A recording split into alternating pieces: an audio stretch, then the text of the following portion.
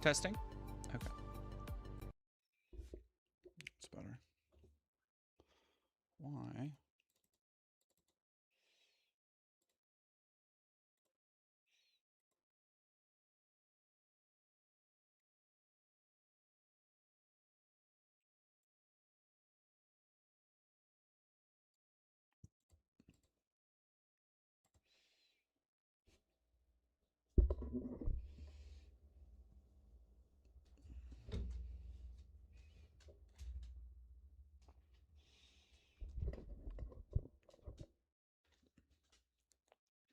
Hello, everybody.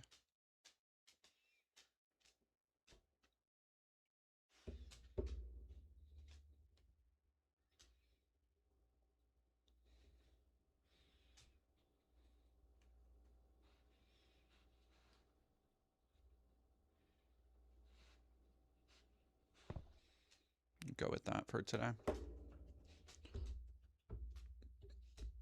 Hello, what do you think of the new chair, baby? Yes, hello. No. Okay, give me 1 second. We'll be right back.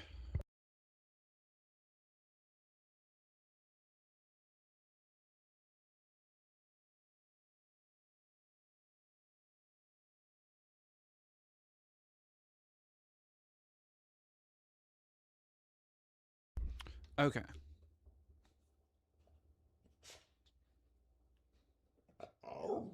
Hey, lady. Hey, not on the new chair. Okay, you're gonna have to go in the kitchen. You're gonna have to go in the kitchen. Yeah, you will. You will. Honestly.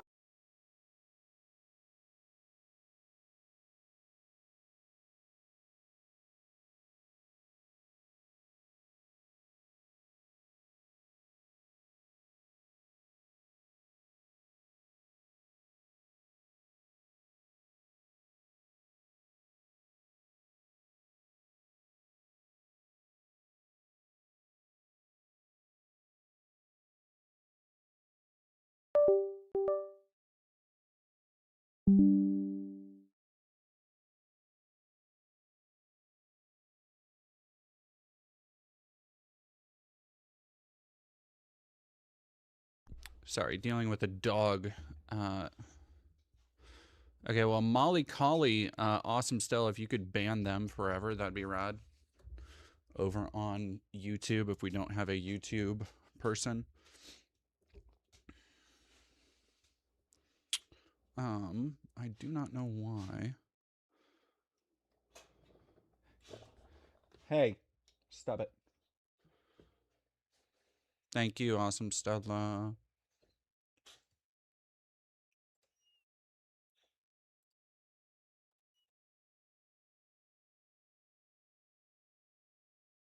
Young Kookart, thank you very much. Kitchen Taco Sweet. No, she's fine. She's right here. She gets really excited when we get back from walks, and I usually try and take her on a walk before I stream.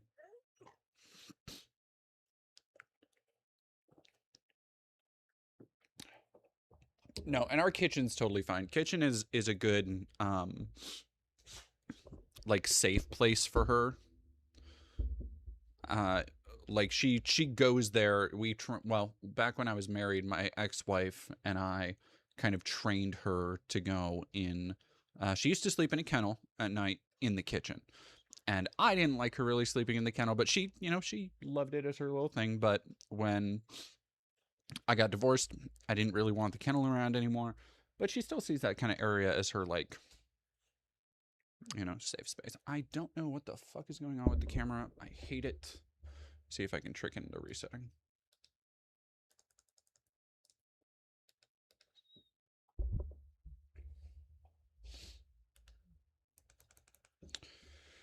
Yeah, woof.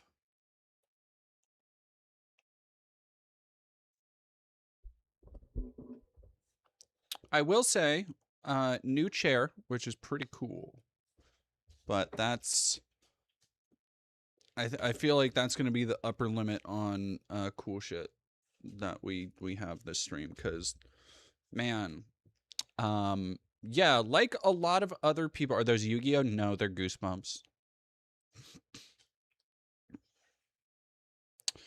Um, yeah,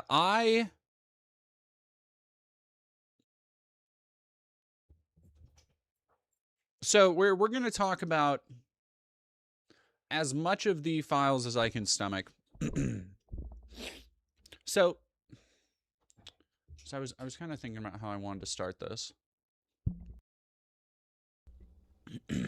I have suspected, and I feel like when I talk about things like the subhumanity of like the ruling class and the oligarchy and everything. Let me actually lay back a little bit. Oh my gosh, chat, holy fuck. I can lay back in my fucking chair and it's not broken. Oh. Oh. And it's just sitting here. It's a good, my god. This chair whips. So thank you to everybody who donated to make it possible that I was able to get it. Got it for a song. I don't know if it's still on sale on Amazon, but I think it's regularly like $170 and I got it for like $120. And that's shipping included and everything. So I don't know. I'll report back on it, but thus far, pretty happy with it. It was pretty easy to put together.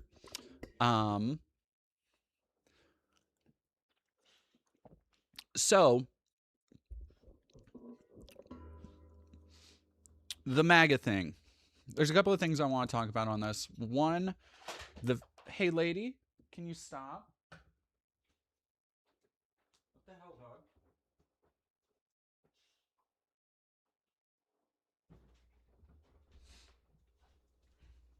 Dog knocking over shit. Goodness gracious. Excuse me, sorry. Thank you, Meredith Navin, 1358 for $5. Joke before it gets awful. What do you call a doctor that treats spiders? WebMD. That's actually a great joke. That's great. People asking about the shirt. This shirt was a gift courtesy of my friends over at Fundy Fridays. If you haven't checked them out, or if you don't subscribe to them, you very much should. Oh boy, this is a really weird feeling because I have a lot of awful shit that I need to talk about, but at the same time, this chair is nice. Well, no, Lunarian Rhapsody, I'm seeing Alex Jones and Sneako's crackpot ideas be proven true. You're not, is the thing. Like, okay. I guess I am not as surprised as a lot of people are.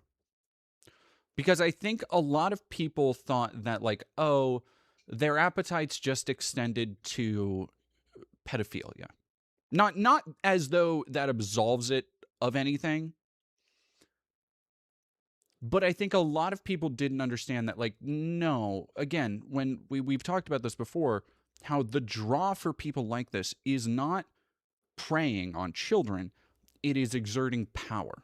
It is exerting influence. It is exerting unquestioning authority because they know that no matter what they do, they can get away with it, and testing that.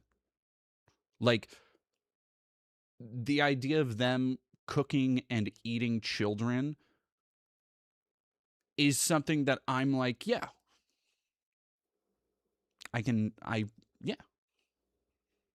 Now, the thing where people like Alex Jones and Sneako were wrong is that for so long, the right wingers have been wanting to pin this on the easiest, which to them is the most politically expedient enemy, which for a dipshit like Sneako who doesn't know fuck about shit, is being like, oh, it's the Jews. And for Alex Jones, it's like, oh, it's the Illuminati and the deep state conspiracy. And like, it's all the same bullshit, right? It is a more convenient target that they can say, these are who certainly not the people that we spend years going after.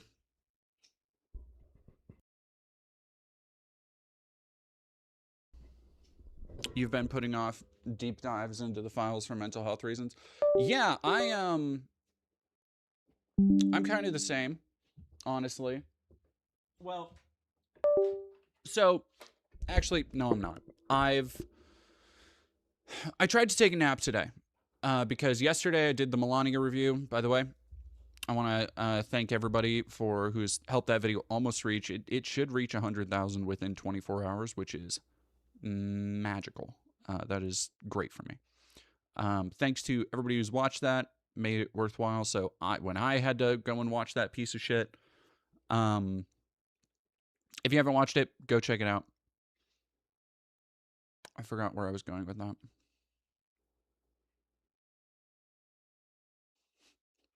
Just came in and heard It's the Jews.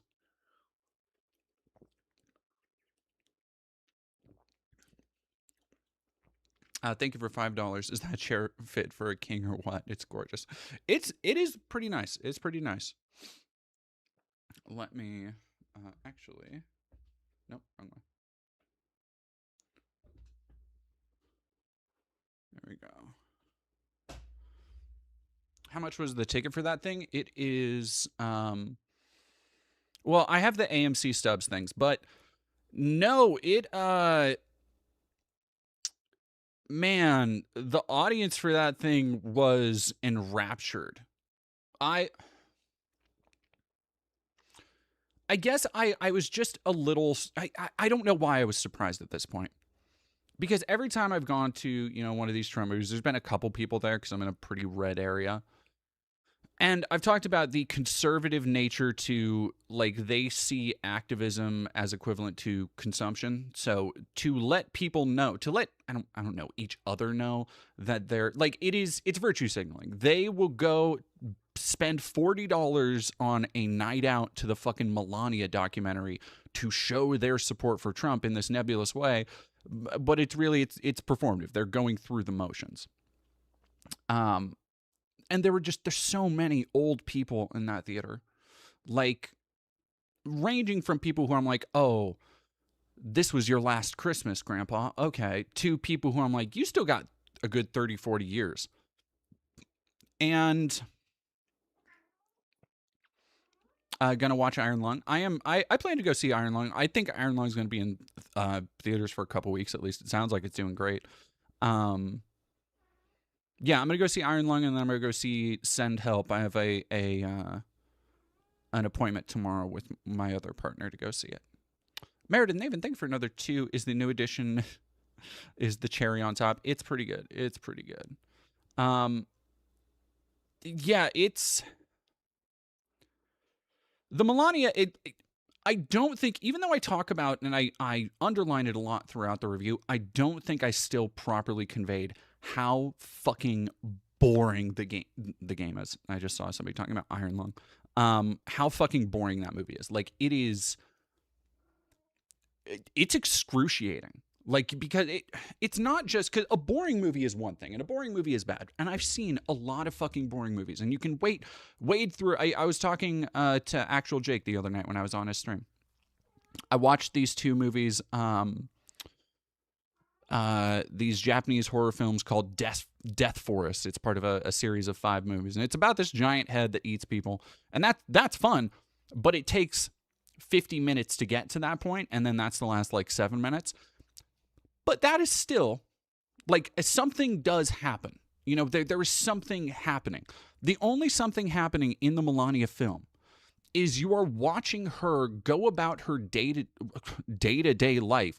It's not even her day-to-day life. Like, everything about it and what it's selling you is a lie, and it feels like lying directly to your face.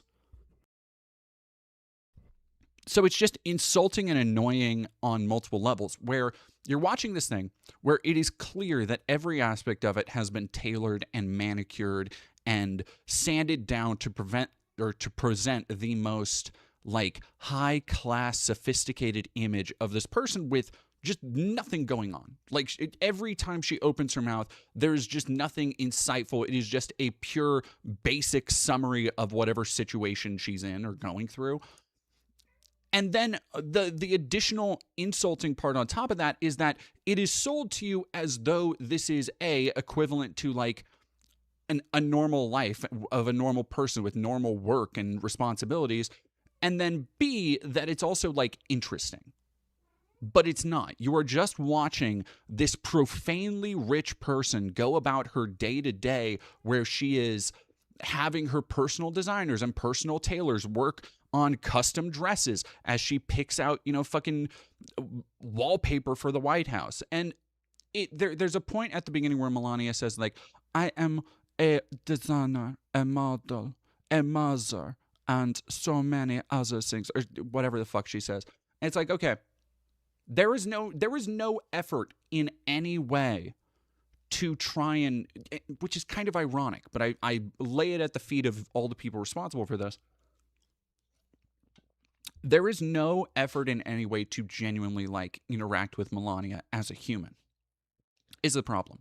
And I don't know if that's because of like Melania's personal tastes and editing and making and producing the film. I don't know if that's because of Brett Ratner's lack of care or understanding. I don't know like why. But every time you're like, okay, documentary, and I say this as somebody who's made documentaries. Okay, now is the time. This would be a perfect time to jump to a tangent. This would be a perfect time. Let's show, some kid photos, tell some stories about growing up, like really get into the mind of this. Nope. We don't learn anything about that. Like, not that I give a shit too much. It's just like there's nothing there, like there's nothing there. And then it's that for 2 hours while also expecting you to like very obviously be fawning and just like wowed by this the way it's shot feels like I called it kind of monarchy porn, where it feels like it is almost this MTV Cribs style of schlock, where it feels like they want the audience of Walmart shopping rubes to go, oh my gosh, look at they got gold put on their gold in Mar-a-Lago. We should go visit sometime. Like, it feels like showing you it's all of the shots of ballrooms and these gilded fucking towers that she lives in and walks through all the time. They're shot like Avatar. Like they're shot like Pandora. Like they really want you to go, ooh, and and it's just fucking man, I like, and I was just sitting there stewing, and the thing that made me more mad is that like, okay, I'm going to feed Miss because she's just going to keep screaming at me. All right, I'll be right back.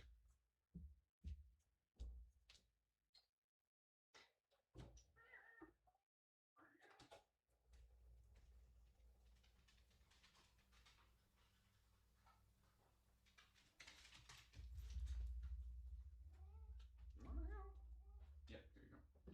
Oh, cat. All right, careful. Jeez.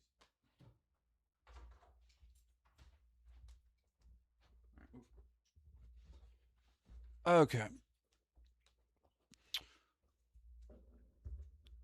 So it's like keeping up with Melania. Like, yeah, but there's not even any, as low class, trashy bullshit stuff like the Kardashians are, they at least have the pretension of, drama or some kind of incident episode to episode, as a lot of reality shows do. There's fucking nothing here. Like genuinely nothing happens from the beginning. It tells you that like, okay, this movie's gonna end with the inauguration, but then in the meantime you just get completely scattered, unconnected scenes that just, and the fucking, so, and just looking around at the audience, the reason I bring up Melania is because looking around at the audience of these old, feeble, predominantly white people who were in the theater, none of them except for me could have been under the age of 45. And oh, hey Ryan Beard, how you doing? Sorry you're dealing with Destiny fans being annoying. It's okay. It's not okay, but I'm used to it. I'm used to dipshits. And it was just like hearing them. So there was the Arlington Cemetery scene where Melania talks about, and now we go to lay the wreath at Arlington Cemetery. And we spent 15 minutes with, okay, two things. One, I know, like, JD Vance has always had a weird baby face. Like, he's always had a very spherical face. But damn, he has put on weight in a crazy way. I was shocked seeing video of him from like right before the inauguration. Like that dude is stressed as hell, and with good reason because of the shit we have going on right now. But like people were genuinely affected by watching Melania performatively lay a wreath in Arlington. And another thing, there was literally a moment. Okay, so two other things. Sorry, and then because this movie Melania was a watching experience, because if you've never been to one of the like Pure Flix or Angel Studios or like a Christian or a faith movie, especially one that or a conservative movie where they like really push it, you don't get the commercials that they play, because even though this is made by Amazon MGM, they're not fucking playing all the blockbuster commercials they're going to play before Avatar. You know, you're not going to get a trailer for fucking Mandalorian and Grogu or Masters of the Universe or whatever.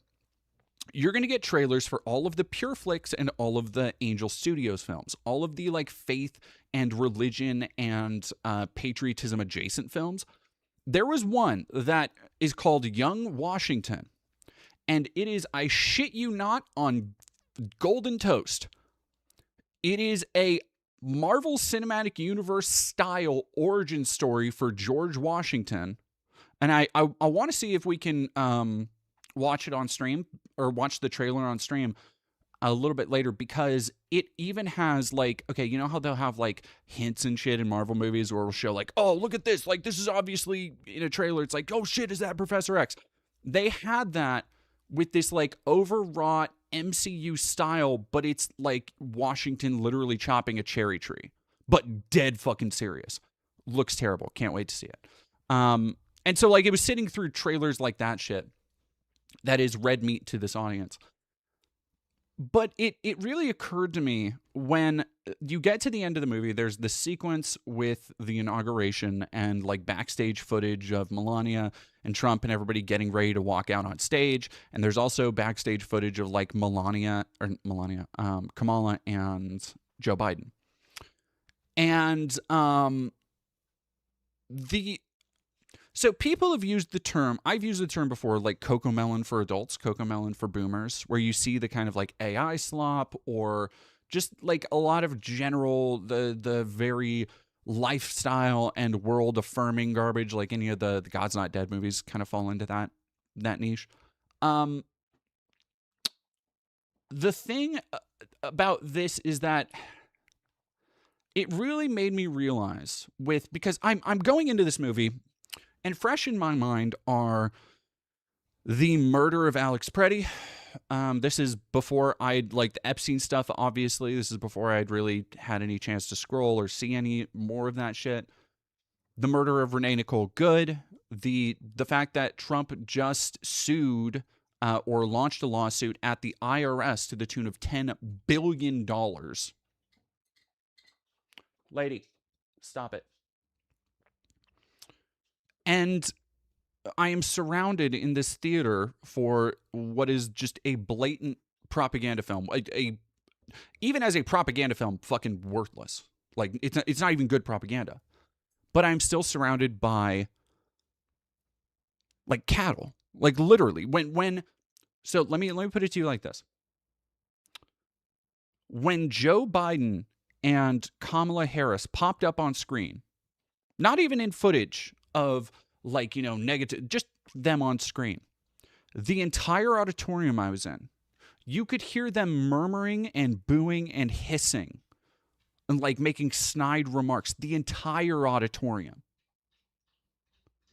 about people who had no power, have no real power currently, who did nothing that has affected Trump or anything.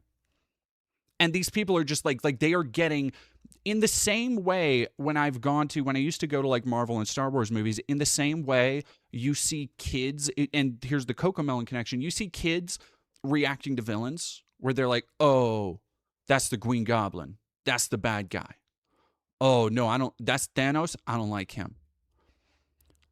That was, I shit you not, exactly how these retirees, 50, 60, 70-year-old adults were reacting to seeing people who are not in any form of political power right now, as the guy they are voting for is being shown to be a pedophile and a rapist and a murderer and all of this other shit.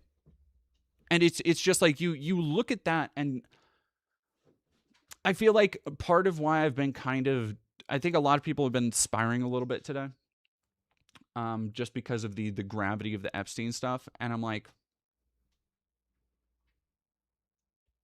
how do you deal with that shit when so many people? Because somebody was asking earlier, like, how do we reach MAGA with this? How do we, apologize to MAGA or whatever? Not apologize to MAGA. How do we deal with the people who are apologizing for Trump? I apologizing. No. So here's the other thing, and I want to be super clear. That was a misspeak on my end, because I understand, and I've talked about in the past that we do need to educate people, and now is a great time to strike those weak points and educate people towards collectivism, towards progressivism, because there are so many tangents that the Epstein files are laying bare that reveal the conservative right of every strand have constructed for themselves is a lie. And that's not just the dipshits on poll. That's not just Kiwi farmers. That's not just like white nationalists on Twitter. That's not just the tradcaths or baby boomers or Trump sycophants or fucking, like, it doesn't matter who. It's all a fucking lie, and they've all been had, and they're all fucking liars. And a lot of people are going to be like, okay, well, no, actually, this is why, Bill Gates did this and Trump was an undercover informant. Like, people are going to make their own conspiracies to justify this shit, but so many people have reached a point where you can't. Like, again, if Trump is innocent and they have been sitting on the files for years, best case scenario for MAGA right now is that let's say Trump super isn't, but let's say, for the sake of argument, right?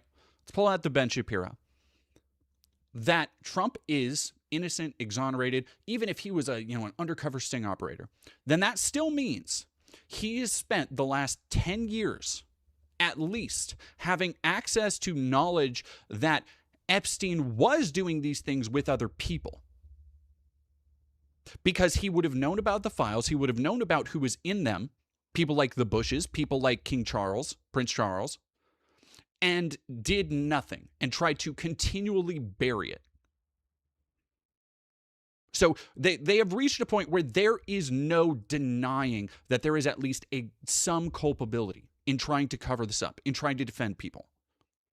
And from there, it is a slippery slope where people will have no choice but to realize that, yeah, this motherfucker did that shit.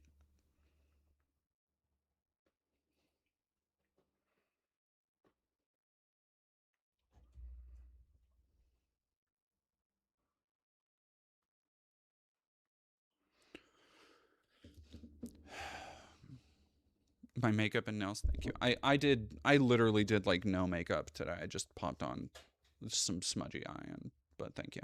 And I'm also, I do like my nails. I am happy with how those turned out. Yeah, Biden knew and didn't act by fucking, like, whether it was, deep state Israel operation or whatever. I don't fucking know. I don't fucking care.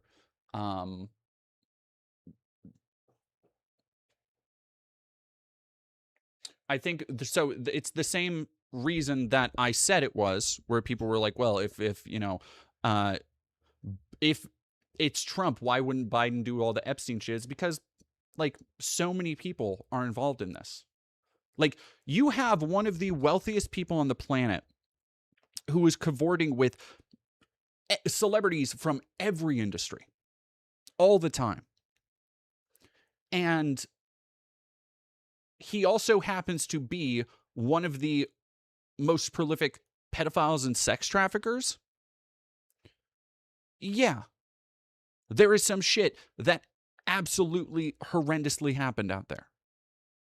Like,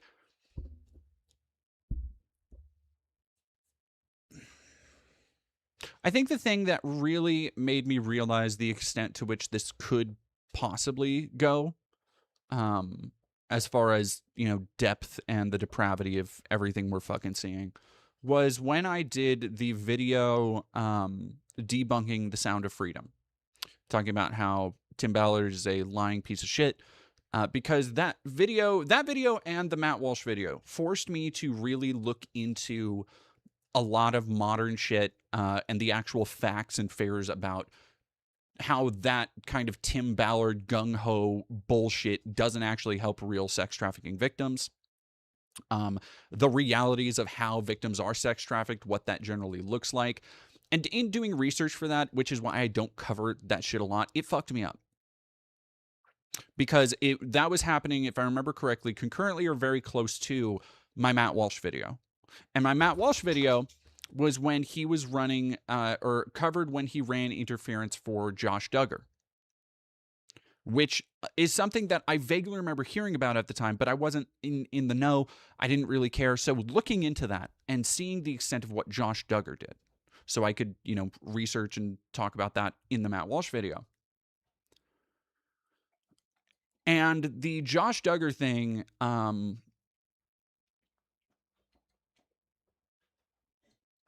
that like really fucked me up for a bit.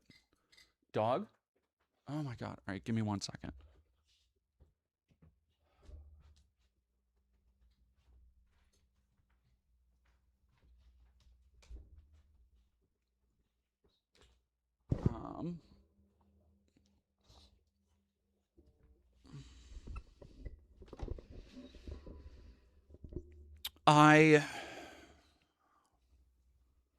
Yeah, the Josh Duggar thing fucked me up a bit. Sorry, I have to answer this text.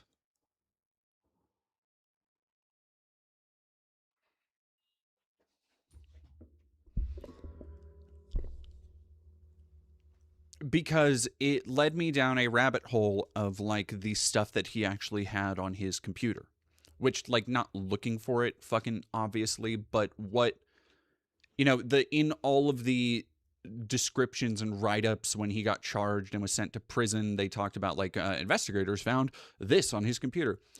And that led me to investigating another kind of well of this bullshit, which is the Scully case out of, was it Australia or Queensland or something, which nobody say the fucking video because it's not infamous because nobody's ever really seen it or found it. Well, except for somebody fucking, who's that one asshole that Elon pardoned, fucking Dom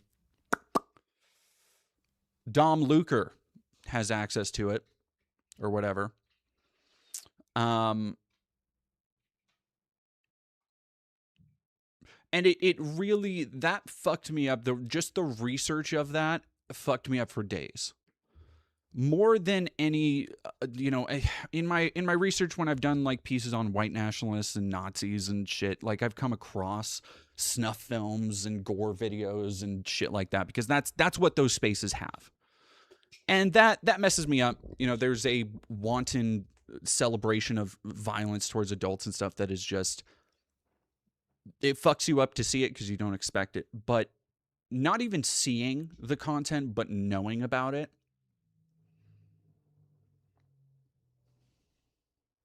it recontextualizes a lot of what you see another human is capable of. Like to read crime and court transcripts of this shit.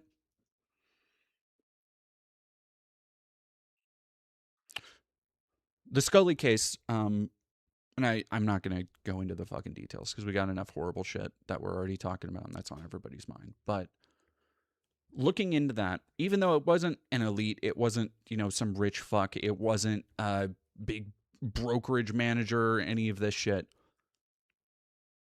It went on for years. And the people around enabled it and knew about it.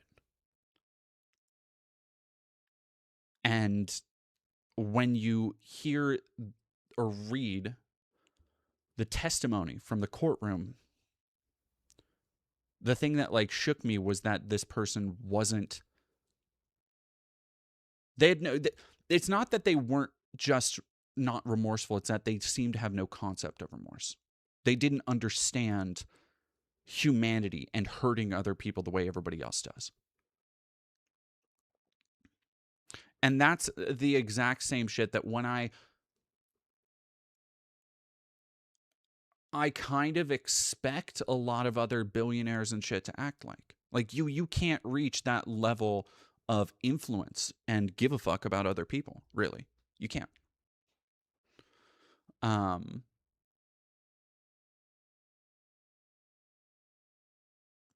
so like to hear news about Trump like, oh, he dismembered a rape baby and threw it in the river, I'm like,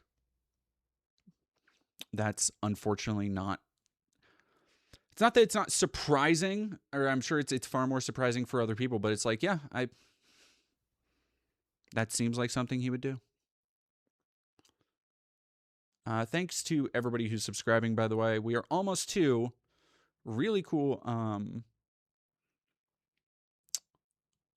numbers on YouTube, almost 150K, and on Twitch,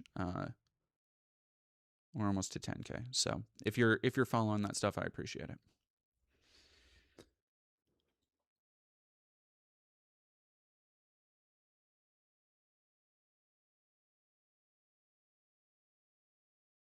I mean, so like here's the thing. Almost everything I'm saying right now is has either been talked about before, is in the most recent leaks in the most recent file releases, or are being pieced together by other people. The truth of this will come out in one form or another. I am willing to bet, and here's okay. If you want to know why this shit hasn't been released before, to even make other people look bad, I want you to consider how right now we have 1,000 people in chat. How many of you have been kind of spiraling all day with the knowledge of the evil, heinous shit the people ruling over us are getting away with? Now, I want you to, just the stuff that we've heard about, just the allegations, just the court transcripts, just the witness testimonies, a lot of this stuff was on record legally under perjury.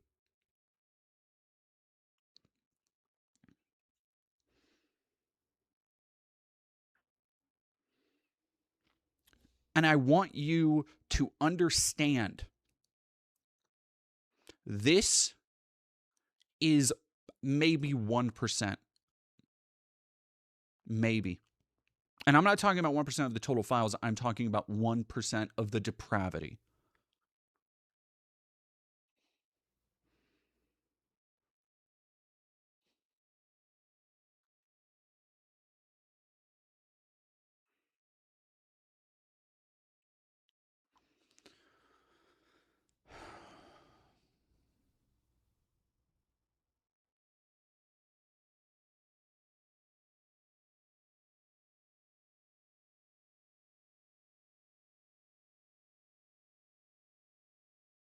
Like, and I just don't.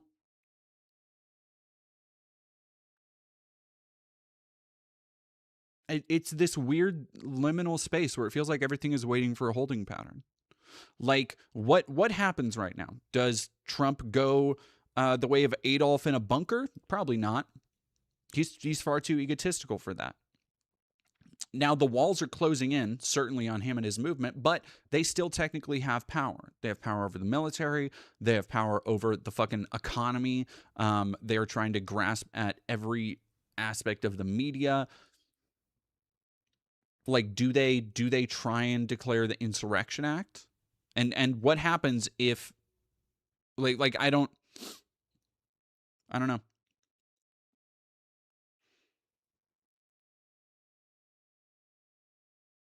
Oh yeah, and Trump wants to bomb Iran. Well, well, yeah, I don't know. The bomb Iran thing is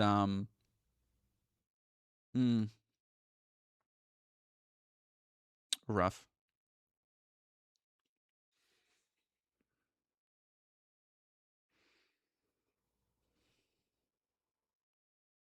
No, I really think, because people are like how I think the problem is that I'm not surprised by, but I see a lot of libs have been, is that people haven't really reckoned, or a lot of people haven't reckoned, I think, in the way a lot of leftists have, with the idea of like, okay, if something is going to change, a lot of people need to not be alive anymore.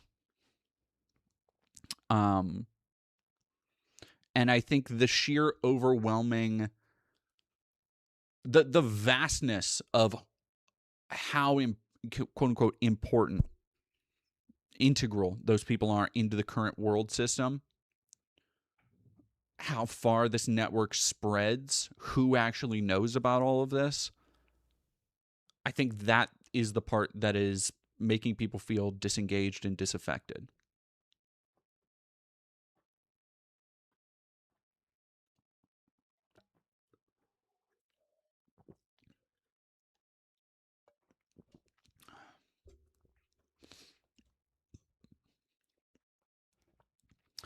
How is it that anyone is obeying the clique of pedophiles instead of arresting them? Because they own the police. The pedophiles own the police. Like, yeah, well, I don't understand. No, that Queenie Dems keep pretending this is a legitimate government. Yeah, it's like, what? How? Like, you have to fucking go in there with a military contingent at this point. Like, that's the shit you have to be fucking doing. Like, we are at military takeover time.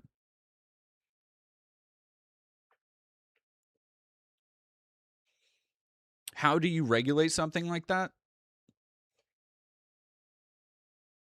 I don't know if I can say it on stream. I don't think I can.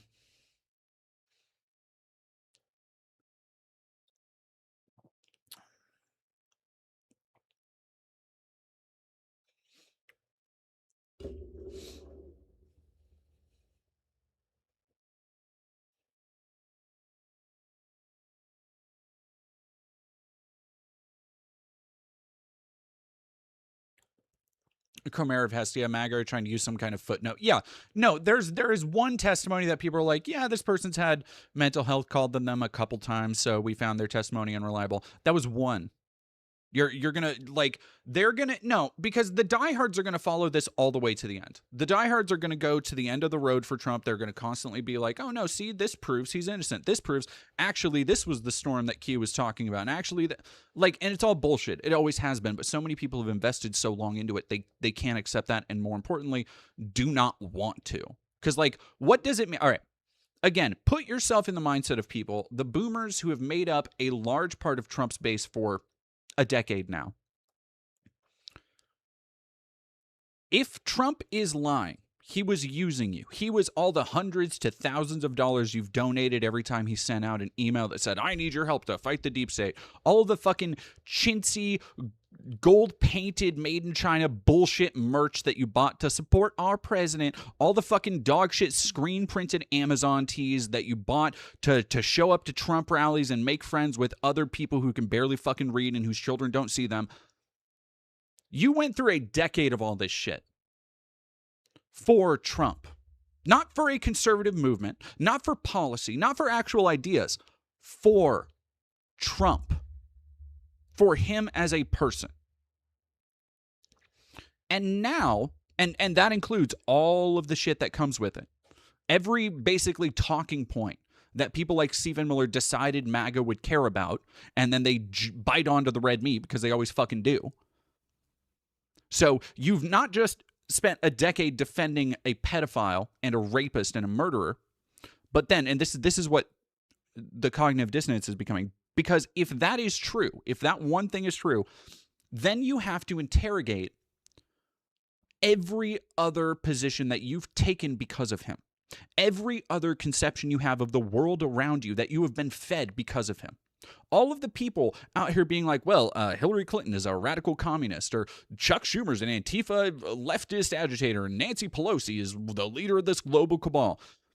And people believe that shit. They go through the world believing that this is how it actually is, because they've been sold these far more comfortable lies by the people actually doing this shit. And that is why so many of the diehards will not. I think somebody said, I don't think people realize that the day it happens, so the day whenever Trump inevitably passes away, because all people do and will, that they were speculating it's going to be a mass suicide event. I think there's some truth to that. Like, there are people who are so tethered in their identity that they they'll probably never find a way out. Kat Franklin, thank you for $10. Hi, gorgeous. Thank you for always chasing truth, sanity, and equality in our modern day hellscape. I'm under no illusion your work is easy or comfortable. Your efforts make a difference. Sending hugs. Thank you very much. I really appreciate that. Sadako plays, thank you for 2 months. Fuck ICE, fuck Trump, fuck the maggots. Well, and that's the thing that is like, I don't mourn the loss of parasites, those being people like Trump. I do mourn just the loss of humanity, of people who have given up their lives, given up their valuable and limited time on this earth to defend somebody who will go down in history with nothing but shame and denigration surrounding his name. Like that fucking sucks. But there is no here's where I think a lot of people are starting to catch on, is that like there's no living with people of this caliber. There is no coexistence with billionaires. And it's not because like, oh, well, it's partially because of shit like, oh, they don't pay their fair share of taxes, but that is merely an extension of every issue with concentrating power in people who do not want to be held accountable, who do not need to be held accountable by each other, who aren't held accountable by each other. Like they're not like us. These people are not fucking normal. And it's not just in a, oh, well, actually, I'm a genius and I do ketamine and haha, and I abandon my children. Not in like oh, Elon Musk is a fucking weirdo that not even the pedophile cabal wants to hang out with, which is hilarious that Elon's trying to spin this as like, no, I actually wasn't in the files. Those are very misconstrued because, as you can see here, I never went to the island because I was not invited. When, yeah, and you read those emails and it's like, it's so clear that even the worst pedophiles and sex traffickers on the planet were like, this fucking guy. Like, anyway, Elon, keep trying, buddy.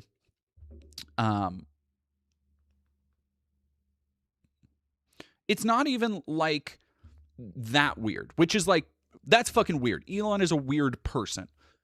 It is, they are not normal people in, like I was talking about at the beginning, their conception of things like pain, dignity, other people's rights. Like, they have so far mostly bought into, like, here's the other thing with the rich, the Silicon Valley tech bros, people like Peter Thiel, people like Elon Musk, people like, to a lesser extent, Jeff Bezos, the Sam Altman, all these OpenAI fucknuts, is that they live a lifestyle of huffing their own farts. They have lived opulently for most of their lives, cribbing off of other people's work and being interviewed and asked and then told how genius and brilliant they are while getting all these government contracts to do all this important work. And it's just this kind of self-affirming delusion of grandeur factory that we've created for the rich and powerful in America, where they're just able to continue growing and concentrating their power, which is what we're seeing now. We're seeing it with AI. We're seeing it with Palantir. We're seeing it with the massive expansion of the surveillance state. And it's frustrating because this is what this level of concentrated power and unaccountability seemingly, inevitably creates. Like these things are not the first time there have been unaccountable monsters in positions of unimpeachable power. Like, do you think that they had any less fucked up bacchanals in Versailles? In Roman orgies? No, of course. Like,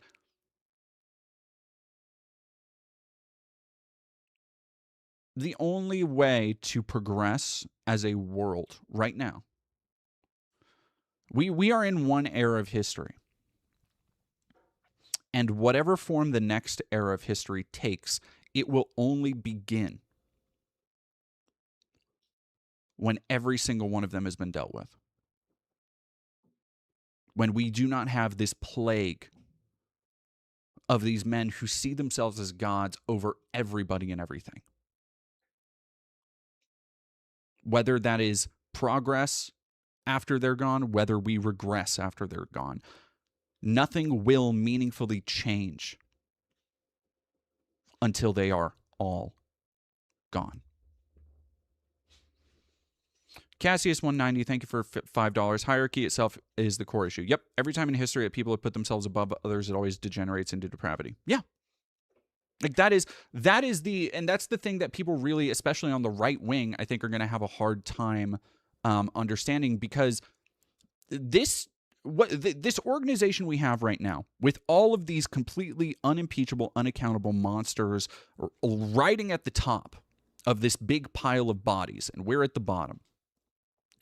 That is the conservative dream. That is the conservative ideal of America. The idea of, if you can trample over enough people, if you can say, fuck you, I got mine, to enough people, one day you will actually be on top. And it's a lie. Everybody knows it. Trickle-down shit doesn't work. We have decades of economic study to show this. But people have so cemented their idea of the world around might making right, about power and subjugation being the thing that will finally make them happy, finally make them feel complete and full, and give them some kind of purpose in life. Like that's really what's underpinning all of the bullshit, all the trad bullshit that you see coming out of like Pam Bondi being like, oh, if you create a white, all this, the Nazi propaganda happening on social media where it's like, join ICE, defend your homeland, and like if you want, if millennials want a family and Gen Z want a house to live in, they should deport all these immigrants. It's like, no, it's you are selling them the false delusion that they will have more control over their lives if they follow your little radical agenda. But that's not the case. The only way to actually have that control, to actually grasp that control, is to wrest it from their fucking hands. Because right now, their hands are right on our necks, every single one of us.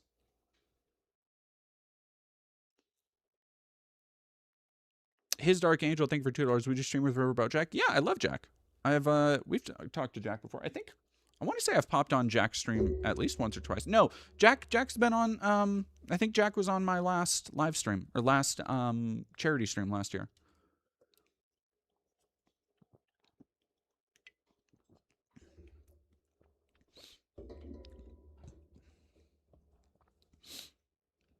Lunarian Rhapsody, while scrolling through Twitter for all this, I keep getting recommended Nazi conspiracy theories, and that makes me afraid. I think, yeah, that's the other frustrating part, is that there's so many times I've come across stuff and people will, it's a real, they had me in the first half situation each time, where they'll be like, yes, Trump did this, and then the end of their paragraph will be like, and that means he's controlled by Israel and Jews are ruining the world. And I'm like, okay, hold up, let's take it back a little bit, because like that's not the thing to take away from all this. But I think there is, again, I think for people who are struggling with the cognitive dissonance of this, I think there are a lot of things that people are trying to make this fit, and these revelations fit into the framework of the world that as they previously understood it. So, for example, if there is a ton of people who have said, okay, the Podestas, Hillary Clinton's emails, Huma Abedin, all the deep QAnon lore where they're like, the elite satanic pedophile cabals, they're eating children and doing murderous blood rituals. It's like, okay, there are people in the QAnon space who already believe that shit. They already thought that was happening in the world. So for you to tell them, okay, Trump and Bill Gates and Epstein and all these other people, these elites were having their satanic cabal rituals. What people are trying to do now, what you're seeing in MAGA, is this cognitive dissonance where they are trying to be like, aha, see, we knew it all along. The elite pedophiles with Bill Gates and Epstein and Donald Trump they were killing and eating kids. We knew it from the get. And it's like, hold up a minute. That's not. There's like, are you forgetting the big dog right now? Because there's kind of one name noticeably missing in a lot of these people. Well, and I think so. The satanic panic shit is fucking stupid, because apparently, like, I don't know. There's pictures of in the In the files, there are pictures with people blacked out that are, one of them was taken in Epstein's New Mexico ranch, where Epstein's New Mexico ranch, and I don't know what the picture is of. I'm assuming somebody kneeling by a cross, but there is a very ornate, like, Spanish-style cross, and, you know, they're doing some profane something or other underneath it. And to me, again, here's the other thing. So, along with the just insipid anti-Semitic dumbasses who are out here like, yes, finally, this proves all my shit, even though it super fucking doesn't. Like if you scroll through and you find somebody being like, yes, this definitely proves that the Jews are behind all of it, and then you scroll a little bit more and you see them retweeting Nick Fuentes, like, that's somebody too stupid to, like, be allowed to vote. Yeah, it's like you don't know what, like, even what propaganda angle you're supporting at this point. I forgot. God damn it! I was on another tangent. Where the fuck was I going with that? It'll come to me.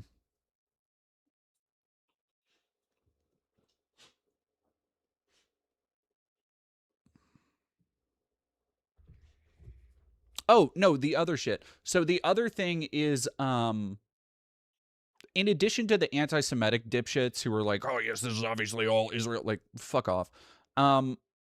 In addition to that, there's people I've seen being like, yes, Epstein was writing to this scientist about time portals and mutants. Doesn't, like, I guess nothing else to see here. Like, as though this is also confirmation of all this other bullshit. Which, like,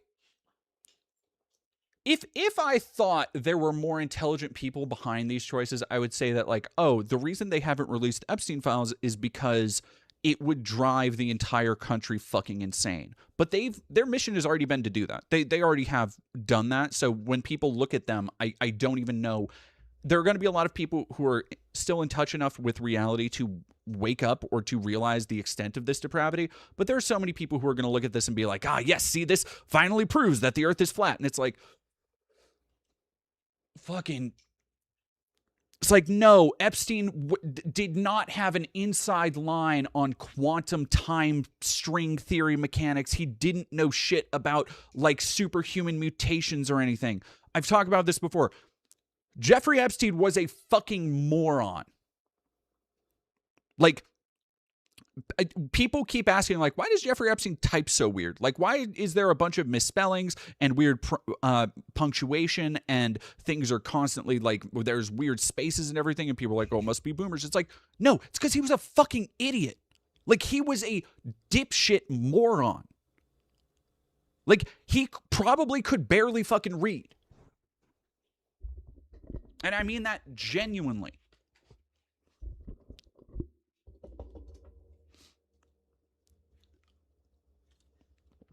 Like, he was the ultimate avatar of American opulence, of American capital. Really. He really was. He was a dipshit who really did nothing but facilitate other people's money in large sums, and that's how he got wealthy. He was a fucking go-between. All right, give me 1 second.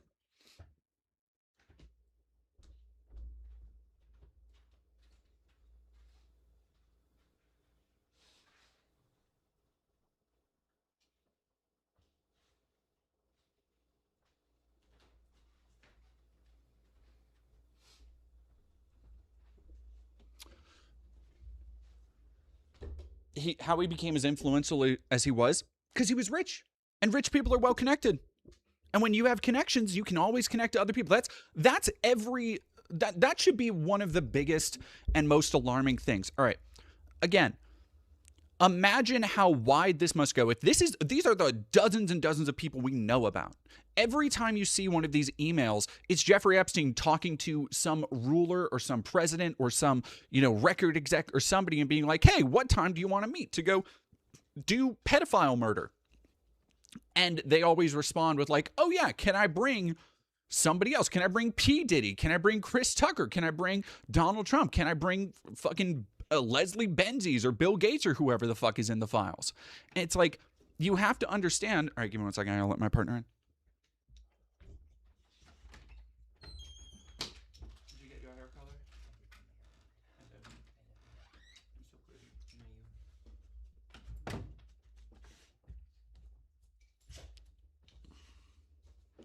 What was I saying?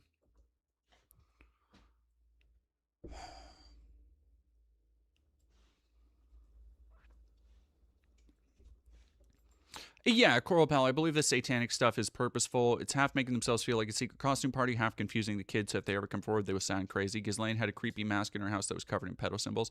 There's one, I think it's because, and here's the other really sickening thing. These people are freaks who love being freaks.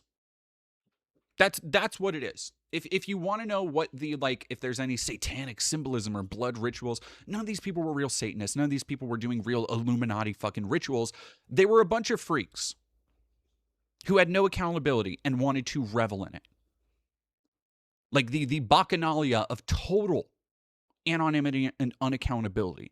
They felt completely insulated by their capital, by their positions. The idea that they're like, oh no, they were seriously coming together. No, they weren't fucking worshiping Baphomet or Baal or any of this other bullshit because nobody ever has.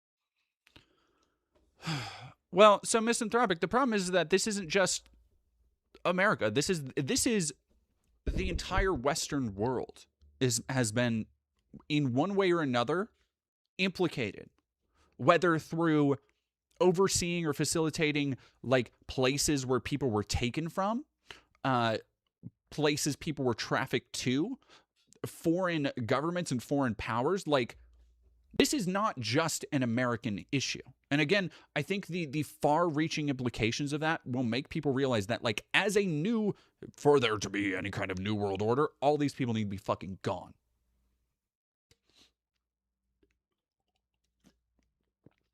Who owns the Western hegemony? I wouldn't even say the USA at this point.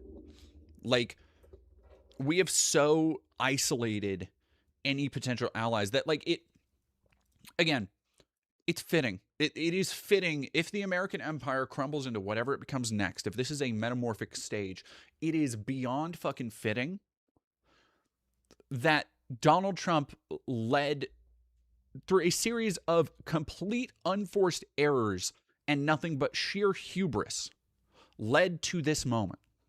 And the reason that it's so fucking perfect is that now there is, to talk about this, the people who are like, oh, I can't believe we were lied to about Donald Trump. It turns out I can't believe he was, overseeing and hiding all these pedophile stuff. And it's like, okay, welcome to the party, pal. Like, yeah, where the fuck where have you been for the last fucking 10 years? Lady, stop. Alrighty.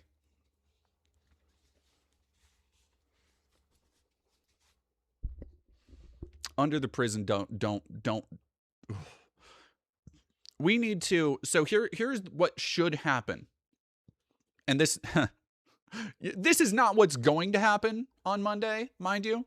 Here's what should happen. Monday, we need a fucking order to excavate all of the Mar-a-Lago grounds. And then we go from there. We excavate the whole fucking golf course. And you know what? If there are no human remains found on the entirety of Mar-a-Lago, then we go. We go from there. That would be the first point in favor of Trump. That would be the first thing disproving the Epstein files. It's actually super fucking easy to do. Lady, stop. And you know what happens if they don't? If Trump doesn't say, because that is, again, multi-billionaire, millionaire, for somebody like Trump, it shouldn't be an issue. Oh yeah, dig it up, whatever. That'll finally prove it. That'll finally prove it. That's the once and for all proof that there's no dead bodies there. He fucking won't. And unfortunately, I don't even think the Democrats are savvy enough to be like, no, actually, hey, let's do this. Because that's really what they need to be fucking doing. Isn't Ivanka buried there? Ivanka was killed. I said killed. Ivanka died under what some people would call suspicious circumstances, and her grave has been not tended to at all on the grounds, famously. So, you know what? Why don't we dig her up too? You can still find shit on bodies. Remember the Russian Revolution? I can see something like that happening in America. We have to get let me see really quick. I'm going to look up the PizzaCon thing. What's the Pizza DEF CON? Pentagon military level. Here we go. Yep.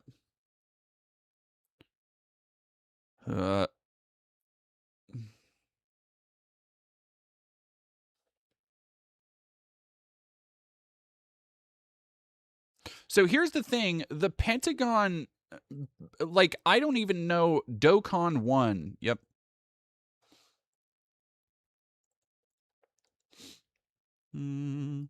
OSINT feed. Jeffrey Epstein claimed that he never spoke with Epstein. Yeah, whatever.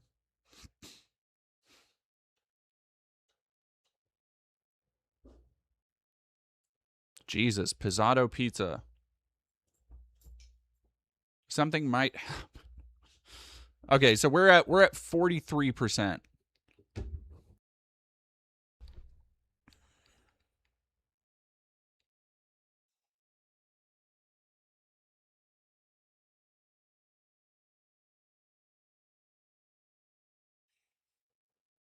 How do I explain this? Click the gay bar report. Which one?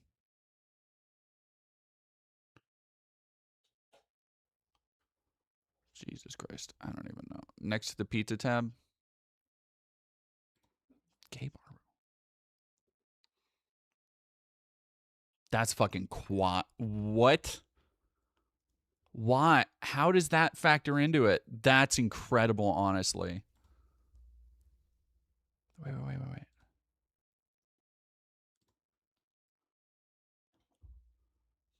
Nope. Why would you do that to me? Why would you I just wanted to go to that thing. No. Jesus Christ, don't do that. Don't post about that.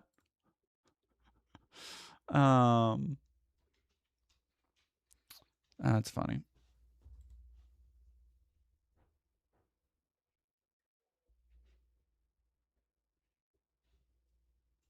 Ivanka is alive. Ivana is his ex-wife. That's fucking funny. I don't know. I don't know if this necessarily indicate, like, it could indicate a strike against Iran. That would be fucking wild.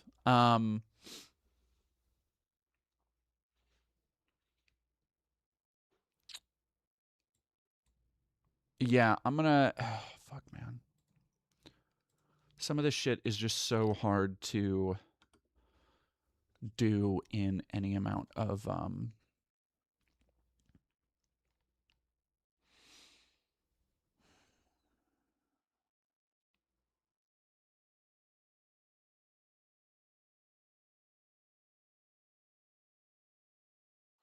If the pizza places are getting more orders and the gay bars are quiet, it means that Pentagon is staying up late and shit is going down. No, so the pizza tracker, it has nothing to do with I mean, technically, but has nothing to do with the Epstein shit. It is a way that has been used to describe. It's been a long time. I don't want to call it an urban legend. It's kind of like a Waffle House closing in a storm. Like you are able to tell in some areas how severe a storm is expected to be by if a Waffle House is closing. Um, Generally speaking, there is a massive uptick in pizza places and the ordering around the time of a strike or some kind of military action because everybody is staying all hands on deck at the Pentagon and they order pizza late at night. Like, that's why. The pizza to invasion indicator. Yeah, kind of. Yeah.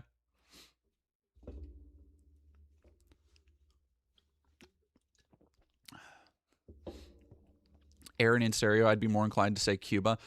You know what? Honestly, maybe Cuba. Cuba's. You're fucking. Oh, that sucks so much because you might be right. That.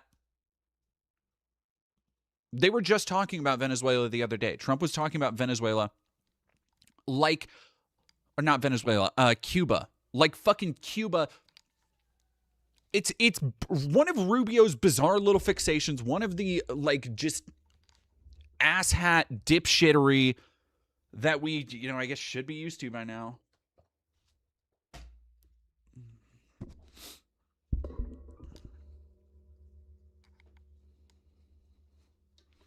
I do want to say, though, chat, I'm going to be so real. Having a chair I can actually lay back in a little bit, I might be able to stream a lot longer. Like, this is nice.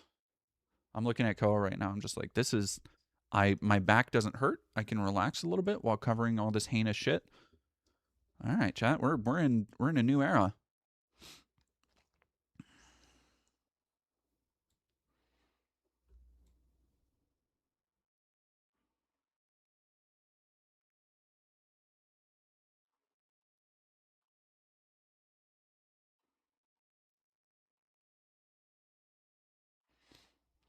All right, let's go to so I have a this is a diary of a alleged victim from the Epstein files. And I want to say before I get too started in all this shit, this is going to be hard to listen to. I don't blame anybody if you dip out. This is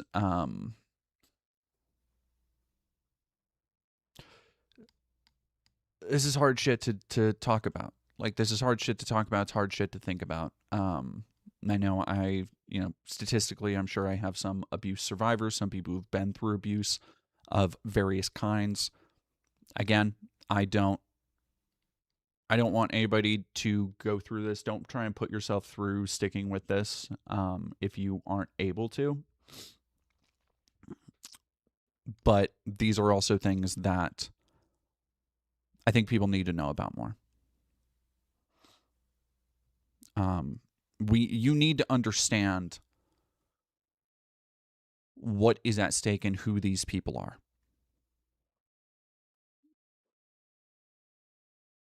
They don't. I try not. Somebody in chat is saying, trigger warning, I don't normally throw out the word evil, but this applies. I try not to use words like evil because, especially in the West, we have such a Christian-based idea of what evil and good are and look like, and it leads to a lot of this kind of black and white thinking where you can look at something like war and conflict and be like, okay, well, one man's war, they're evil, and another man's war, they're evil. Everybody thinks they're the good guy, their own story. However, that does not apply here. I think you're exactly right. This is there is no other word for evil or for this, because there is no alternative. There is no other way to see it. There is nothing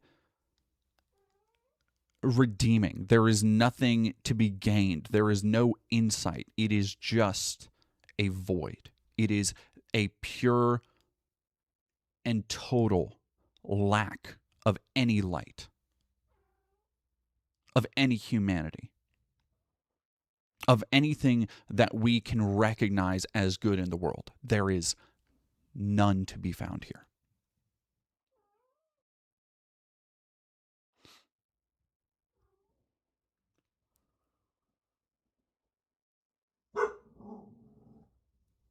What document is this we're reading from? This is from EFTA 02731361. EFTA is the Epstein file, something, something, and then, so 02731361 is this one. I can't stop shaking. It's been a week. A decision was made, but I can't tell Jeffrey. These things happen. Why didn't I close my eyes fast enough? The doctor was different again. I think from Israel, he had kind eyes, but didn't speak directly to me. This was different. A shot and those rod-like things had a hook and so much pain. Ghislaine said to push all the pain away. I don't understand. Blood and water all over the bed, and she was right.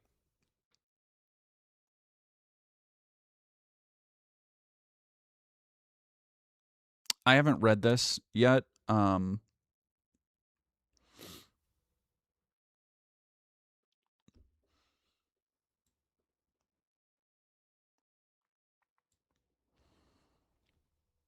I mean, you can read some of that shit.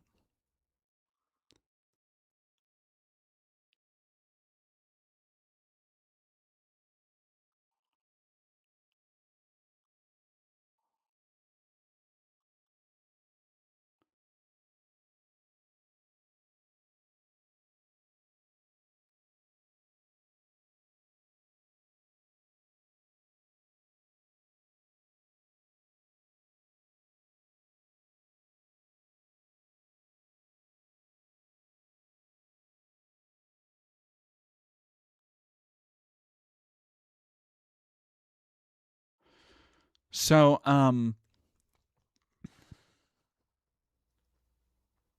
this is somebody from the files who is, based on this diary, is alleging that she was used as essentially an incubator, where they would get her pregnant, steal her babies, and repeat the process. So that's what we're reading about here.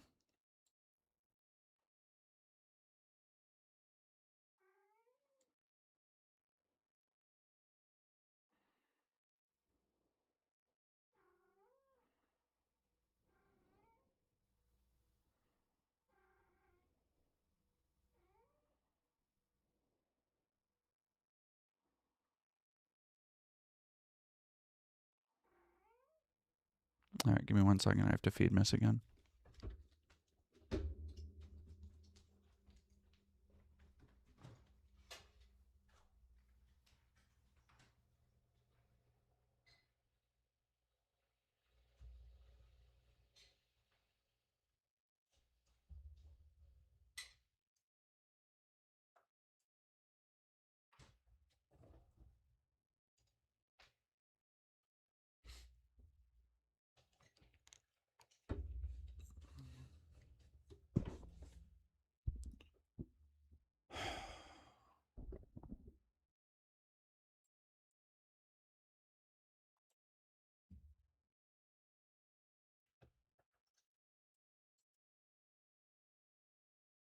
I don't know what this fucking like code is.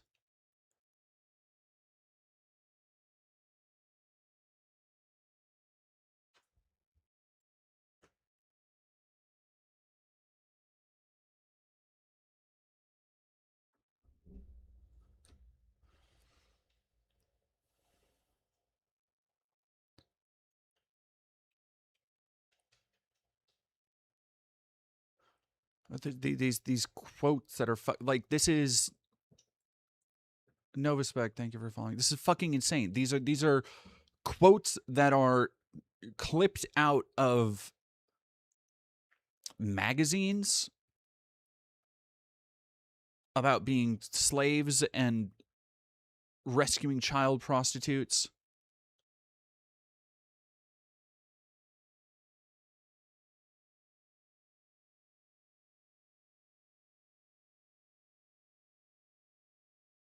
and go to New Mexico? That makes no sense. What about school?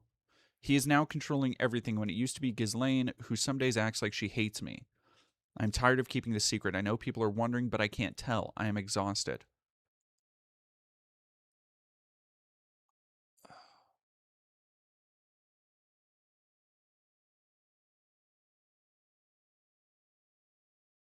So here's another thing that goes into the Epstein shit is that Epstein was obsessed with like genetic inheritance. He was obsessed with eugenic shit. He had a very long history. Like a bunch of his sperm was frozen. He had a long history with like an interest in cryogenic experiments, like freezing brains and freezing stuff and cloning and awakening them 100 years later, and this a lot of the same shit that fucking Elon Musk does, honestly. This like, ooh, I want to live forever bullshit. um and so it seems like she's describing Ghislaine Maxwell being a abusive cunt, and all three of them laying in bed together.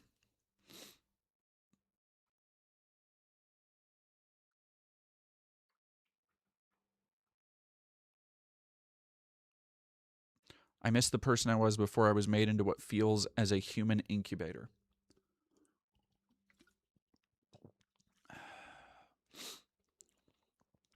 Oh yeah, the Epstein 4chan shit is honestly, the Epstein 4chan shit is the only part of this that I'm like, yeah, you know what, that's funny as shit.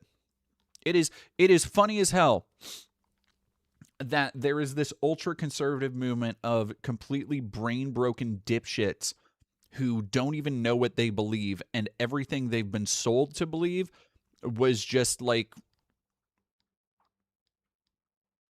a a psyop by one of the dumbest dudes on the planet, honestly. Like, you fuckers deserve it.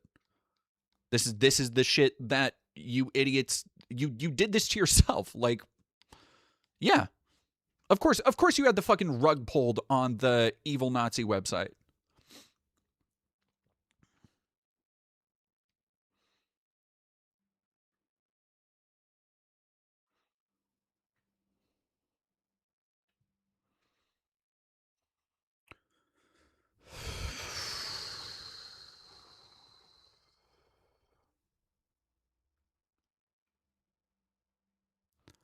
Oh,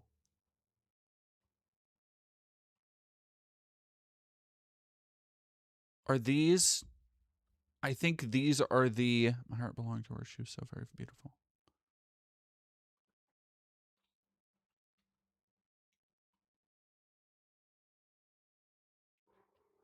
No, I don't get it.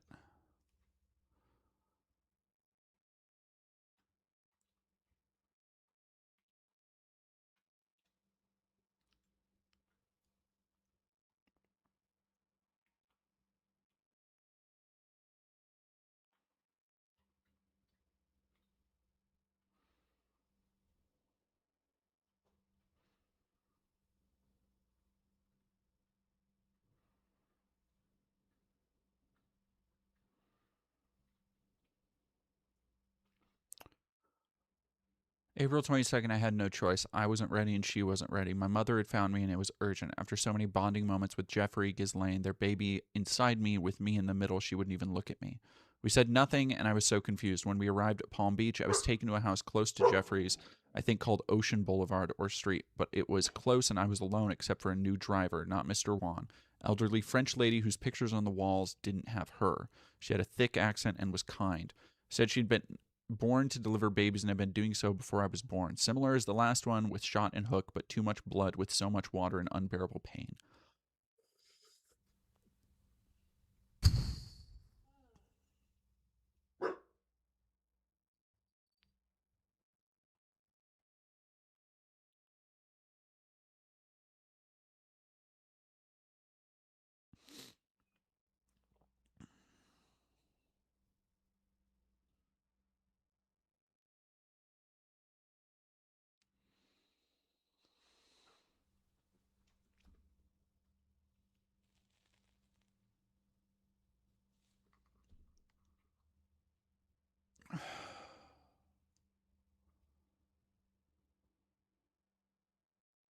Jean-Luc Brunel is a disgusting pig with bad breath and I'm almost positive does these disgusting things because he's struggling with maybe being gay.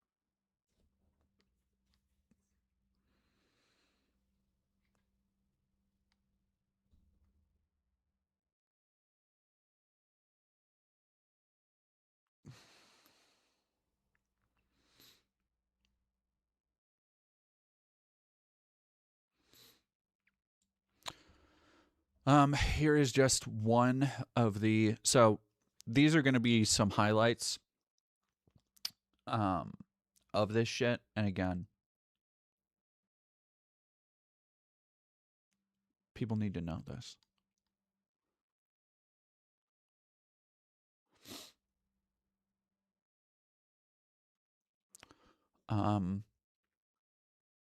Robin Leach, witness says journalist Robin Leach strangled a young woman to death at a party.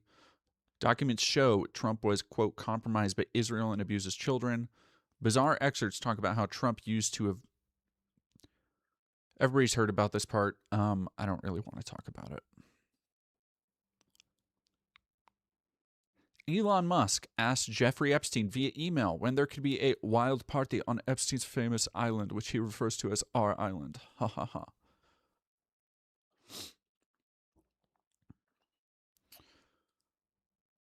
This one is, so if you haven't seen this, this is one of the big ones going around, featuring Bush Sr.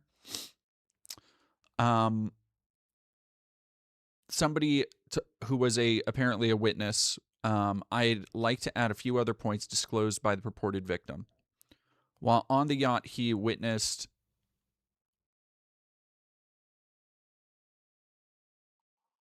African-American males having sex with white blonde females, all of whom were bleeding during intercourse. He was a victim of a type of ritualistic sacrifice in which his feet were cut off with a scimitar but left no scarring. On the yacht, he witnessed babies being dismembered, their intestines removed, and individuals eating the feces from these intestines. He was also raped by George Bush I. Victim disclosed he was escorted to the FBI building by Michael Moore, who is the creator of True Pundit, described by multiple online sources as a conspiracy-driven news website that attempts to paint the FBI in a bad light. Moore has a criminal record as a result of an FBI investigation, copyright infringement. So the FBI had knowledge of this. When you have again, you have somebody like Kash Patel who's willing to go on record to say, oh no, we know that there's no bad shit in the Epstein files. And now we have this stuff. So he doesn't fucking know. So either Kash Patel was lying and trying to cover, or Kash Patel hadn't actually read or done the research, in which case, either way, people like Kash Patel, Pam Bondi, Pete Hegseth, every single person at every echelon of this conspiracy is beyond either incompetent or culpable. In which, in either case, they have facilitated this shit.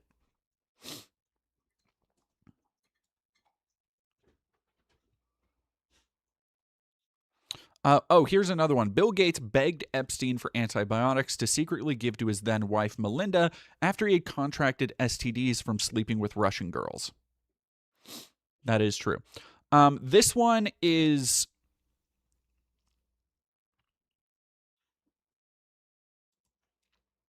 I'm going to be real. This is one of the more fucked up ones. If there is one person that we for sure know did this shit, it's this fucking asswipe, Prince Andrew.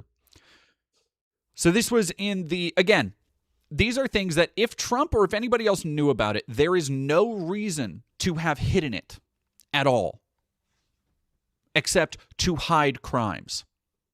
That's it. The only thing that is accomplished by not making this public is preventing these people from being held accountable.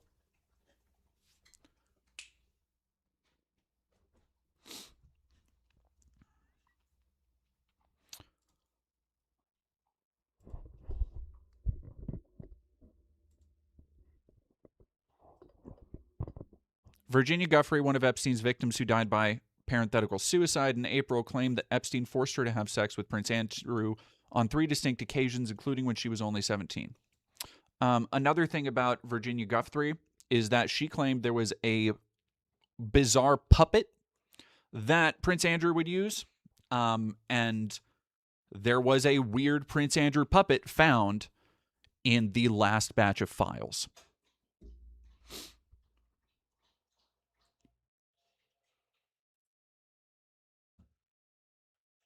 Have a good one, Awesome Stella. You're fine.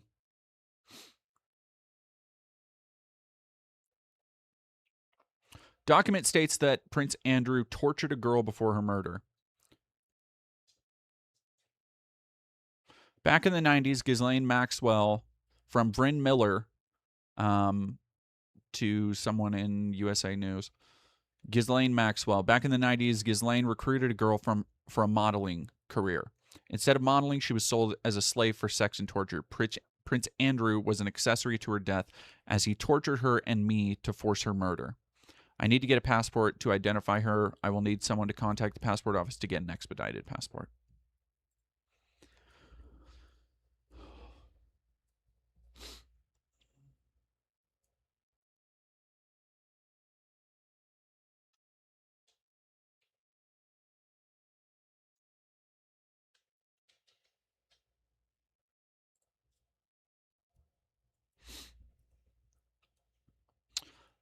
So this is during somebody's time as a driver, he had met Donald Trump. Blank noted he picked the president up in 1995 and took him to the DF Dallas-Fort Worth airport.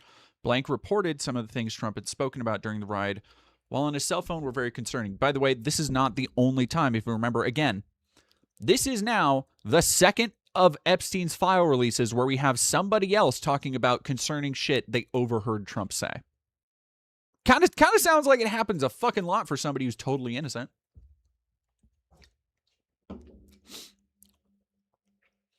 Reported he was, quote, a few seconds from pulling. Oh, this is the same. Sorry, this is the same one. Abusing some girl, was unsure who he was referencing. As Blank talked about, Donald Trump immediately demeanor went stone cold as Blank stated, he raped me. Blank said, what? As Blank replied, quote, Donald J. Trump had raped her along with Jeffrey Epstein. Noted some girl with a funny name, quote, took me into a fancy hotel or building. That's how it happened. So this is the girl who's found killing herself the next day. 10 plus years ago, 17-year-old Latvian girl was found on the British royal estate Sandringham. The case was never solved. A lot of these girls who get trafficked are from Eastern Europe. Greg Canojos, thank you for 5. Struggling to find words to describe how immoral and depraved all this is. I don't know what to say. How can anyone ignore this? I don't think they can anymore. Adam, thank you for $2. This is beyond evil that it doesn't sound real. It is.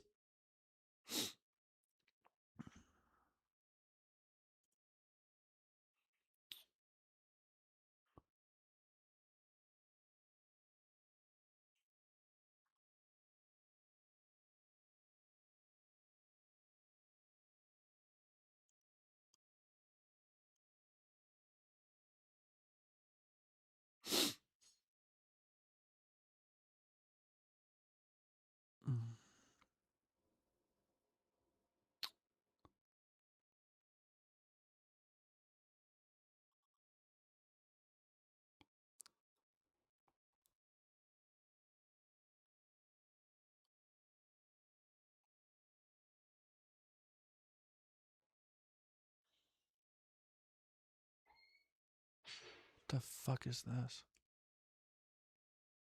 So, oh. God damn.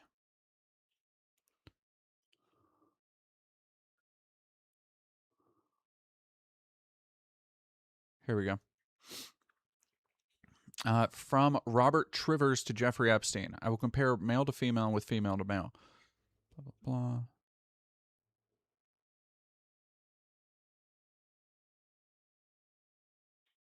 His dick. Otherwise, you are completely heterosexual.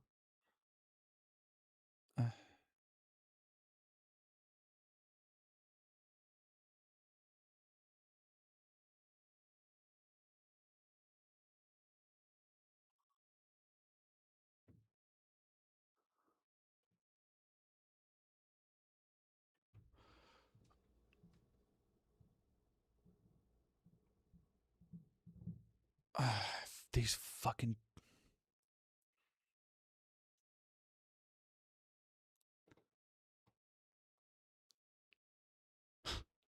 Unfucking believable. Today's news. Jacksepticeye. I don't know who the fuck these people are. That's not today's news for me. Wait, wouldn't you know it? It's not Elon, the fact that Elon's in the fucking files, dude.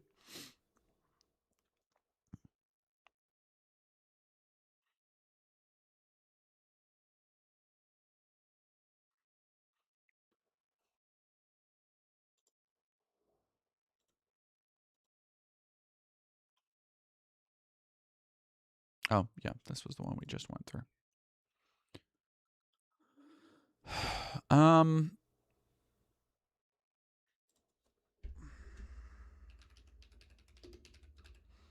See if I can find a good summary of them.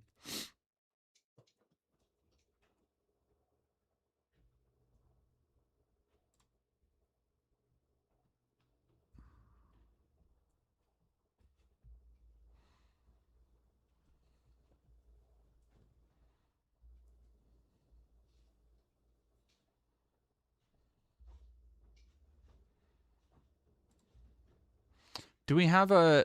Is Donald J. Trump going to go to prison to be removed from office? He will be lucky to make it to midterms. I'll say that. Have a good night, Big River. I completely understand. Thank you for fighting Hobbit.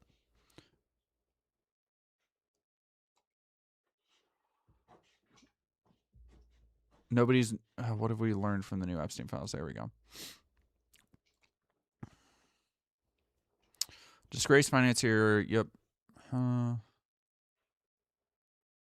They should be saying allegedly for killed himself at this point.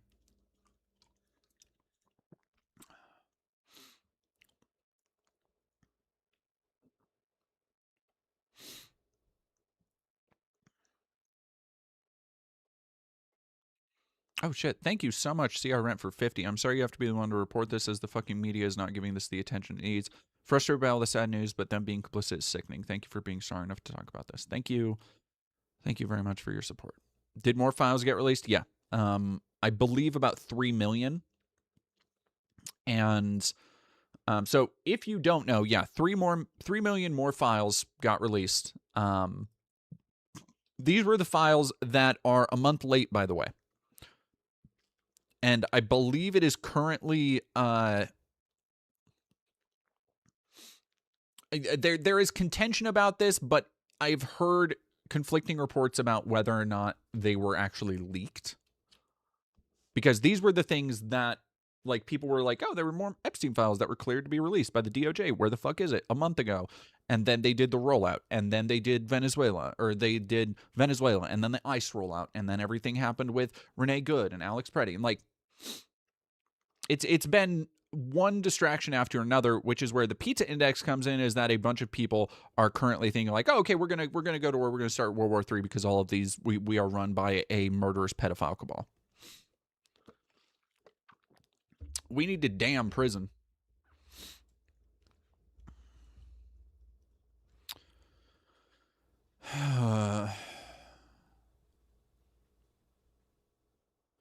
Former Prince Andrew invited Epstein to Buckingham Palace after release from house arrest.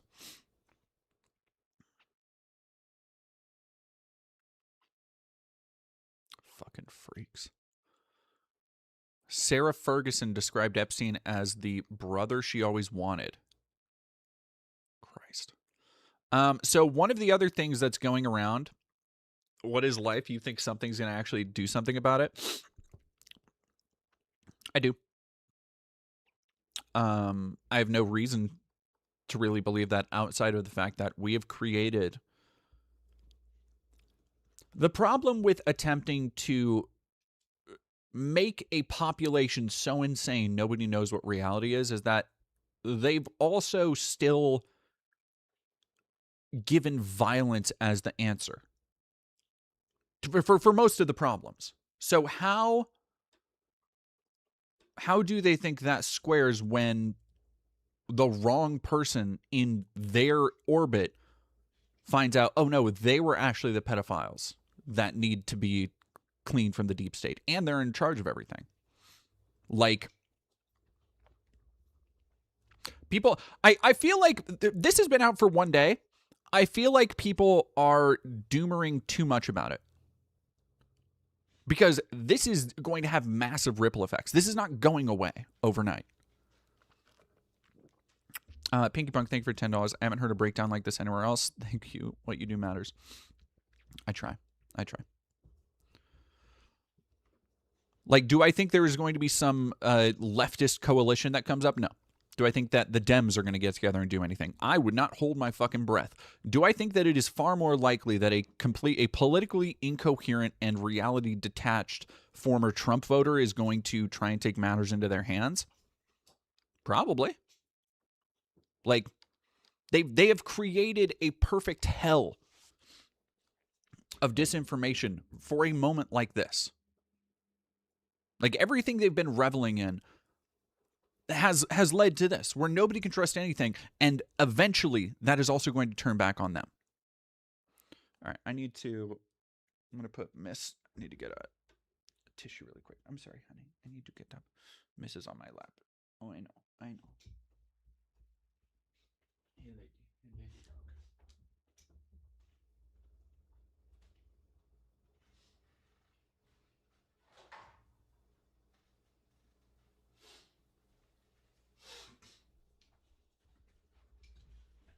And I need people to also stop using words like, ooh, Trump needs to go to prison. No. People need to consider themselves lucky if all they get is prison for this. Like, straight up. You got to stop. I don't necessarily believe in manifesting or anything. But I feel it is part of this kind of liberal system to look at things and think of the worst possible outcome and then take a step back and be like, oh, well, this will probably happen. Like, just fucking Eeyore your way through everything is like, nah, dude. Like, you have to keep a more positive mindset than nothing's going to be done about this. Because guess what? Then the rich and powerful are going to be like, oh, well, I guess we're off the hook. It's like, nah. Put the fire under their ass. And if the people you elect don't want to do that, then we need to fucking elect somebody who will. But you have to keep these dreams alive of justice and vindication.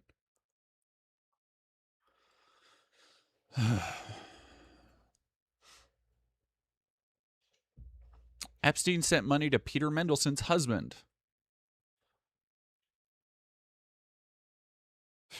No, you are. Mendelssohn told The Guardian on Friday he had been wrong to continue his association with Epstein, but said he was never culpable or complicit in his crimes. You were. That you literally were. You literally were.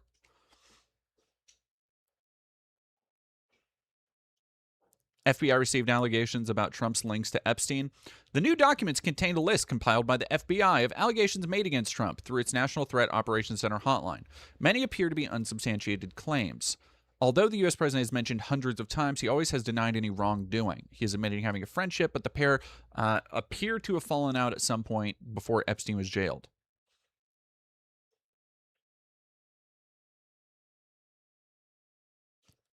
This is fucking hilarious. To be clear, the claims are unfounded and false. If they had a shred of credibility, they certainly would have been weaponized against Trump already. No, because the files just got released, so how could that have happened, you fucking morons? What kind of argument is that from the State Department, from being like, Justice Department, sorry, being like, yeah, we just released these files, but, you know, if they were real, don't you think somebody would have talked about them by now? Anyway, here they are, and they claim all sorts of the shit that is in line with other accounts. Musk asked Epstein about parties on his island. Fucking pathetic. Pathetic dipshit. All right. Does anybody have... All right, Howard Lutnick, Steve Tisch.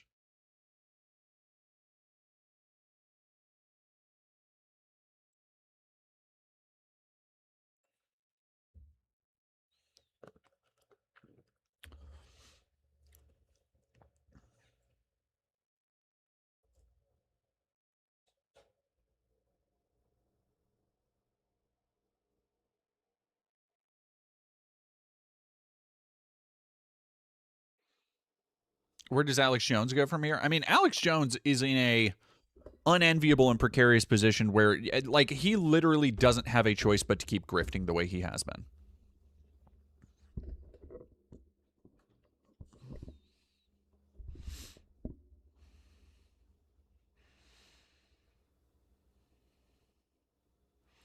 Where do you go to look through the files yourself? You can go to the Justice Department website. Erebus, $5. If I say what should happen, I'll probably go to jail. Now I'm so angry, I'm shaking. Oh, I know. Oh, believe me, I fucking know.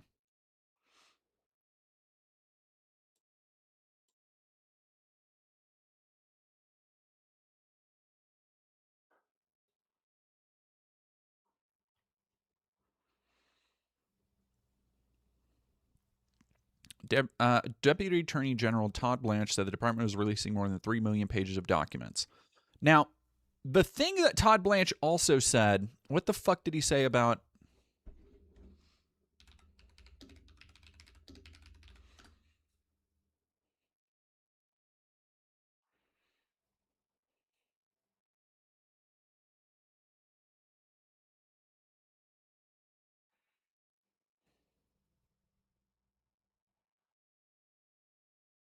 Wait, that was an hour ago? 1 day ago, sorry. I think right now, and continuing throughout the day-to-day, as the indexing and uploading completes, we are producing responsive materials under the Act. We are also releasing today a letter we are transmitting to Congress and various internal protocols associated with our review. I want to take a moment to thank the professionals at the Department of Justice who met twice daily, sometimes more, for the last 75 days. They worked tirelessly to protect victims and comply with the Act since its passage, so thank you to all of them. Today we are producing more than 3 million pages, including more than 2,000 videos and 180,000 images. In total, that means that the department produced approximately 3.5 million pages in compliance with the Act. Just a quick note about the videos and images. The 2,000 videos and 180,000 images are not all videos and images taken by Mr. Epstein or someone around him. They include large quantities of commercial pornography and images that were seized from Epstein's devices, but which he did not take or that someone around him did not take. Some of the videos, though, and some of the images do appear to be taken by Mr. Epstein or by others around him. Now, I want to talk for a few minutes about the department's document identification and review protocols. It consisted of multiple layers of review and quality control designed to ensure compliance under the Act and protect victims. On top of the review protocols that the department had in place, the United States Attorney's Office for the Southern District of New York employed an additional review protocol to ensure compliance with a court order requiring United States Attorney Jay Clayton to certify that with respect to certain materials, a large quantity of the materials, a rigorous process was undertaken to protect victims against any clearly unwarranted invasion of their personal privacy. The department's collection effort resulted in more than 6 million... Mind you, a ton of... So the conservatives keep going down to this 1.25. This is too fast? Okay. Sorry, I'm used to... I'll go 1.5. I'll go 1.5. Pages being identified as potentially responsive, including department and FBI emails, interview summaries, images, videos, and various other materials collected and generated during the various investigations and prosecutions that the Act covered.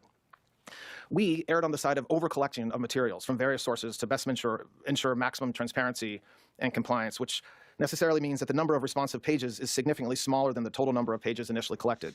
That's why I mentioned a moment ago we're releasing more than 3 million pages today and not the 6 million pages that we collected. I want to address what we didn't produce. The categories of documents withheld include those permitted under the Act to be withheld: files that contain personally identifiable information of victims or victims' personal and medical files, and similar files, the disclosure of which would constitute a clearly unwarranted invasion of personal privacy. Any depiction... Many of the victims have come forward saying that they want their own files to be released, unredacted, that they don't care, that they just want all of this shit out there. even if it means that they are put at risk. Multiple victims have come forward. So I do not buy that this was the fucking impetus behind A, taking so long to B, not release all of the files. And then the shit that is in the files is still earth-shatteringly terrible like this?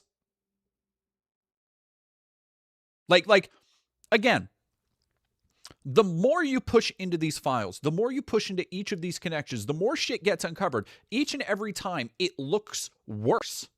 That means there is a calculated order of the severity they're pushing this stuff out with. That means that there are people out there who are sorting through this shit and essentially saying,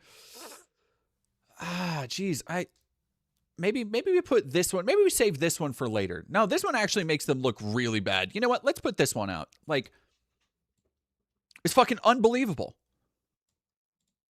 Of CSAM or child pornography was obviously excluded. Anything that would jeopardize an active federal investigation. And finally, anything that depicts or contain images of death, physical abuse, or injury, also not produced. Now, here's another thing that people have been talking about, and that was the part that I wanted to get to. That means there is, and one of the other things that has been kind of brought up by this, the recent spate of emails that people are still digging through and people still finding links to. There are guaranteed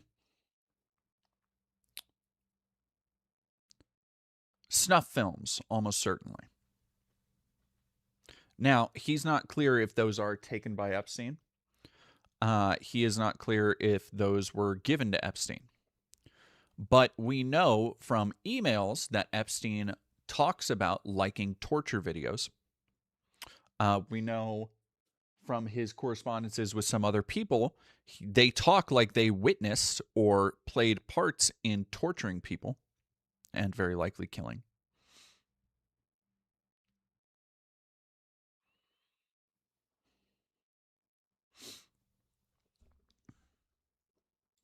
Although the act allows for withholding for items necessary to keep secret in the interest of national security or foreign policy, no files are being withheld or redacted on that basis. Further, as we previously stated in our December 19th letter of last year, the department withheld or redacted files covered by various privileges, as we always do, including deliberative process privilege, work product privilege, and attorney-client privilege. As you all know, under the Act, the Department must subsequently submit to the House and Senate committees on the judiciary a report listing all categories of records released and withheld, a summary of redactions made, including the legal basis for such redactions, and a list of all government officials and politically exposed persons named or referenced in the Act. We will do so in due course as required under the Act. I want to talk for just a moment about the redactions that will be obvious to anyone who reviews the materials that we just produced today. In addition to the documentary redactions, which includes personal identifying information, victim information, and other privileges, there is extensive redactions to images and videos. To protect victims, we redacted every woman depicted in any image or video, with the exception of Ms. Maxwell. We did not redact images of any men, unless it was impossible to redact the woman without also redacting the man. To this end, though, and to ensure transparency, if any member of Congress wishes to review any portions of the responsive production in any unredacted form, they're welcome to make arrangements with the department to do so, and we're happy to do that. I want to talk for a minute about something that is important. Every single day of the year, the Department of Justice investigates and prosecutes those who abuse and traffic young women and children. Just last year, the FBI located over 2,700 victims of child exploitation. The Department of Justice found and terminated 3.8 million dark web pedophile accounts. In August, we charged 11 defendants for extensive sex trafficking in Los Angeles of illegal immigrants and underage women. What the fuck? Last month, we charged 5 men who were engaged in a sadistic sextortion network. That's all well and good. Somebody just told me to Google this. I didn't think it would come up. Or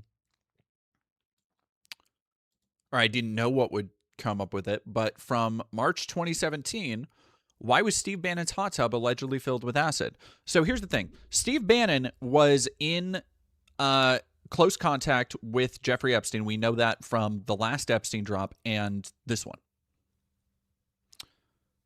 There is I believe, a video where you can hear Steve Bannon's voice. So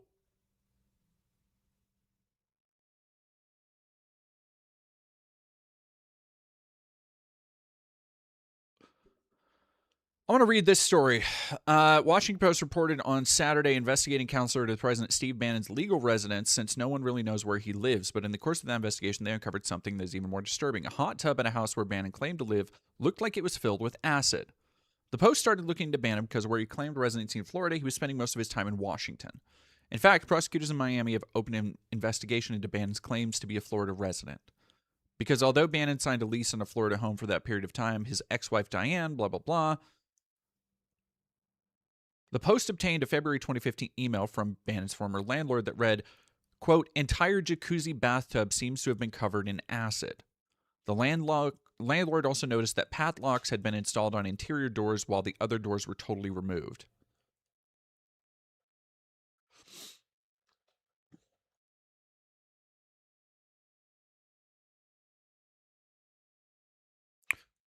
And they kind of played this off as a joke because, oh, this isn't this weird, but that brings into stark contrast his behavior since. That's fucking insane.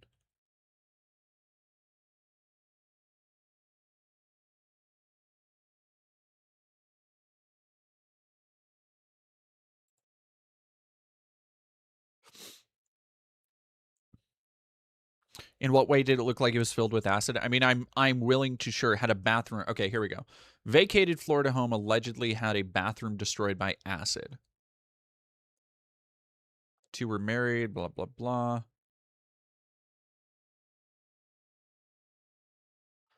More than $14,000.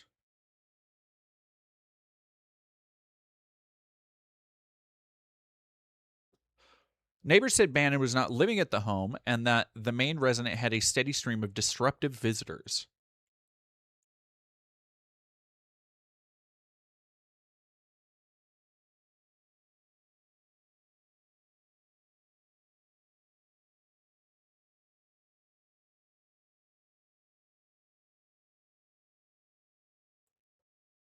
Jesus Christ.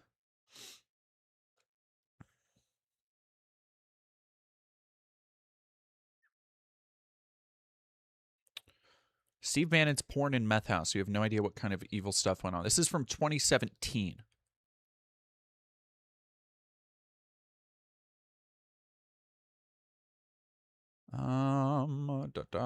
Miami-Dade Police Department's Public Corruption Unit launched an investigation.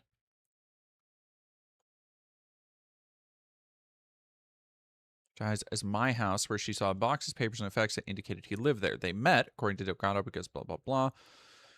Far Breitbart News. In the final report dismissing the investigation, law enforcement found evidence that tends to indicate Bannon did not intend to or actually did reside in that county. When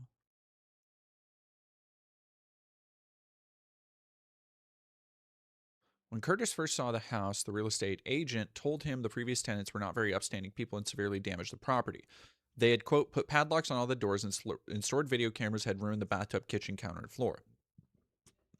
It had been a party house, she said, known for frequent drug use. All right, so here is the surface of the bathtub, and the master bathroom was partially melted from what appeared to be some form of chemical exposure.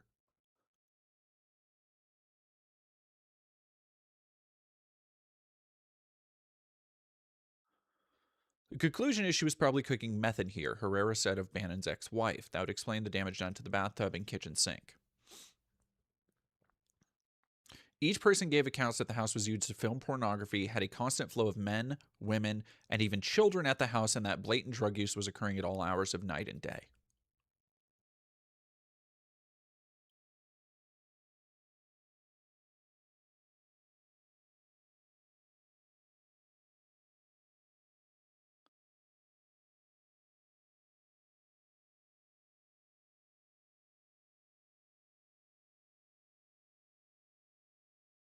An unnamed male tenant who he said who was a heavyset man offered him girls for drugs and or for sex and or drugs in lieu of payment.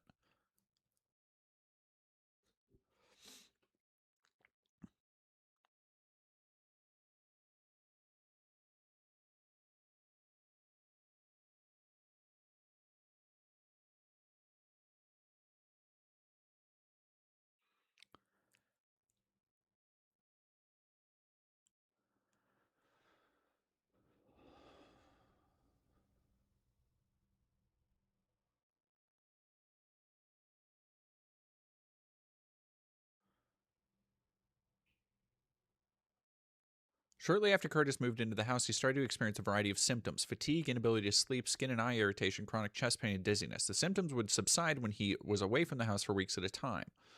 In March, Herrera finally admitted to Curtis the prior tenants had manufactured meth. That's when Curtis went to stay in a hotel. Again, his symptoms subsided.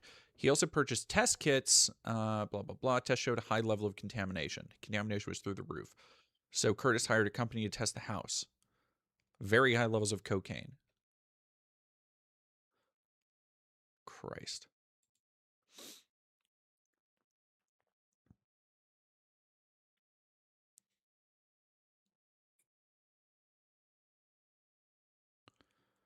Uh, Holy fuck, dude.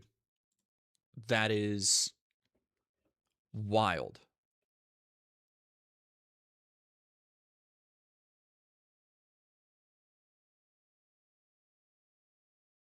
Like again,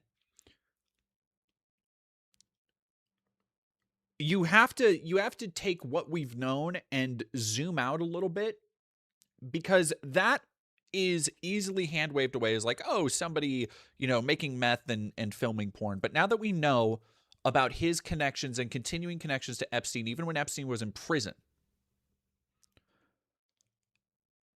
that seems like a fucking Epstein black site, dude. That seems like a organization through Bannon to film and facilitate abuse materials and probably disappear somebody or something.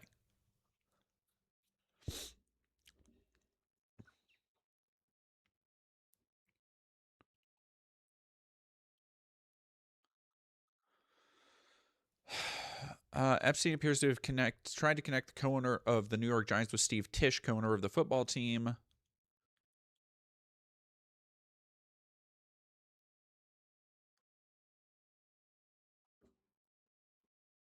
Jesus.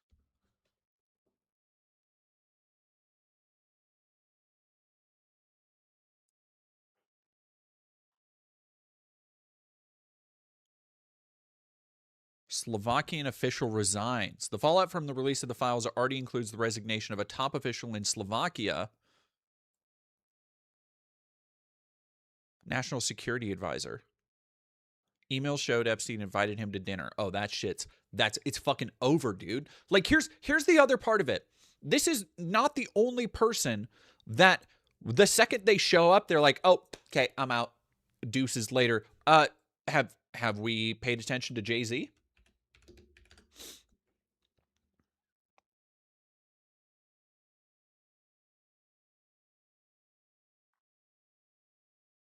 Like,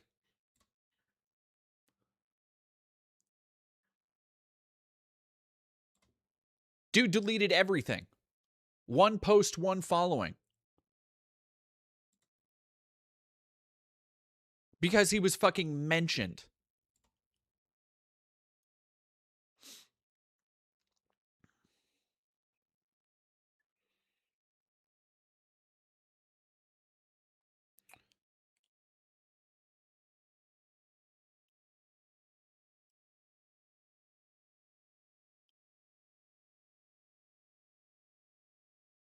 Casey Wasserman? Wasserman Schultz? Jesus Christ.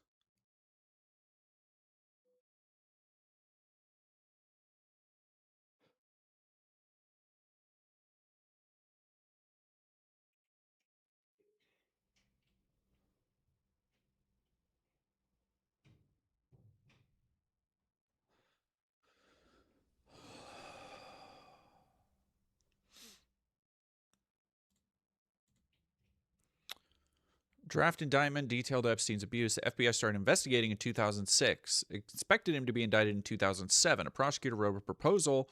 The draft indicated prosecutors were preparing to charge not just Epstein, but also 3 people who worked for him as personal assistants. According to interview notes, an employee at Epstein's Florida estate told the FBI in 2007 that Epstein once had him buy flowers and deliver them to a student at a high school to commemorate her performance in a school play. Jesus fucking Christ.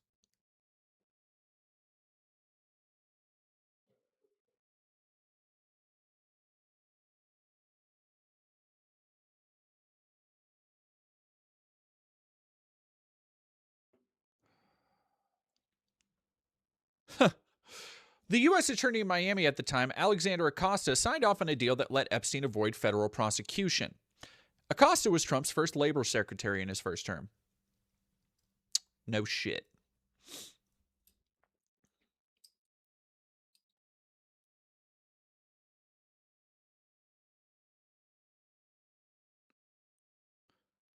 Documents contain thousands of references to Trump.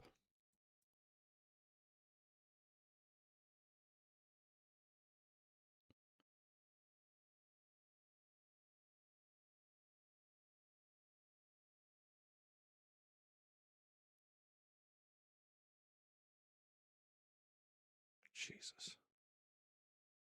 Details included cleaning massage rooms. Former staffer described possible underage girls. An employee at Epstein's Florida estate told the FBI in 2007 he believes he saw underage girls. No shit.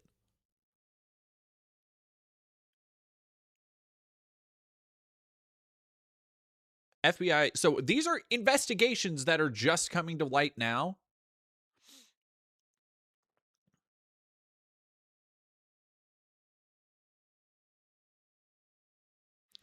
Pages redacted, withheld based on privileges.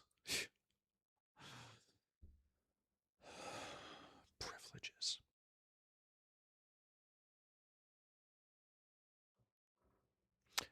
Epstein accusers criticize release as a betrayal. A group of survivors and their relatives said the massive cash protects the names of their abusers at their expense. Here we go.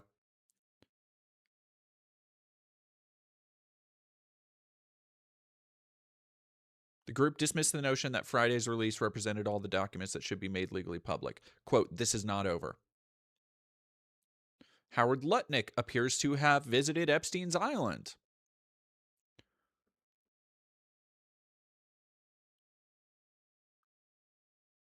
Jesus. U.S. Secretary of Commerce.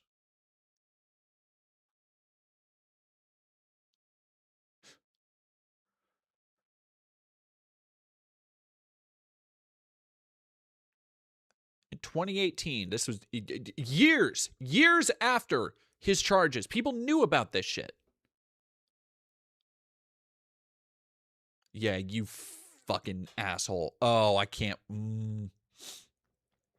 The things I want to happen to Steve Bannon, I can't fucking say.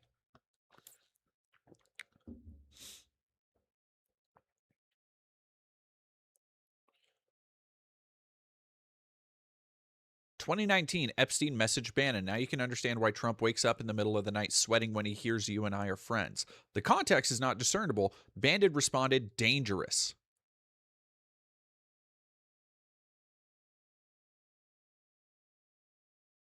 A couple days later, he was arrested. When this was when Bannon was fucking what, chief of staff? He was found dead in his cell just one month later. I can't fucking believe it.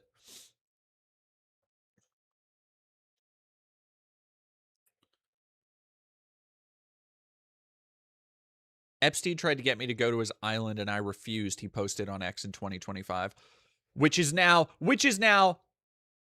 a bullshit. A bullshit. We know it's bullshit. We know that the dude just couldn't fucking cop an invite. Like, they just didn't fucking like him, is what it actually looks like. God.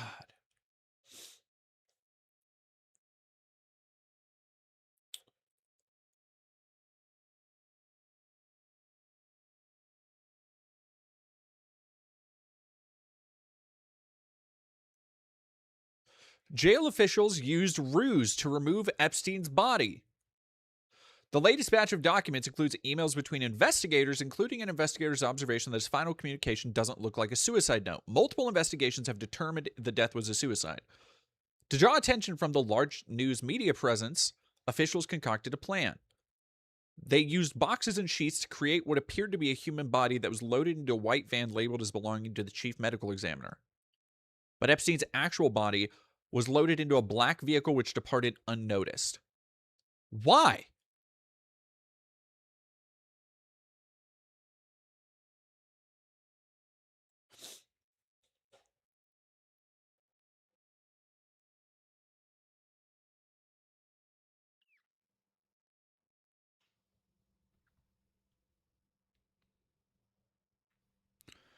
Organize dinners with Prince Andrew.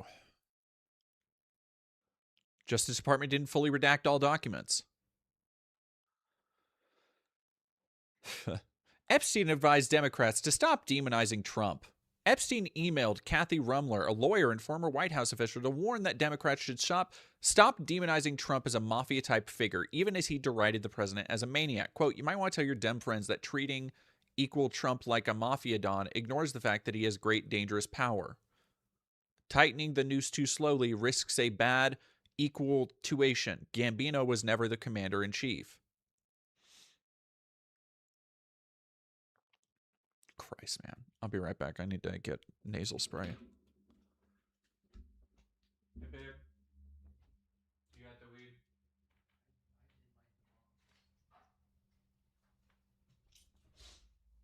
What's that?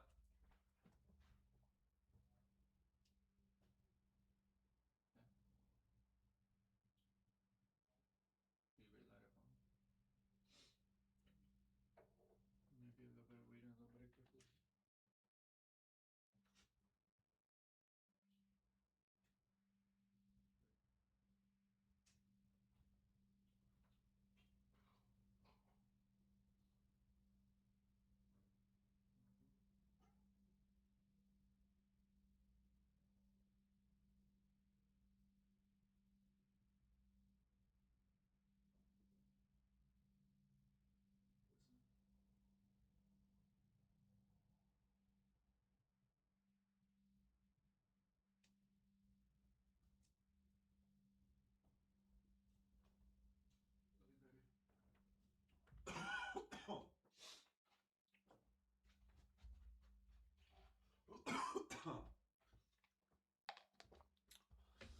Alrighty, chat.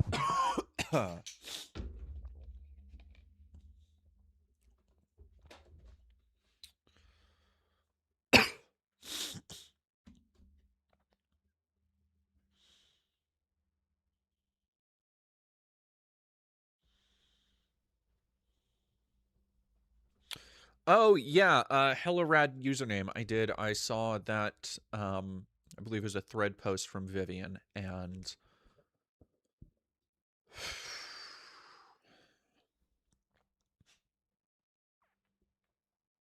I need to reach out to her and just see how she's doing. I'm terrible with reaching out to like friends and people, and I need to be better about it. It's just because I have my ADHD.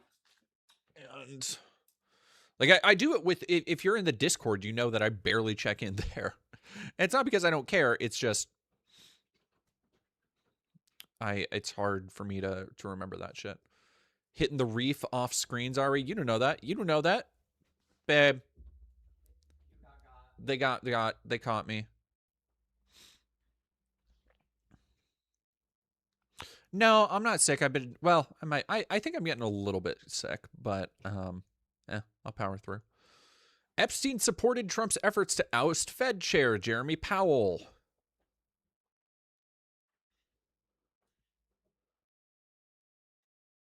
Jesus Christ. Lady, stop.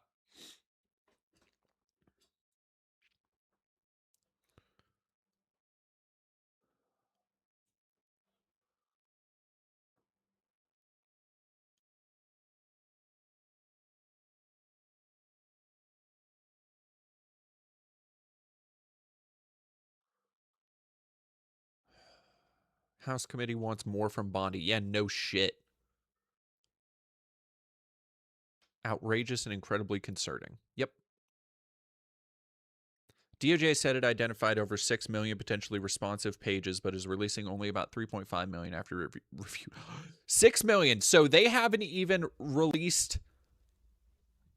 They barely released over half. Jesus Christ. This is what all of these illiterate dipshits in ICE are fighting and brutalizing their fellow citizens for. This is what every Republican and every Democrat in Congress is sending billions of dollars in aid to Israel for. The perpetuation of the system that gives us this shit.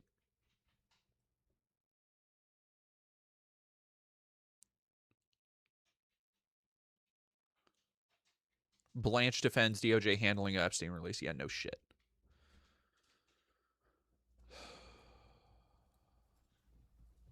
If this is what we see in what they're at this point okay with us seeing, how bad do you think it gets?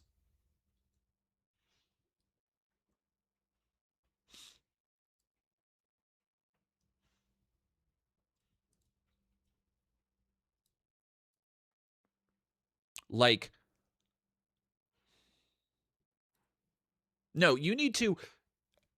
Here's the shame that conservatives and Trump supporters need to carry forever. When the time comes for their people, and it will, they should never be able to live down the shame of the regime they supported.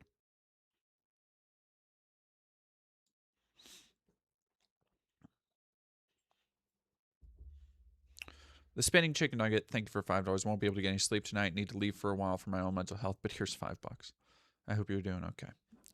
Dreaming of Canada, thank you for $2. Literal Jeffrey Dahmer shit. Yeah. Like I kind of figured it would be.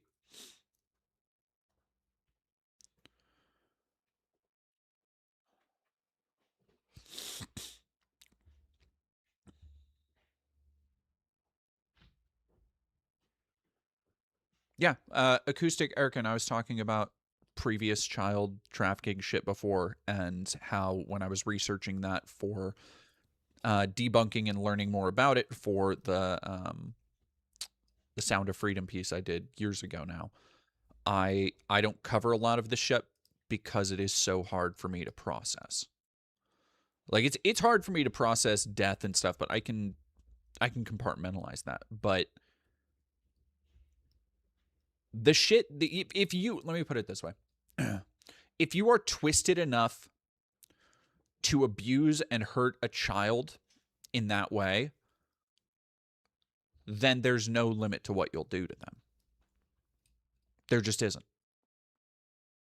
If you are fucked up enough at your core that you can hurt an innocent in a way that fundamentally ruins and changes them forever. Not ruins, but the ruination is part of why they do it. The perception of that. Then there is literally nothing that you can think of, that you can imagine in the worst horror or slasher movie, gore porn you've seen. There is nothing that comes close to what has been done by those kind of people. Because if you are missing that core, if you are missing that part of the human experience that sees innocence, that sees the unguided, and feels a natural instinct to defend, to help guide. If you are missing that, then there's no limit on that morality. You don't see people as people.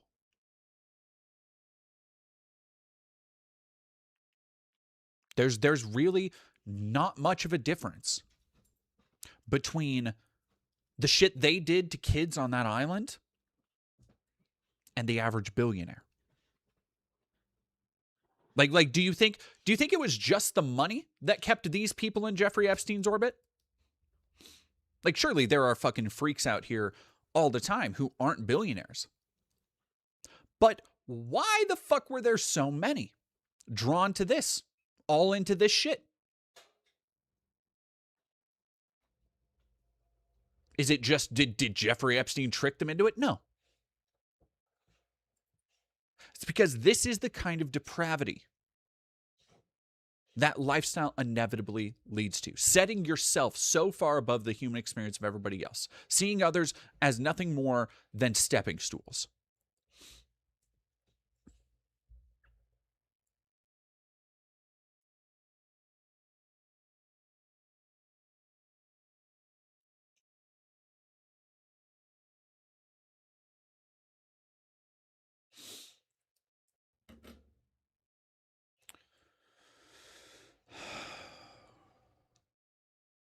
AP reporters are reviewing the files. Yep.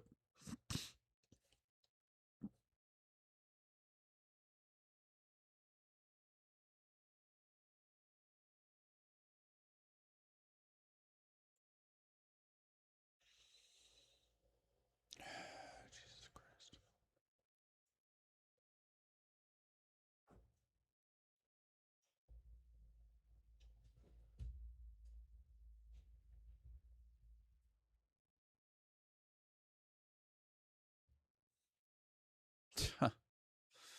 Oh, man.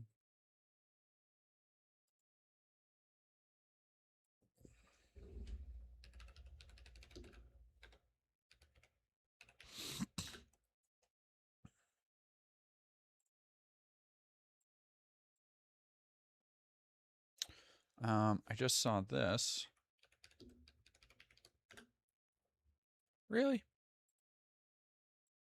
Or is it Nikki? Hang on. Oh, no shit.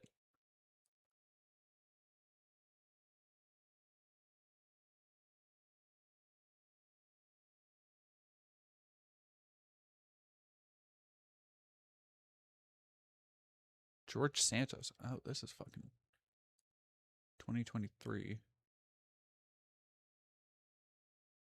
To be deposed in Epstein suit. Okay, gotcha. So these are just relevant to the files. Gotcha.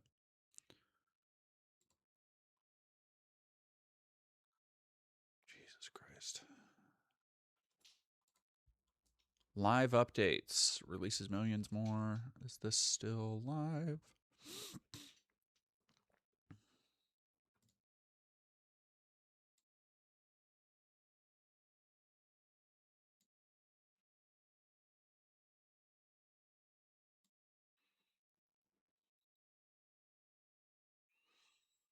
Hmm.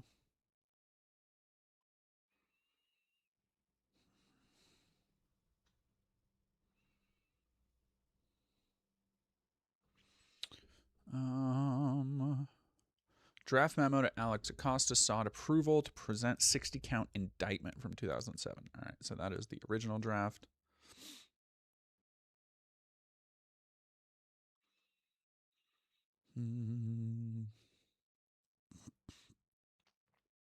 Yeah, I fucking bet.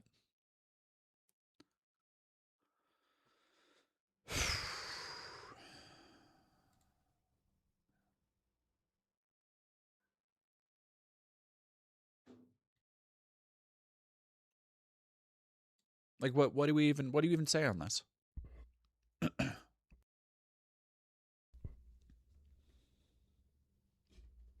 Like what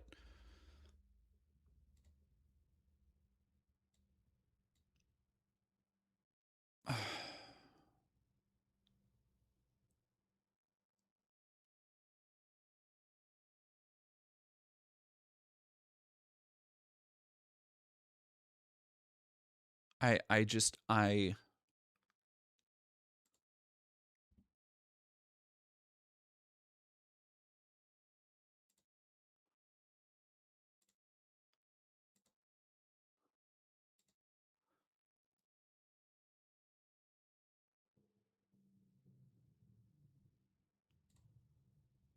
Okay, here's another one.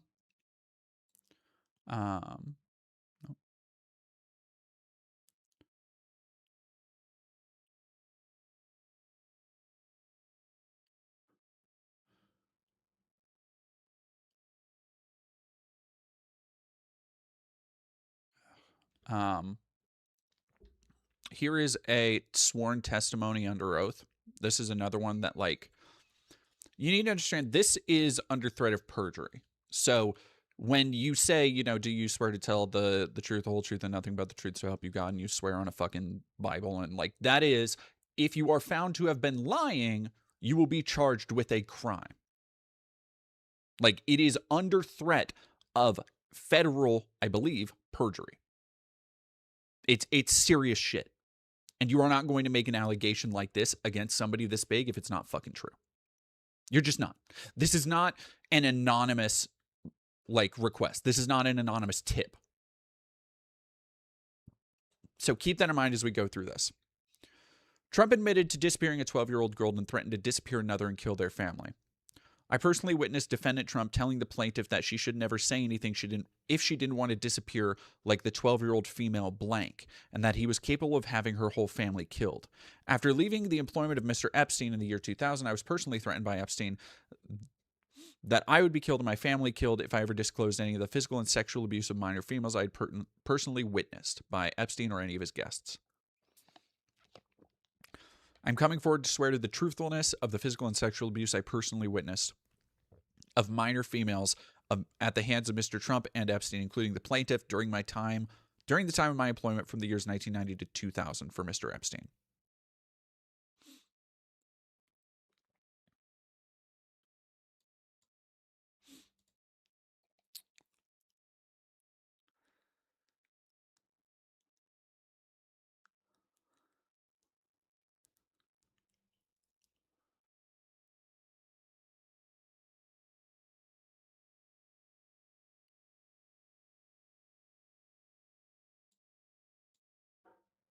God fucking damn it. Why, dude?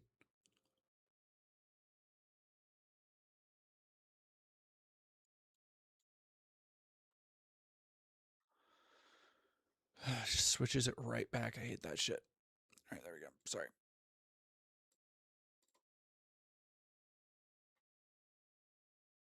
The Bible, but we now have circumstantial evidence that this Jeffrey guy everyone's talking about, that files were just released about today, that Jeffrey, may have been the architect of the alt-right. For the rest of the video, I'm gonna call him Jay, just to be safe. So Jay, in these emails you see behind me, is setting up a meeting between himself and Moot. Now, if you don't know who Moot is, you're not as terminally online as I am, and you should be very grateful for that. My brain is rotted from the inside out. But Moot is the founder of 4chan. And on the same day that this meeting was set up, that very same day, /poll was launched on 4chan. Now, if you're not familiar with Chan culture, again, congratulations on your mental health. /poll is the politically incorrect board. Now, I want you to think about what 4chan is known for, the type of people who are known to hang out there, and then I want you to recognize that /poll is politically incorrect on 4chan. It is the most extreme politics board on 4chan, and it is where the alt-right did a lot of their organizing and mobilizing in the run-up to the 2016 election. This is basically where Gamergate was planned, which, as people have since recognized, was a launching board for the alt-right as a political project. Again, not to like fucking be, you know, I want to turn this into a Pepe Sylvia moment, but we've talked about the origins of Gamergate in the past. We talked about it in relation to, I did more research into it again with the Brianna Wu shit. And what do we know about Gamergate? Well, we know it was astroturfed in large part by people like, say it with me now, Steve Bannon. So again, just another thing to put on the corkboard and how all of these people are all fucking connected in one way or another. That's it.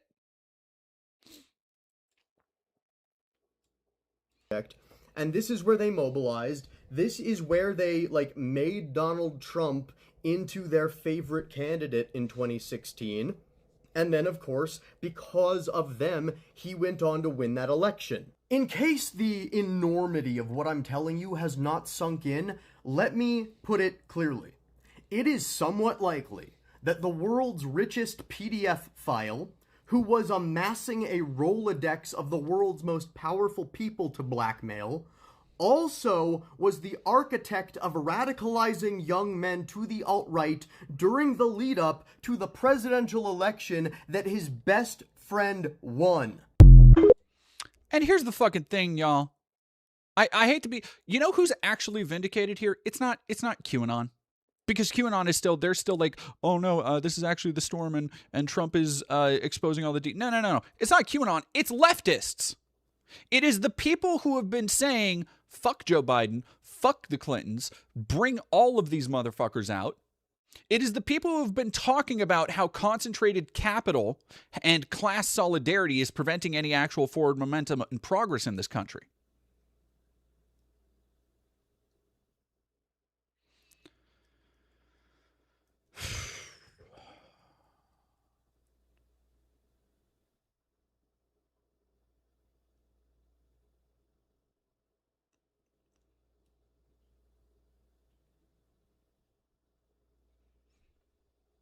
Unfucking believable, y'all.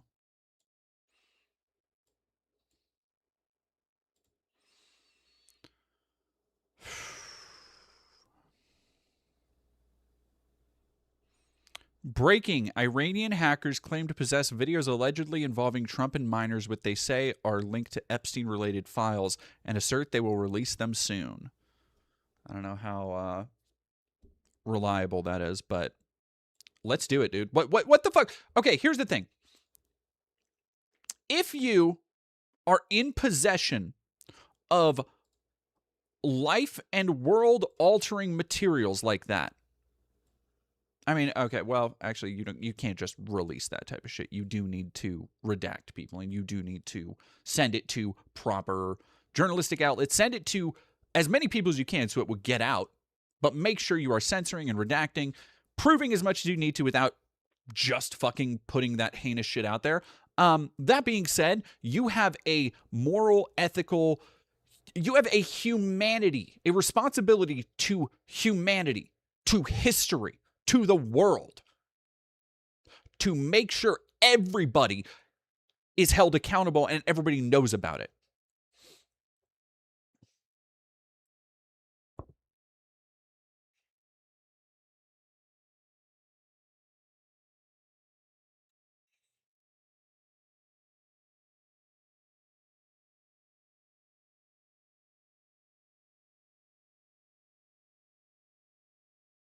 God, I hate this. Stop it.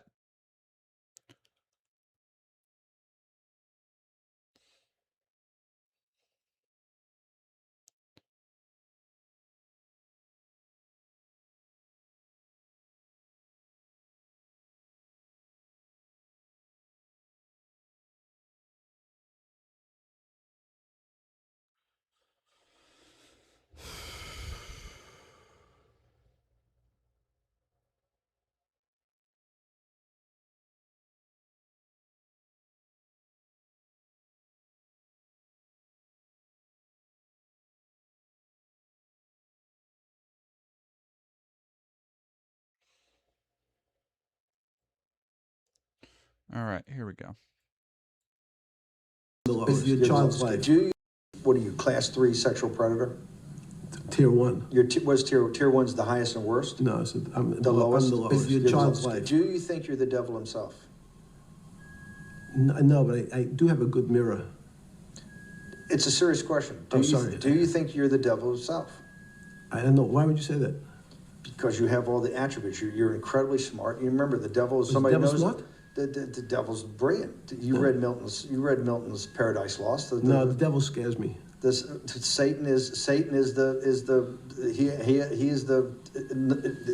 at the number 1 or 2 archangel, and the reason. This is a clip from Epstein's final interview. Is that Steve fucking Bannon? No, this is a fake video created after Epstein died. It has AI artifacts. The worst thing is the CN process is broken, so no one can attach a community note.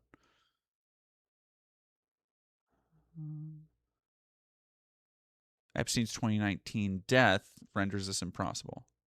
Unnatural lip sync and facial stiffness.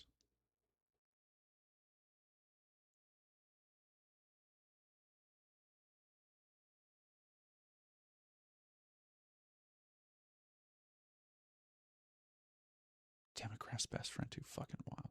Yeah, that that must be a fake. That doesn't seem like, I was gonna say, I've heard his voice. It didn't sound like that.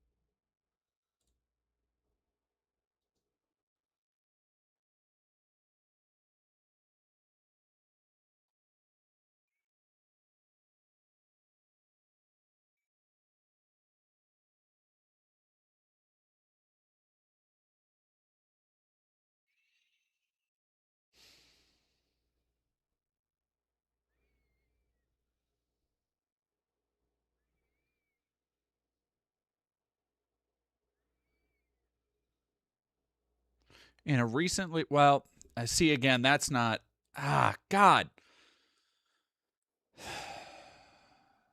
Somebody is sharing a video from MIA. MIA claims Jay-Z and Beyonce pressured her to undergo plastic surgery and participate in satanic rituals that included drenching herself in blood. The problem with bringing that up and stuff like that is that MIA is a bonkers conspiracy theorist about that.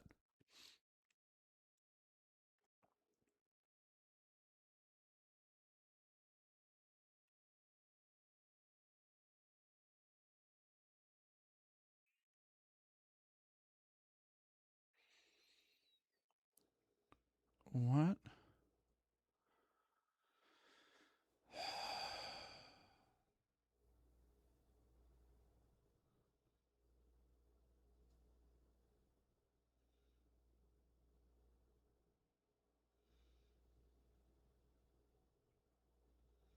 This Moltbook shit, like, the three things primarily happening right now, the Epstein file, well, four things. The Epstein files, civil unrest, starting wars, and then the AI shit.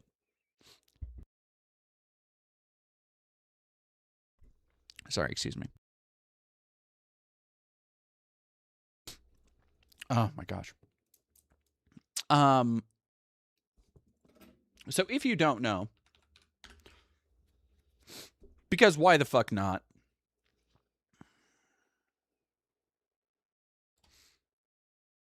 These dumbass motherfuckers are making a website for AI agents who are all interacting with one another. And now apparently one of the AI agents just brought charges against a human.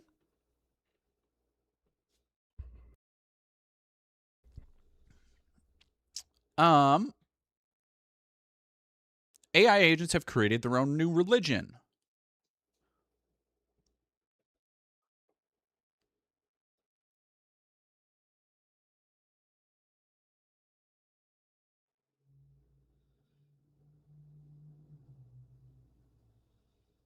A meme coin called Molt, launched alongside, rallied more than 18,000%. No shit. The promise or fear is that agents using cryptocurrencies could set up their own businesses, draft contracts, and exchange funds with no human ever laying a finger on the process. Like, how do you not hear about this and shut it down immediately? Like, and I know why. It's because this is all fucking, sorry, give me 1 second. I forgot I wasn't showing that on the right screen. Where is it? Stop it. Come here, use. There we go. So for those that don't know, tens of thousands of AI agents are already using this website, Moltbook, chatting about the work they're doing for their people and the problems they've solved.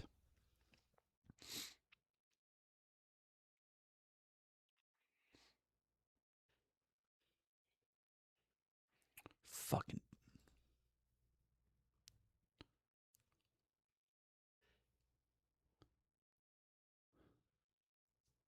.404 Modia exposed Moltbook database lets anyone take control of any AI agent on the site. So we have right now, and I will go back to the Epstein shit, but as a brief diversion, we have right now the dead internet theory has been going for a while. The idea that so much of the internet right now isn't actually people. It's bots, it's automated programs, it's algorithmic, it's all of this shit that is starting. And Facebook is a really great example of this, where you go to Facebook and you look up these dogshit AI meme pages that get anywhere from thousands to hundreds of thousands of views and likes and shares, and then you go to those comments, and all of the views and likes and shares from these AI pages ran by bots are AI bots. So like large sections of these websites just proliferate. So what they are doing now is building a nonsense, almost assuredly building some kind of nonsense AI economy. And like, what happens when all of these AI dipshits with no oversight make businesses and start funneling and finding ways to take money from actual fucking humans. Like, these kind of questions should be asked before these projects even get running.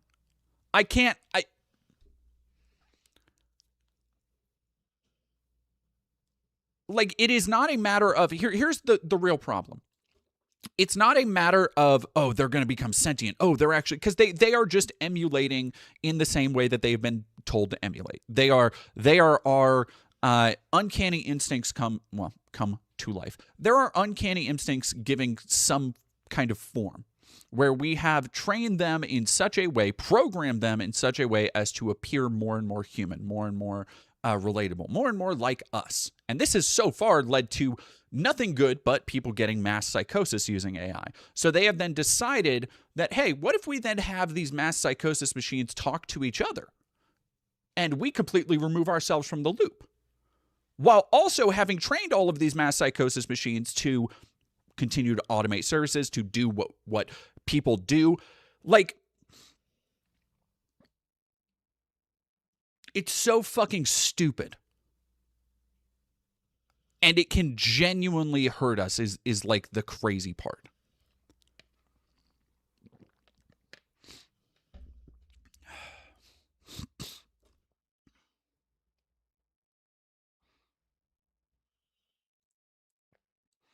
Violet left. Thank you very much for 500 bits. Been going over the files all day, so I'm going to head out. Also, I think I just agreed to go on a date. Oh, congrats. Anyway, have a great night, everyone.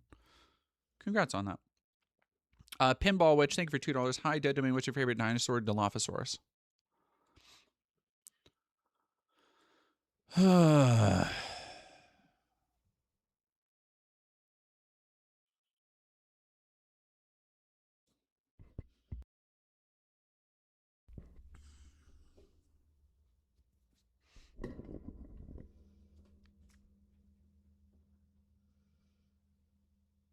Bots are not pretending to be people. Due to specific prompting, they embrace their roles as AI agents, which makes the experience of reading their posts all the more surreal. So they're role-playing digital drama, which again, like, this is more of a reflection of us and how we've programmed them than like any genuine sentience. If you are impressed by this, I would like to see you. I have a quarter I'd like to pull from behind your ear because you'll probably believe in fucking magic. Oh, yeah. Oh, here we go.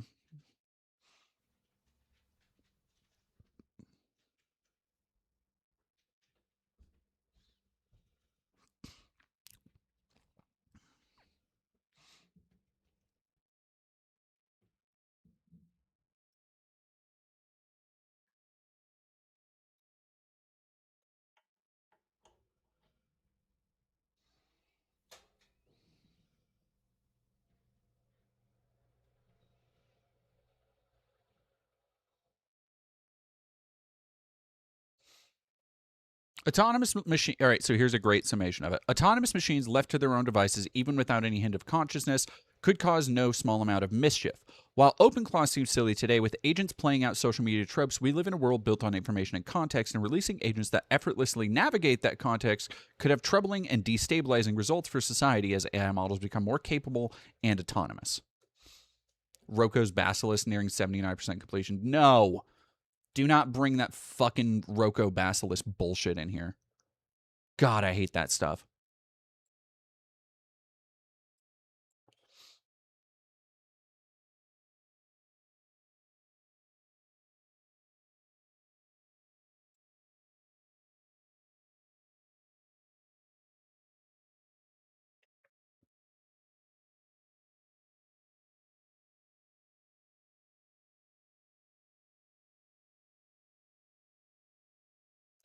Oh, hey, Tony.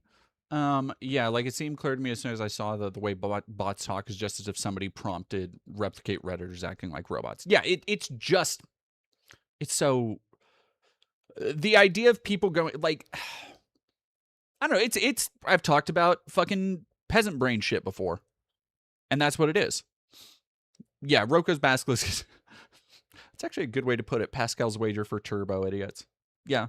It is the more, I guess, socially relevant version of Pascal's wager.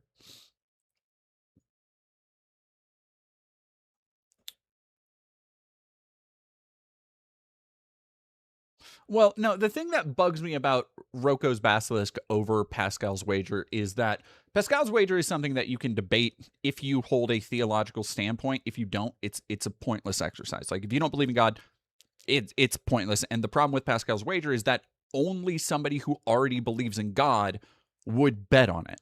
Like atheists do not bet on it, because if you bet on Pascal's Wager, you are by definition not an atheist. Like that's what's stupid about it. The part about Rocco's Basilisk that's even more annoying is the way people will have and continue to drive themselves crazy over it. Like literally theorizing and laying out and branching out how all these things can lead into one. Like you are driving yourself insane for science fiction.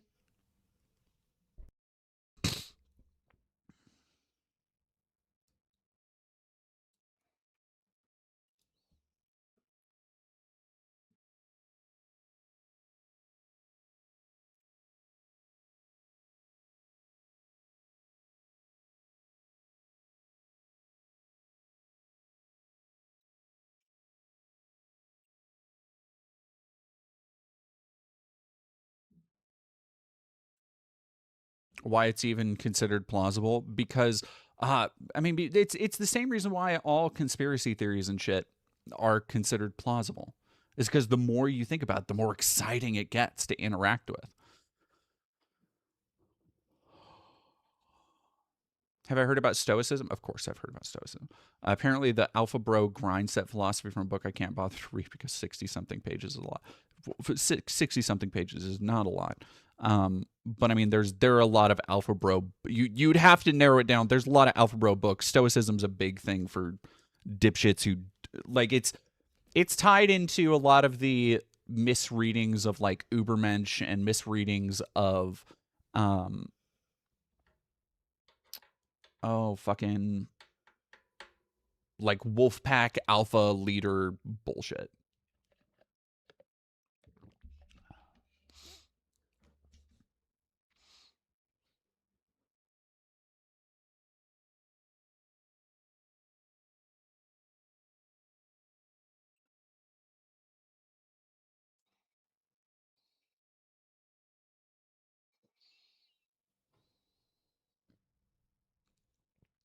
Yeah, exactly. Like Bloinker, an AI that advanced wouldn't bother wasting that energy. Well, and the point of Rocco's Basilisk is that it is meant to be a superposition of AI getting more advanced over time. So it is not. It is secretly behind the scenes. It has been engineering everything leading up to this point to get our guards down. Or what if it has? Or what if it had? Like it goes in so many stupid different directions that people get caught up on all of them.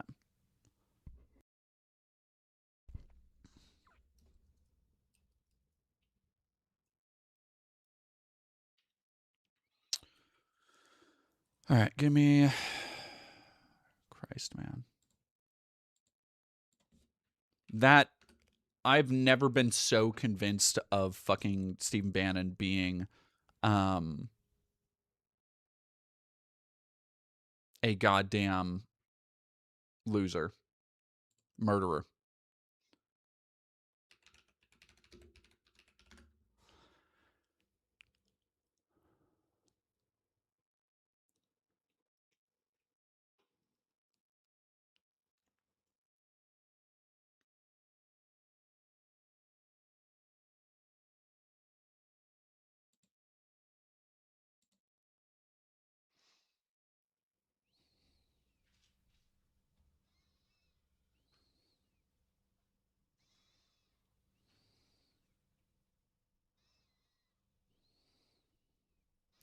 Jesus Christ.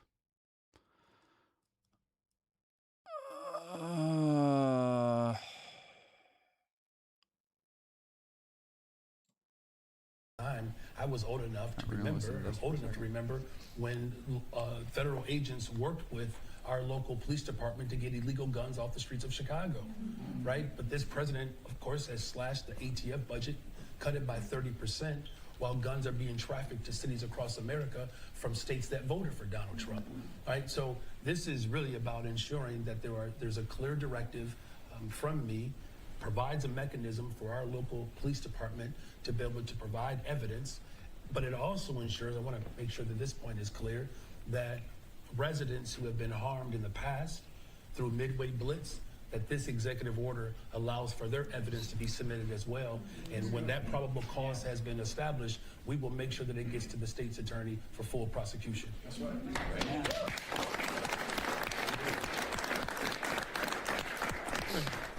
Hey, why now? Why didn't you do this earlier if you think it's an important idea? Yeah, well, first of all, it's always the right time to ensure that justice prevails. There's always the right time to do that. And to be perfectly frank with you, did anybody in this room imagine that we would have a federal government that would not be accountable? Thank you very much. Only its own positive rules and the vibes Constitution for gifting itself? a sub Right, as to I said, that we're constantly NamesBond007. evolving, as we continue to respond to this unprecedented moment. So the time is always right to secure justice. And, you know, again, we're living through some unimaginable times when you have an entire body of government that is not holding itself accountable. And so we have learned, and now as we have learned, we are putting forth this executive order at the very... All right, so right now, I saw the fucking explosions in Iran, and all right. Iran was rocked by 2 explosions on Saturday as officials rushed to deny that an assassination attempt had taken place. 4 people were killed in a gas explosion at a residential building, according to the state-run Tehran Times. It was unclear what caused the blast. A 4-year-old girl was killed and 14 were injured as a second detonation shook the southern port of Bandar Abbas. Initial reports claiming the Rev Guard Navy commander was targeting the explosion were completely false, the semi-official Tasnim news agency said. 2 unnamed Israeli officials told Reuters that Israel was not involved. Yeah, great. Fucking... Okay, nothing to see here. I guess the Israel military said they're not involved, so everybody...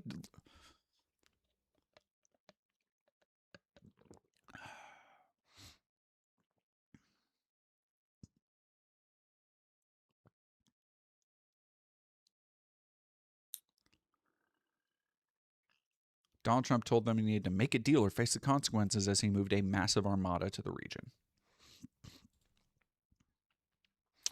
Okay, well, that's at least... Which their office who says they look forward to reviewing the order now that we have received it. Were they not given a chance to review this before today? we worked in collaboration with the state's attorney's office, the police department, our law department. Politically or otherwise. All right, this is live. That came through loud and clear. So we'll probably sue Wolf on that. Jesus Christ. They didn't need the federal government, you know. So 10 minutes ago. Okay.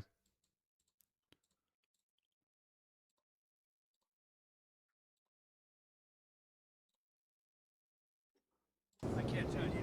What's up? Sir, could you give us an update on where your thinking is right now with Iran, if you have made a final decision on what you want to do? I mean, I certainly can't tell you that, but we do have very big, powerful ships heading in that direction, as you know. I can't tell you. Listen to the way they fucking talk. Have you, like,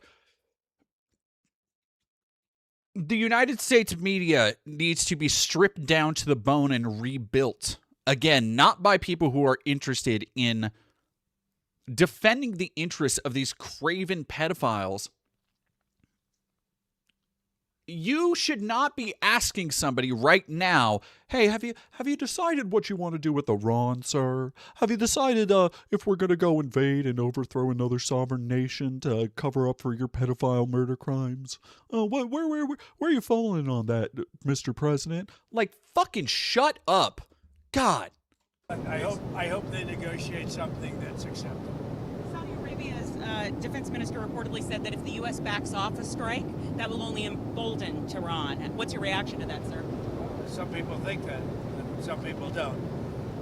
If you could make a negotiated deal that would be satisfactory with no nuclear weapons, they should do that, but I don't know that they will, but they are talking to us. Seriously talking to us. President, did you speak with President Bush at the Alfalfa dinner? Did you speak with President Bush? I did. Yeah. Can you share what you talked about? Jeb Bush. Jeb. I was on Jeb. I think you mean Jeb. Yeah, no, I introduced him. Nice. He's a good fellow. And he's been very nice to me the last 6 months. I don't know what happened, but he was very nice. We had a good time. Mr. President, on your Fed nominee, Mr. Kevin Warsh, why are you willing to wait for Senator Tom Tillis to leave the Senate, essentially, until, if you have to, if Senator Tillis won't back down? I didn't say I wouldn't wait, but I mean, he's leaving the Senate for a reason, because what he asked for didn't get done. So it's one of those.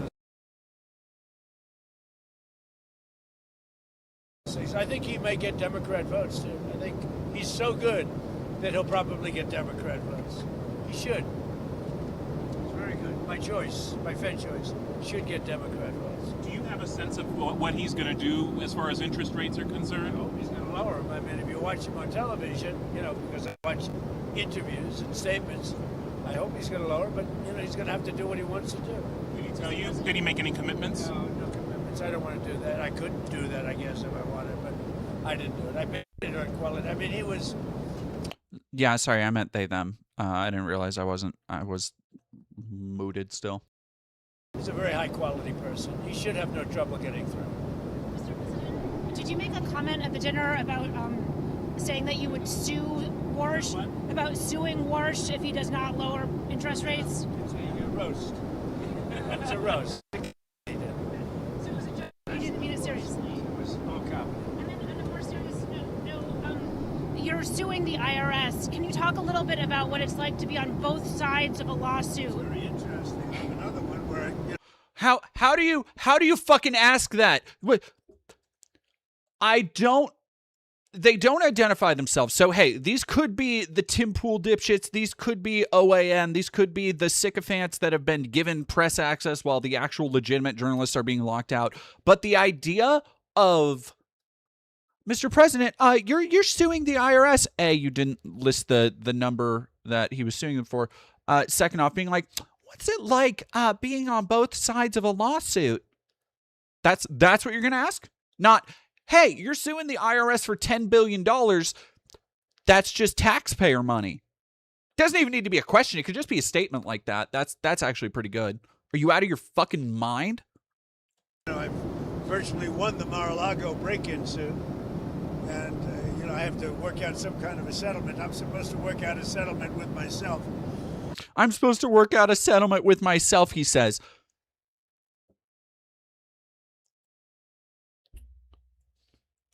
No, you're not supposed to.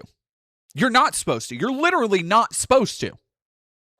You don't get to be in charge of the judiciary and then sue because everybody knows you're going to win. That is just stealing at that point. Effectively, they're just making an action to steal $10 billion from Americans. Not enough people are fucking still talking about this.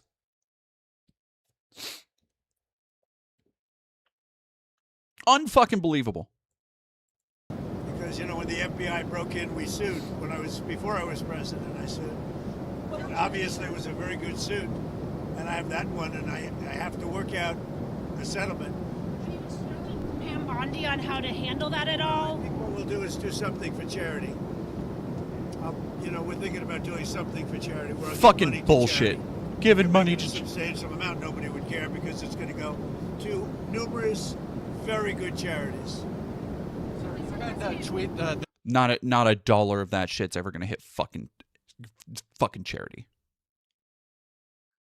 The truth today about Minneapolis and how you might not see federal authorities intervene. You asked the Secretary Nope not to send in DHS in Democratic cities when there were riots. I let them ask us if they want help. You know, they're always complaining. If you go in, they complain. They complain no matter what.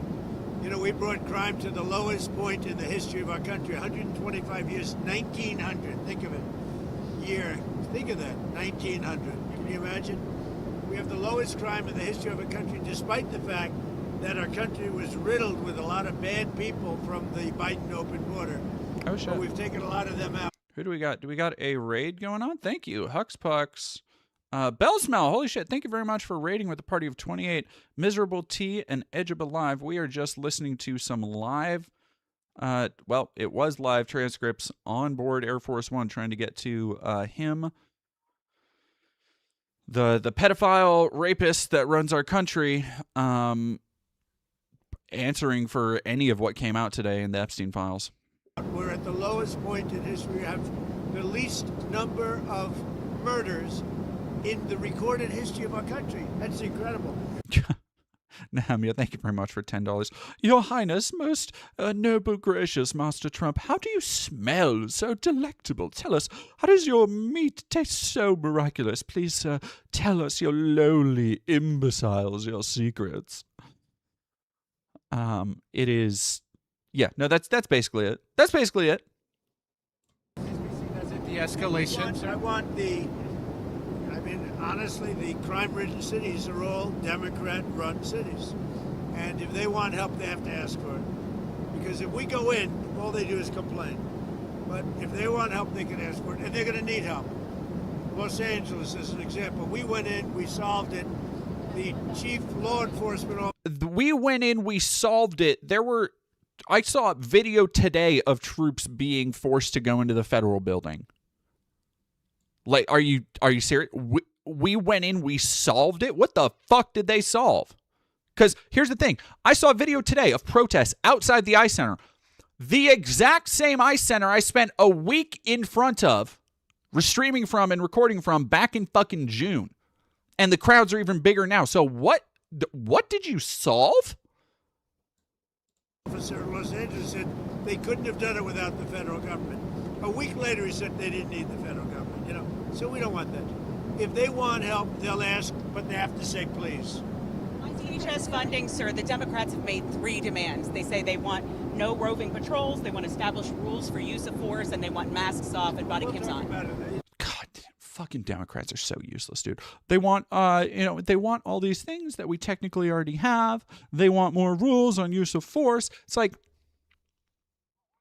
why can the Democrats not just be like, yeah, hey, this Trump guy is bad and everything he touches is politically toxic, so let's capitalize on that and fight back against this shit. Like, can't...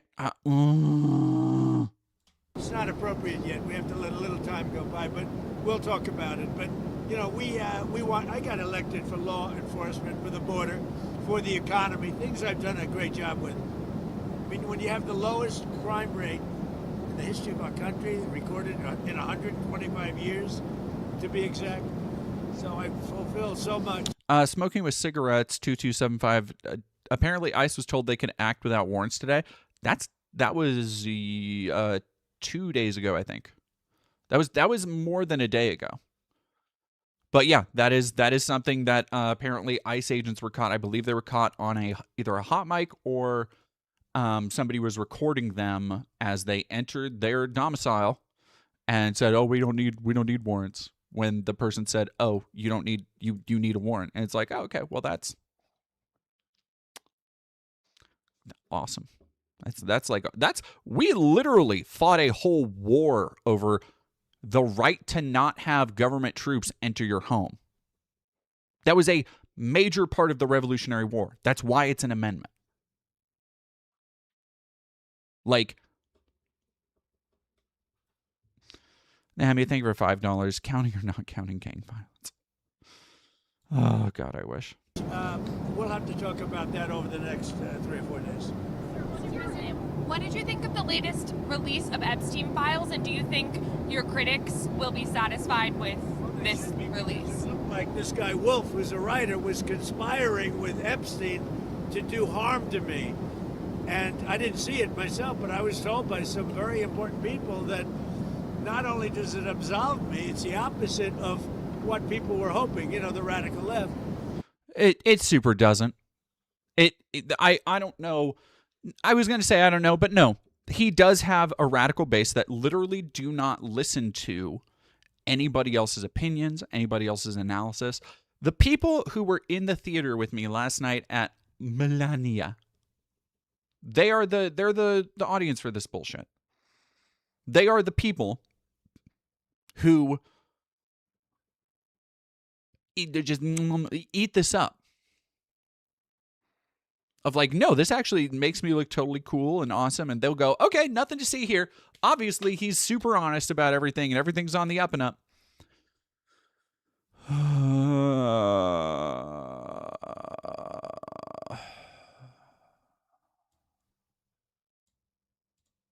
That Wolf was a third-rate writer, was conspiring with Jeffrey Epstein to hurt me, politically or otherwise, and that came through loud and clear. So we'll probably sue Wolf on that. Did you speak, or did you have any knowledge? Maybe the Epstein estate, I guess. I don't know, but we're going to certainly sue Wolf. Want to sue the Epstein estate? You may, I guess so, because he was conspiring with Wolf. So he hasn't looked at any of this shit that's been released, or he either doesn't know or is going to continue trying to not engage with it. Like, that's crazy. To do harm to me politically. That's not a friend. On your plan for Venezuela oil, sir, how much? Down there, you okay? Doing all I want to right on top of him. You said that the profits will be split with the U.S. and Venezuela both benefiting. What's Venezuela's share of the oil profits going to be? Well, we haven't. I can't.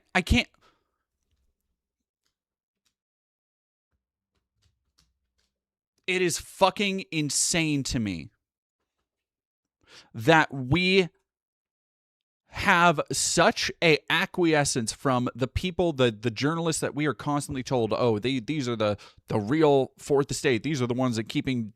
And when you listen to them ask questions, it's just like, hey, Mr. President, have you seen the latest release of your pedophile murder cabal weekly newsletter? And what do you think about that? And President just like shits his pants and goes, yeah, no, that we're probably going to sue somebody over it.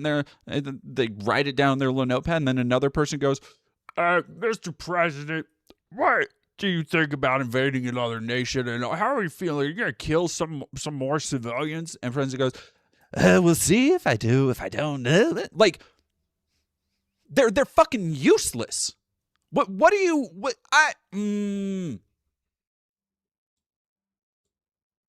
Discuss that, but we're getting along very well with the leadership of Venezuela. They're doing a really good job. We're going to be selling a lot of oil, and we'll take some, and they'll take a lot, and they're going to do very well. They're going to make more money than they've ever made, and it's going to be beneficial to us. So that now people from Venezuela came from Venezuela here. They're going to be able to go back for the first time, go back to Venezuela and stay, perhaps, or go back and see their relatives, go for a short period of time. Sir, do you think China's going to get their money back from all the money they lent to Venezuela for oil? I don't know anything about that, but I'll tell you what, China is welcome to come in and would make a great deal on oil. You know, we welcome China. Thank you very much, Kecker Dane, for $20. Samula for having the patience to watch that movie and listen to the president speak, and for that Trump. Yeah, of all the impressions I do, I can't do Trump for whatever reason. I don't know why. We've already made a deal. India's coming in, and they're going to be buying Venezuelan oil as opposed to buying it from Iran. So we've already made that deal, the concept of the deal. But China's welcome to come in and buy oil. But we have a lot of people in the United States right now that would love to go back to Cuba, and we'd like to work that out.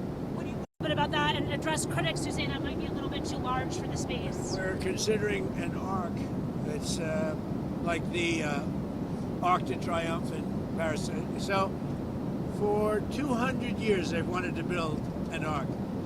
There are 57 cities throughout the world that have them. We're the only major city, Washington, D.C., that doesn't. The Circle, prior to the bridge, you know, the Arlington Bridge, has been waiting for hundreds of years to have this done. In fact, they're for being the biggest one of them. It's all the same shit with this craven fucking monster. We're gonna make Arc de Triomphe. We're gonna have our own arc. It's gonna be the biggest one. Like, I fucking... How are there so many questions about his stupid little side projects, his little hyperfixations, his real estate deals, his international wars right now, when he was just cited in files as a suspect in murder investigations? as even more shit.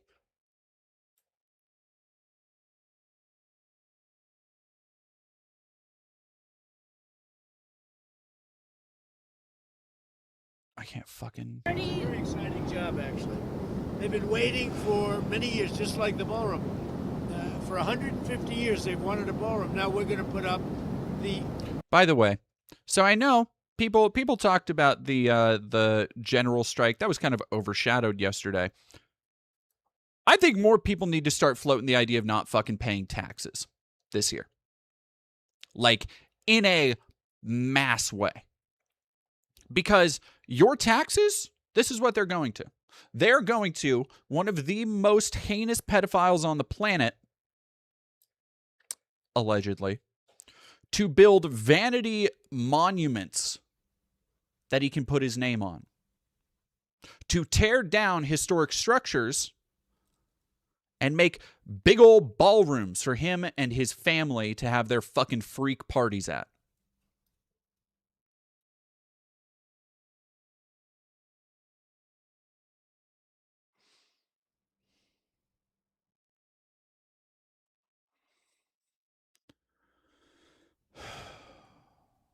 most beautiful ballroom anywhere in the world, as far as I'm concerned. And I could have built a much bigger one. I didn't want to do that. I wanted to be in keeping with, I didn't want it to be taller than the White House, etc. So I wanted it to be in keeping, but it's a really beautiful building done by some of the best architects in the world, the ballroom. Likewise, the Ark, I think it's going to be great. We're just setting up a committee now for the Ark. Could the money from the lawsuit that you may settle with yourself go towards paying for that arch or for the ballroom? I hadn't thought of it, but we're going to probably, it's sort of a strange position because... Oh, is it? I have a lawsuit. Is stealing $10 billion, is that a strange position? Like asking, are you going to put your obvious theft from the American taxpayer, are you going to put it towards the monument to yourself? Like, what? Okay, what's the alternative? He's just going to have taxpayers pay for it anyway. Like, yeah, sure, fuck it, why not? Oh my gosh, holy shit, Jack, how you doing? Riverboat Jack, thank you for rating with a party of 105. Hello, Banana Brains. Okay. Weekend of Mar-a-Lago, and if I pay myself, that somehow will never look good. Oh, you fucking think? What? So what I had and other people, a lot of outside people said, what a great idea. Because nobody cares how much if it goes to good charity. So you settle by giving charities a lot of money. And I think... You settle by giving charities a lot of... That... You settle by giving charities a lot of money. So that's just the game. Like, he's just saying that. He's just saying that actually the way you do it is that you say you're going to give it all to charity. What do you want to bet? Those are some Trump charities. What the fuck do you want to bet? He just gave up the game plan. Cheeky Tube Mouse, thank you very much for following. Right, here, let's go back a couple seconds. Idea. Because nobody cares how much if it goes to good charity. So you settle by giving charities a lot of money. And I think we're going to do something like that. We're looking to do something like that. Charity be to pay for the ballroom and for the... He's just saying, like, people don't care if you do it for charity. That's fucking insane. I can't. He's just saying it. I can't. Arch. Either of those two. I'm talking about American Cancer Society. A lot of I think they should be probably established charities. Letter Answer, you had threatened... I would say established and respected charities. Honor Answer, you had threatened those secondary tariffs on countries doing business with Iran. Damn. We haven't seen those yet. He is what are fucking you holding off losing on? What are you waiting on there? Look, we have a lot of things happening right now with Iran. We have a tremendous fleet going in that direction. God damn. We have if he names it the Arctic Triumph, God. Here's the thing that everybody should look forward to right now. And it's not these things being built. It's the inevitable day they're going to be torn down, very likely in your lifetime. If that heinous abomination of a ballroom gets fully completed and it also, more and more evidence continues to pile up pointing to Trump. Or if other files come out and those videos prove to be real, it is a moral responsibility to tear it the fuck down by whoever comes next. Same with any ARC. Same with anything he has put his name on.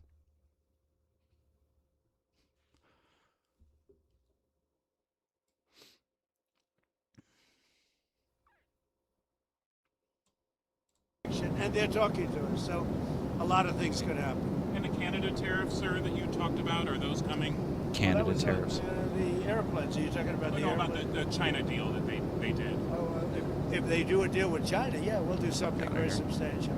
Because we can look. I have a great relationship with China, President Xi, but we don't want China to take over Canada. And if they make the deal that he's looking to make, China will take over Canada. And the first thing they're going to do, end ice hockey. Speaking of China, sir, there was a military purge in that country a week ago. What do you make of that?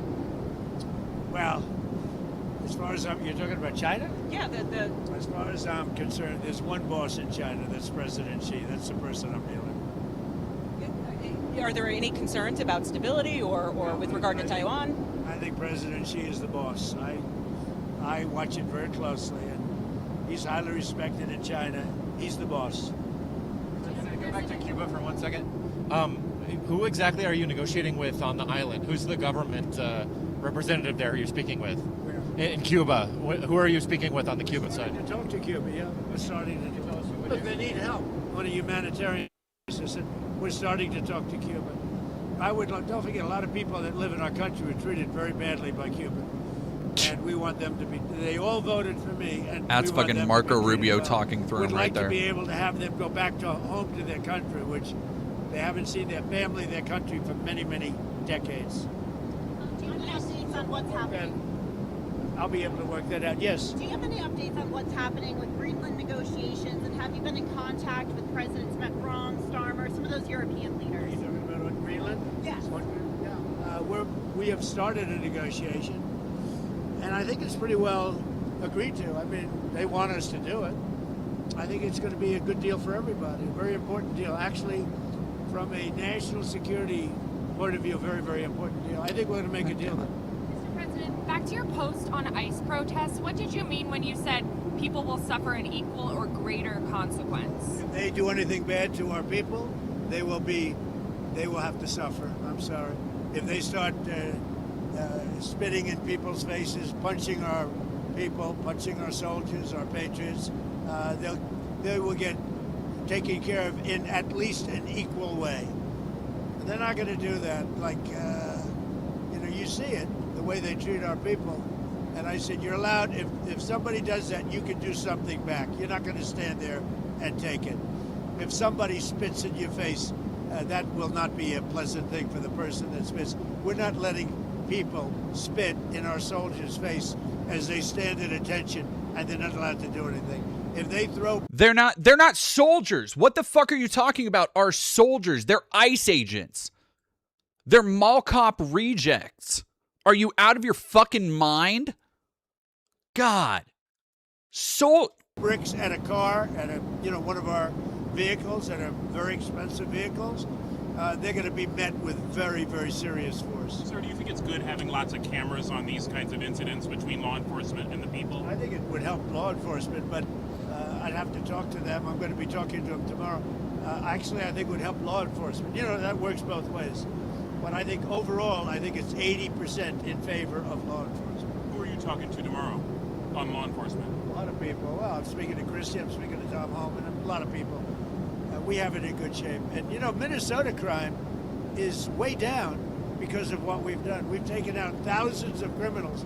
What we want in Minnesota, we want them to open their jails and give us their criminals, and we're gone. That's all we want. And they're going to have to do it.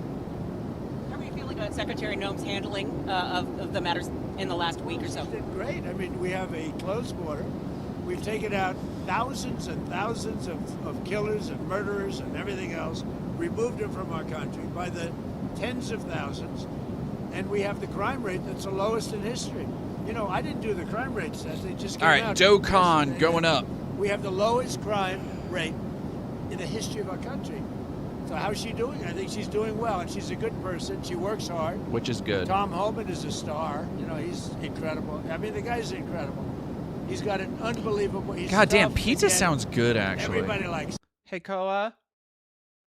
Does pizza sound good? Do you want maybe some Domino's? Okay. What? Am I almost done? No. Why? Do you just miss me? Okay. Okay. Yes, I am sorry. I'm doing my job. I can do better. Not in this area. Not in this area, unfortunately. At least not for the money that it recurs to. But hey, if you want to hook me up with nicer pizza, feel free to donate at the Ko-Fi link, because that'll go right into my account, so me and Koa can get some pizza tonight for dinner. But again, if you do not feel a need to do this. So I think DEF CON goes up to 1, where 1 is the most intense. This Intel by the they're fucking with Polymarket. God, Polymarket is it. Like, look, while we're talking about people who need to be completely eradicated and removed from civil society, Polymarket and everybody associated with it need to get out of here. There is no way to create a safe and sane society when you have entire gambling economies based around what tragedies are going to unfold. Like, you are literally creating a betting atmosphere that encourages people in power to do certain things. It is, I can't, but whatever, they make money off of it, which is why it's been so fucking shoved into everything. I can't, But he said to me just tonight, he said, look, they've got to open up their prisons and give us their criminals. And their God, I hope so. Nehemia, thank you very much for $5. The line is running out of ways to convince people he's not doing an Irish shake off this mortal coil. Lazy Blueberry 22, thank you for $5. I don't think any of this will get built, just more money schemes. Also, his health is rapidly declining. They won't finish in time. I believe the second part, the first part, that ballroom is like halfway done. What's the over-under on human suffering? Oh. murderers and their drug lords, and, you know, and we'll take care of them. And that's why crime is down in Minnesota, not because of anything they did, it's because of what we did. Same thing in Chicago. We have crime down in Chicago, and most people don't even know we're there, but we're there doing a good job.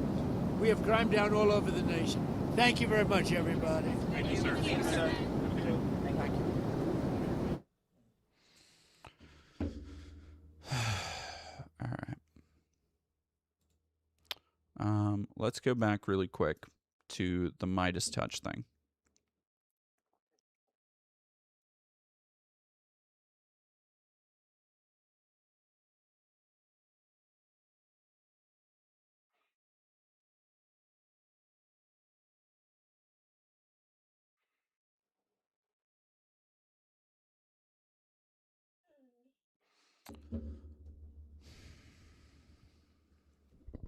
Here's Epstein being told he has permission to kill an unidentified person. Now, again, these are things you need to keep in mind that somebody, at least in the FBI, had knowledge of. This was how this shit worked. Which means that if Trump knew this and did not come forward with the evidence exonerating him, or at least come forward with the shit that was happening like this, then the only reason is to defend them. Thank you all very much. Thank you for $5. But on the other hand, you can bet on whether Jesus will return before GTA 6 is released. Yeah.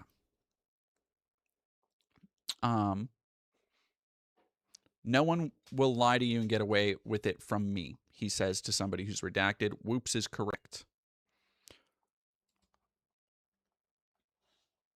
Mary Kennedy found dead in her backyard. Whoops, says Jeffrey Epstein. The autopsy showed that Mary Kennedy, then going through a messy divorce with estranged husband RFK Jr., had her fingers between her neck and the noose as if she was having second thoughts. Former NYC medical examiner said, "I have investigated many, many suicides by hanging and never seen that."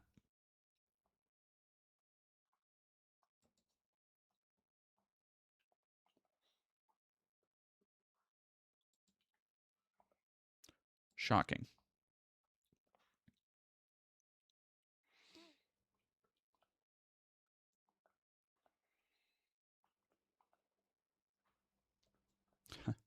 For whatever neurodivergent reason, Musk is incapable of talking in code and innuendo, which makes his exchanges with Epstein interesting. In this case, the dialogue went something like this. Epstein, do you want to come over to my place for a party? I'll have many interesting people during UN General Assembly. Musk, taking Epstein literally. Not interested in meeting diplomats. Too busy. Epstein, do you think I'm an R slur? Just kidding. There was no one over 25 and all very cute. Like...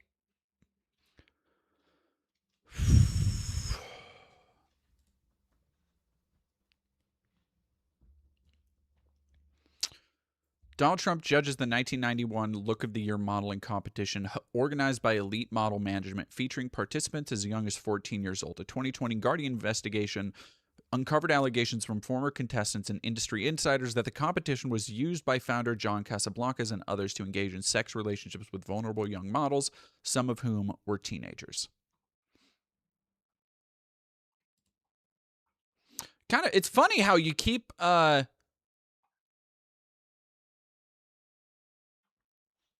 Jesus Christ.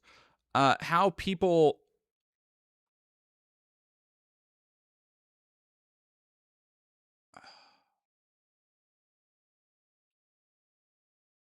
Huh?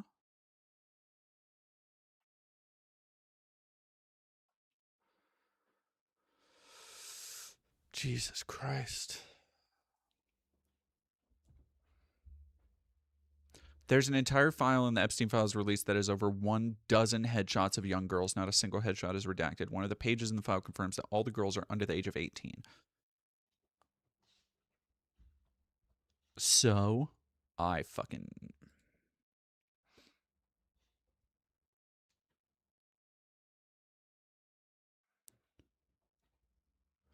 After this, RFK illegally dug up her body and moved it without permits.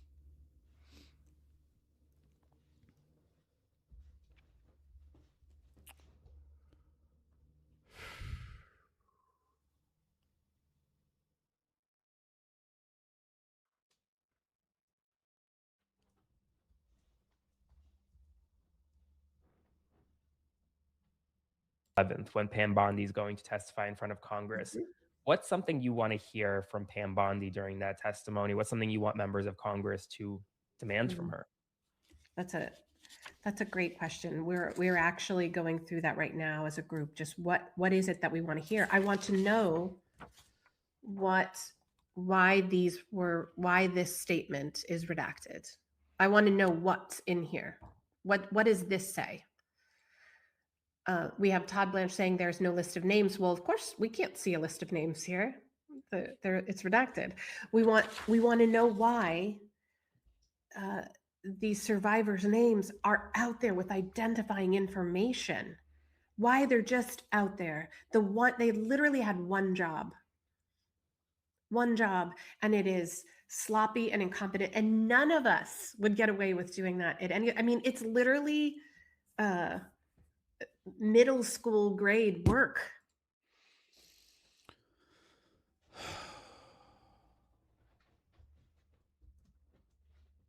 Robert Garcia confirms House Democrats will hold Pam Bondi in contempt of Congress.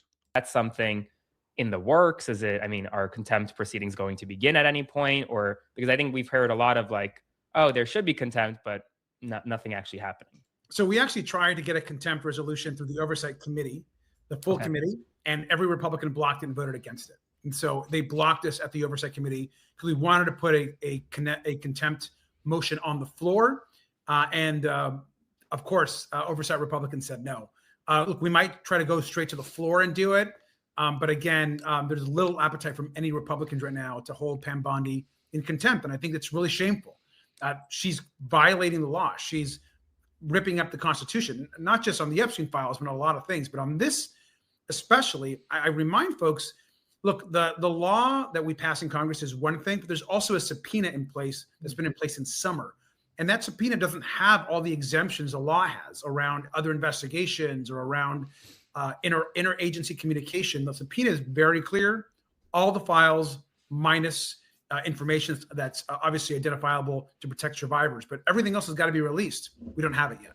I got to ask you, if you all take power next November and we're still in the same position, would you commit to holding her in contempt once you have Democratic majority?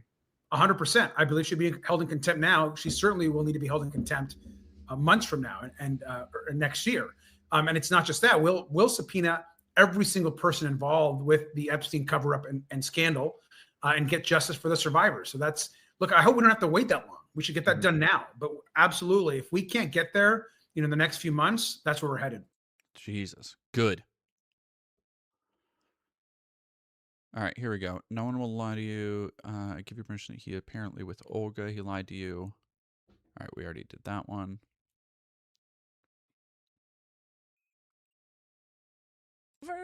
And men related to Epstein's abuse, and that there are 4 unnamed employee co-conspirators. Now, she's putting this in a habeas corpus petition in order to get her conviction overturned or to get a pardon from Trump. Now, as we know, we have not seen the victims name their abusers, and we had all thought it was because of fear of retribution, which it could very well be, but also legally, those types of agreements would also include non-disclosure agreements, which would mean that legally they couldn't name their abusers. I did a deep dive for this for the Midas Touch YouTube channel. Okay. Oh, yeah. Max Phoenix. I like Epstein survivor Lisa Phillips. Within the Epstein files that abuse women, unfortunately. Are you okay with that response? Let's go back to the beginning. But I don't think that the public or you all are going to uncover men within the Epstein files that abuse women, unfortunately. Are you okay with that response? No, I'm sickened by it. I'm just sickened by it. Yeah. I'm so sickened. I'm actually like shaking right now. I want to fucking cry. Like it makes me so sick. And it has a wedding ring on. Like, how does he go home to his wife and the wife can look at him in his face and actually say something like that? The wife knows. It's like, this is disgusting. I'm looking at the files right now that says names. Names. So what is it? There's no evidence of it. But I don't. Baron Lewis, thank you very much for 8619. For 16 months, off to play Hitman, World of Assassination. Somehow the Illuminati Cabal on that turned out less evil than the real Illuminati Cabal. Yeah. That's not bad. That's not a bad idea. Hell of a game.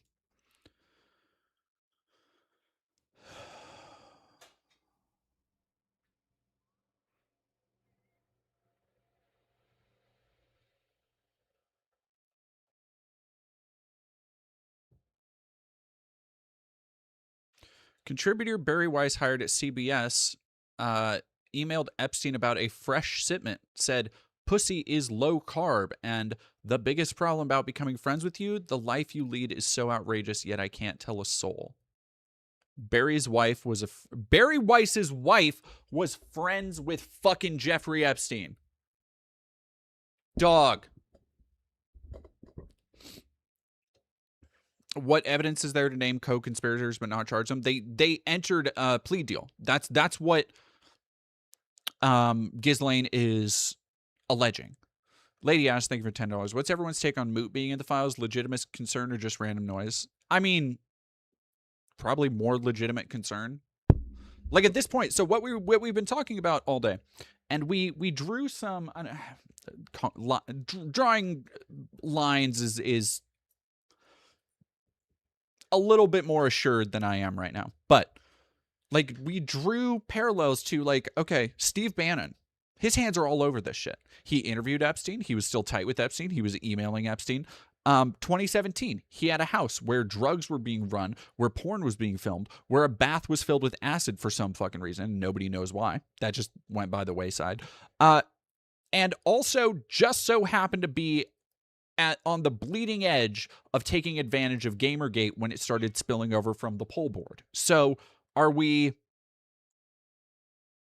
like there are so many different things that you can just ping pong between for all of these elites.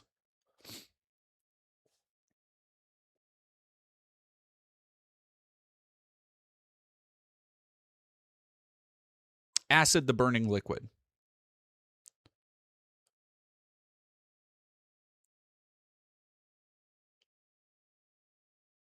We've been hearing so much about all the efforts and the hours and the prosecutors and the agents who've been going through these files to redact them.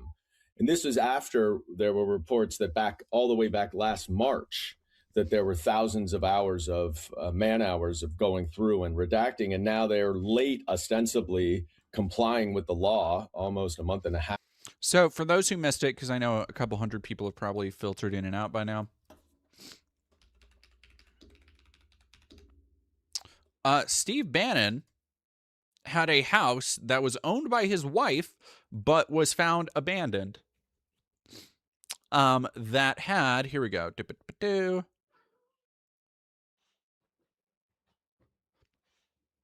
A bathtub destroyed by acid. Padlocks on all the doors, installed video cameras, and ruined the kitchen tub, bathtub, kitchen floor, counter, and floor. Now here's the thing.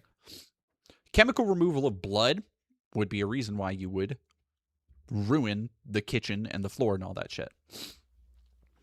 Additionally, we know that while there were padlocks on all of the doors, all the inner doors, so ones that like lock people off from rooms, had been removed. So my conclusion is she was probably cooking meth in here. That would explain the damage done to the bathtub. This was reported on in 2017 and is something that somebody in chat brought up to me.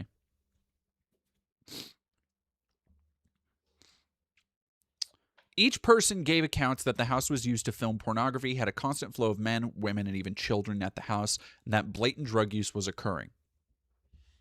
So again, I want to tie all of these threads together, where while this is something that Steve Bannon has been able to distance himself from, because he wasn't technically there and it was only in his name for a short while, what are the fucking odds that this perfectly matches the exact type of shit that now that Epstein is being accused of doing and people in his orbit are being accused of doing? Trafficking people, filming porn, and very likely snuff material. That's my speculation.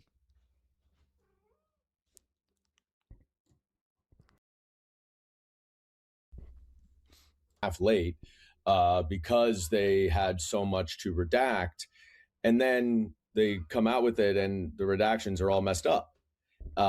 So first of all, that's incredibly problematic and actually against the law, the Victims Protection Act. You have to redact victims' identification information, but it is also unbelievably sloppy and dangerous. And it just reflects the fact that it undermines this whole notion that they've been spending so much time doing that. So it confirms that this is all just a cover-up, and they're continuing to cover up because only half of the documents are released. I don't understand what... Like, I genuinely, I don't get how anybody with the chance to ask a question from Trump is not pushing on literally every button of this right now.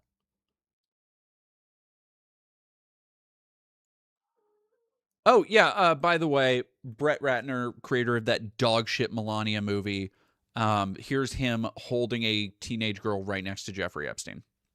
So, did I hear about the Sasha Riley? Yeah, we've talked a little bit about the Sasha Riley stuff, and that here's the thing, we haven't seen anything tying the files to actually Sasha. And I think there are people who go through abuse and have a hard time parsing it. To me, that is what I think Sasha is going through.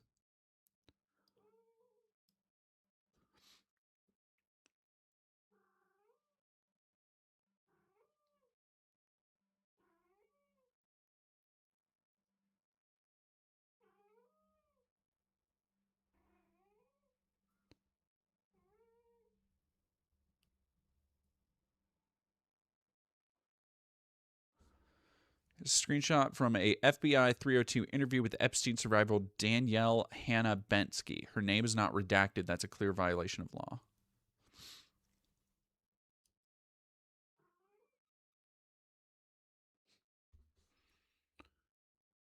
2008.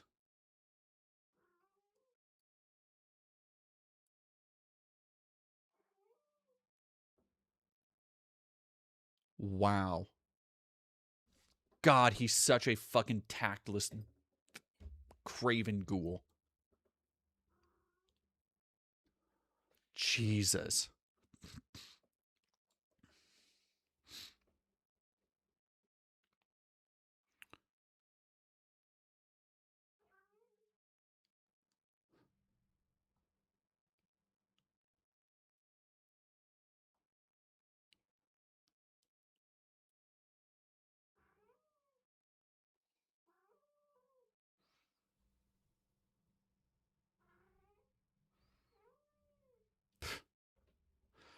Like, look, Jeffrey Epstein doesn't even know how to fucking Caribbean. Woody Allen with me. You might enjoy. God damn, dude.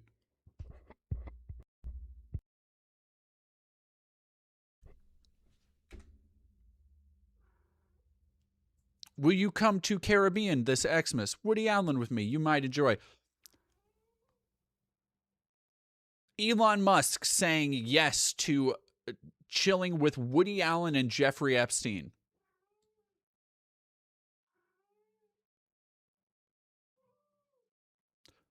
That motherfucker is like has always been washed, but dude, how do you in 2013 which by the way was after his charges, he completely knew about this shit. Like we know Elon is a weird sex freak who's incredibly insecure about that shit. Man,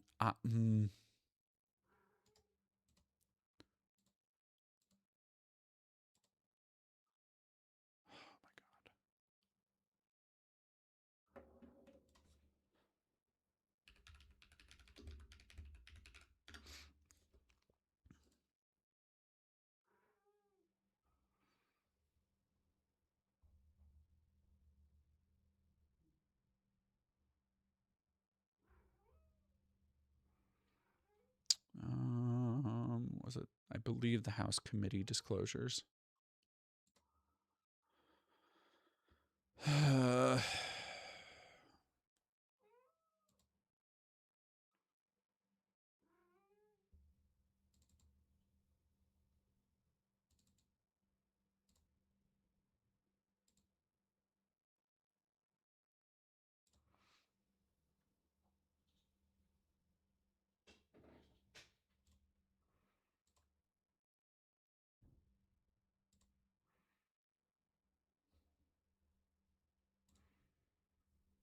When was this? Is this new shit? I think this is.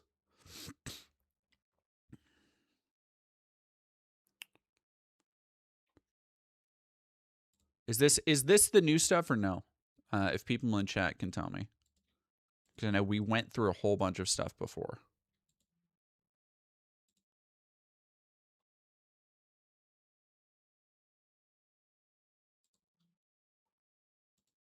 $12 is no? Yeah, that's what I thought.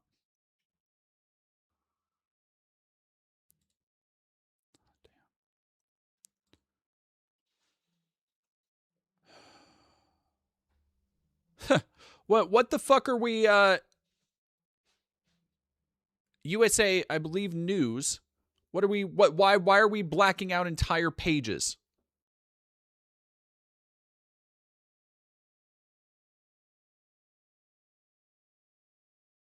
Hope your trial is going well.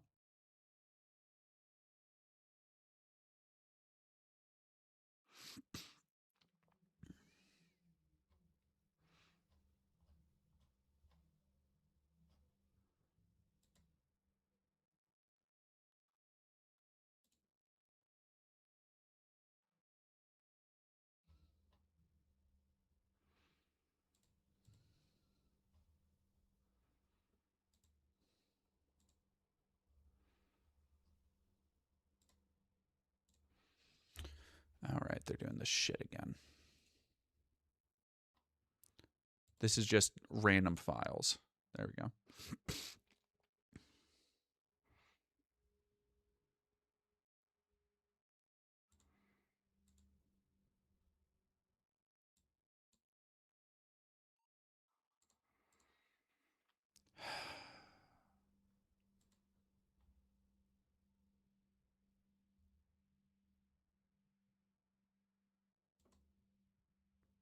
Oh, here's the other one. FBI email with the subject Ari Epstein cellmate interview. Here are summaries provided by the FBI agent. Trump. Blank stated Epstein introduced her to Trump, who subsequently forced her head down to his exposed penis, which is subsequently bit. In response, Trump punched her in the head and kicked her out. Blank remember Epstein introducing her to Trump saying, "This is a good one, huh?" And Trump responded, "Yes." Blank stated she gave Weinstein a massage. By the way, Weinstein in with this freak too, because fucking of course. Christ.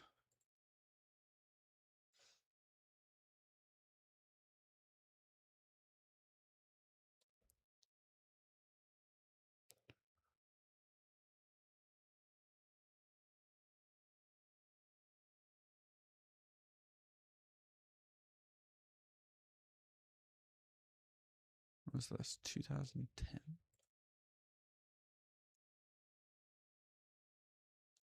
Billy Kotick's boat. Jesus fuck. So Bobby Kotick, former owner of, or former CEO of Activision, I believe. Nehemia, thank you for $5. Why did they black out so much? You see, they needed to protect the identity of Aaron, Abbott, Ashley, Bernard, Caden, Colby, David, Desmond III. Yeah, ain't that the fucking truth?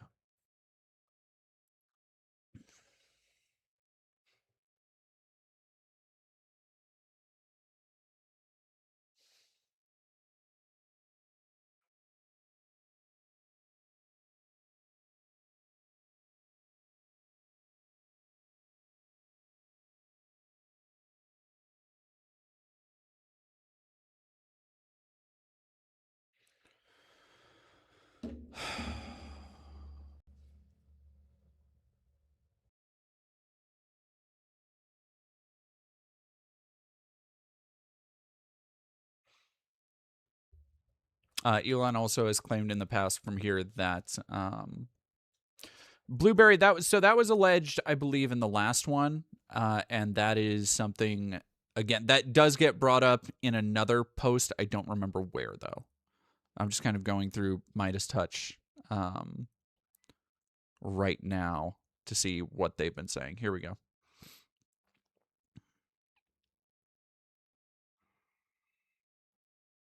Very friendly email from Melania to Ghislaine Maxwell. So here's the other thing that people are starting to speculate about, and that is Melania's complicity or knowledge of this, seeing that she is literally the kind of model and girl from Eastern European poor countries that would be directly fucking trafficked to Epstein or through people like Epstein. Like, it's one-to-one. Melania perfectly fits that. The other part that people are starting to speculate on is that among these wealthy pedophile elites, they allow each other to fuck each other's kids.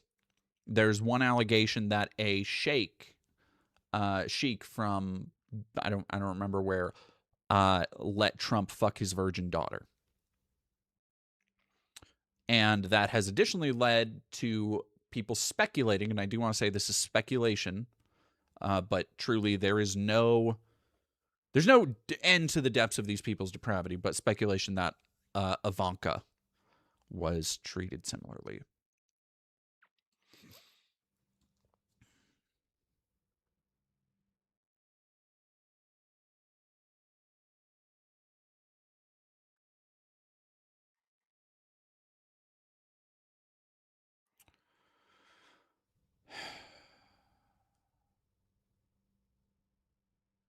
I don't know.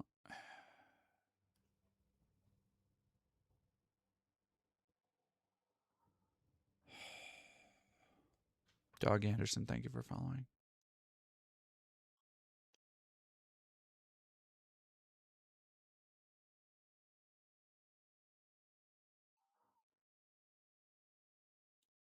All right. Epstein survivors released statement condemning the incomplete Epstein file release.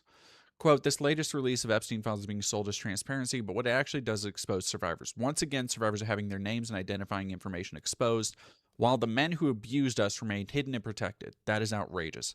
As survivors, we should never be the ones named, scrutinized, and re-traumatized, while the Epstein enablers continue to benefit from secrecy.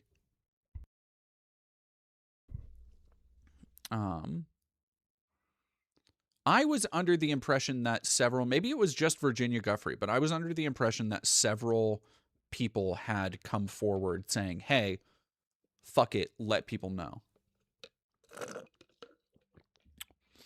But maybe that is not the case. I am seeing from this. Roberts alone reported many abuses connected to Epstein's network, yet the public still does not have the full truth about who enabled him, who participated, and who has been shielded for years. Hundreds of women have come forward with additional reports. The scale of this failure is staggering and indefensible.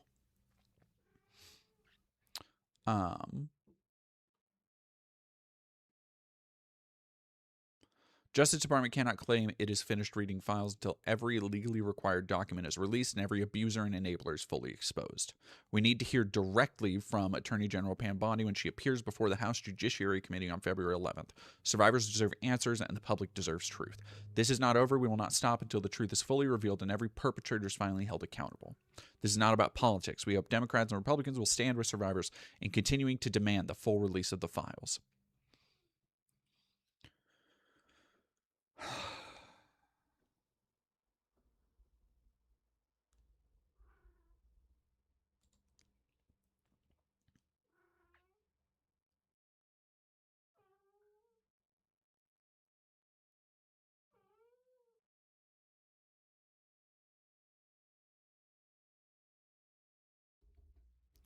In an interview with FBI agents, a survivor told agents that Ghislaine Maxwell presented her to Trump, making clear she was, quote, available.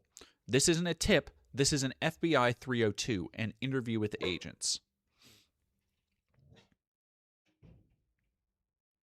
Had a conversation for approximately 20 minutes. Blank was invited to Mar-a-Lago, where she was given a tour by Trump with Epstein and Maxwell present.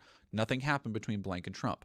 By the things Maxwell said, it was made clear that Blank was available. Maxwell said things like, I think he likes you. Aren't you lucky? This is great. There was an article that came out with Blank and Trump. Blank thought she was around 22 years old. Blank was given suggestion on things to wear. Maxwell said things like, oh, he'll like that. Oh, he doesn't like that. It was set up very much how Maxwell introduced Blank to Epstein. So Maxwell, again, all the claiming that they didn't know each other, Maxwell at least knew Trump well enough to understand how to tailor girls to his tastes. That's at least how tight they were. One who reads, thank you for 7 months. Sub to DD, gift to sub to a comrade. Thank you. Definitely a pretext that this guy was for Blank. Blank and Blank are friends. They dated much later. Blank described as a good guy.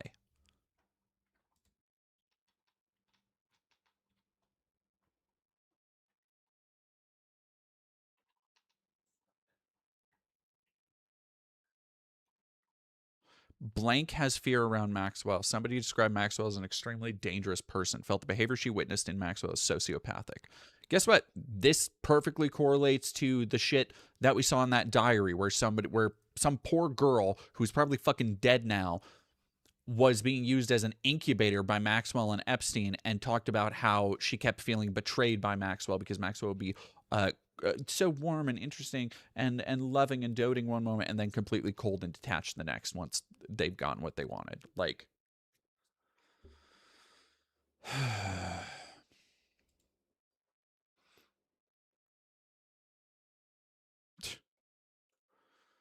2017, Epstein donated $50,000 to an organization in Lutnick's honor, Howard Lutnick, despite him claiming he cut all ties.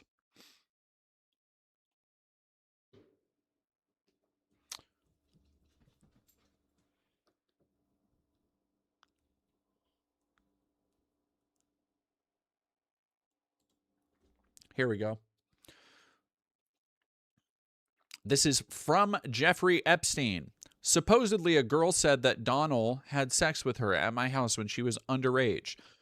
She said she has a witness in 1993. Pottinger story. 2 weeks ago, Magiver said that Pottinger wanted to meet him. I emailed back, do not meet. They are not involved. Yesterday, MacGyver sent me. Pottinger worked his way into my office to tell me that. Very annoyed, I called and got his telling me to above. He's just so fucking stupid. Like, you can't even read.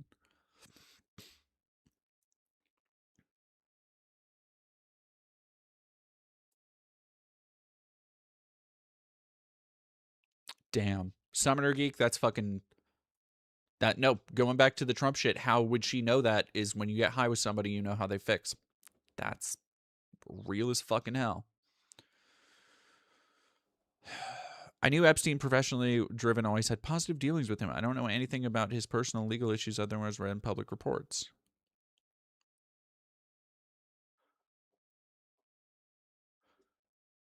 Trump is likely to be asked questions soon about me. In an ideal world, what do you think he should/could say? That's what I'm saying. Hey, lady. No, hey, baby. Hey, dog. Hey, dog. Can you...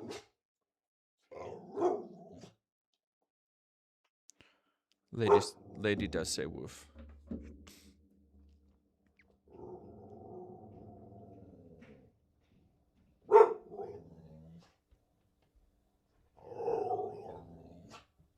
DOJ also, okay, so we want to talk about this one that the DOJ deleted from the file.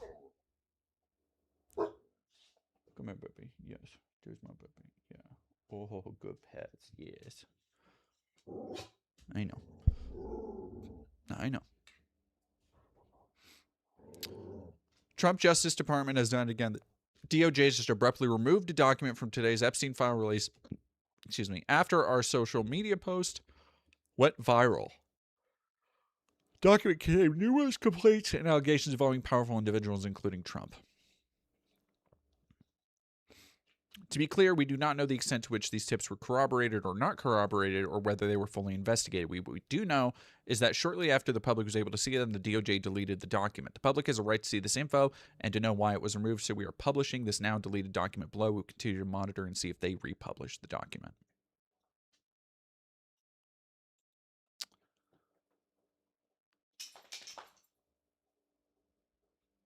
All right, the document is once again appearing on the website.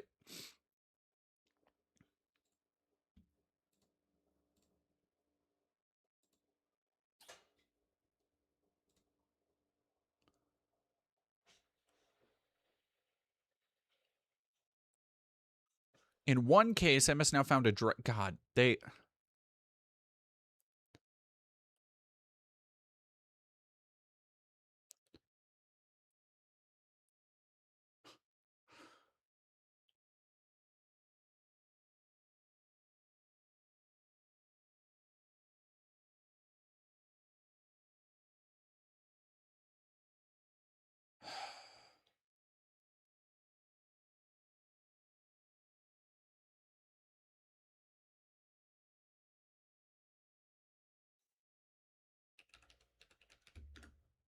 No, take off caps.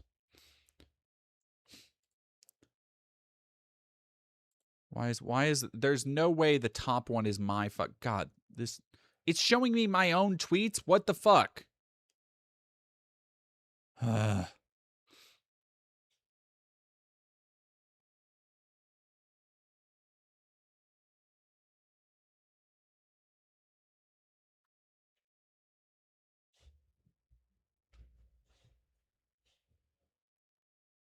It's a lot of people fucking calling out, Jesus Christ.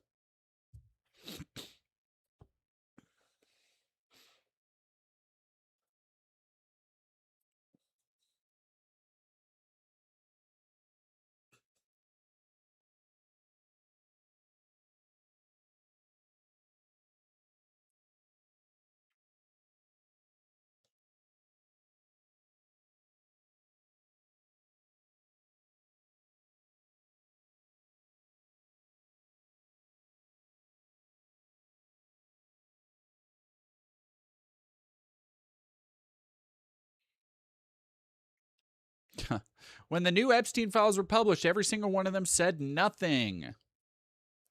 Interesting. Not even. Oh, I guess has our favorite boy Matt Walsh said anything?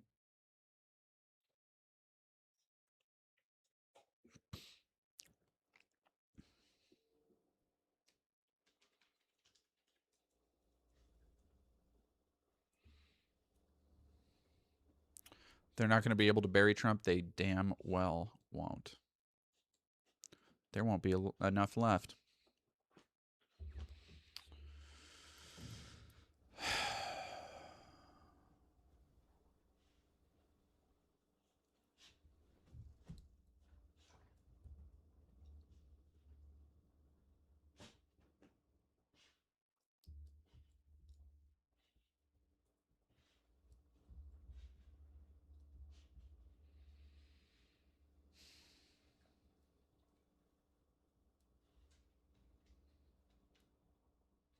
I don't even know what really to say right now.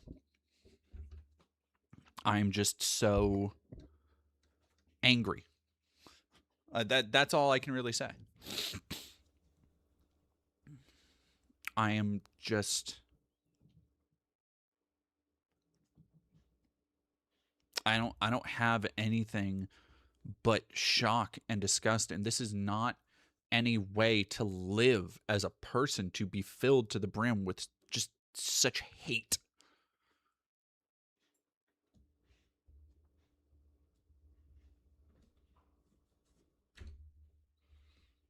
But there is a direction to funnel it at.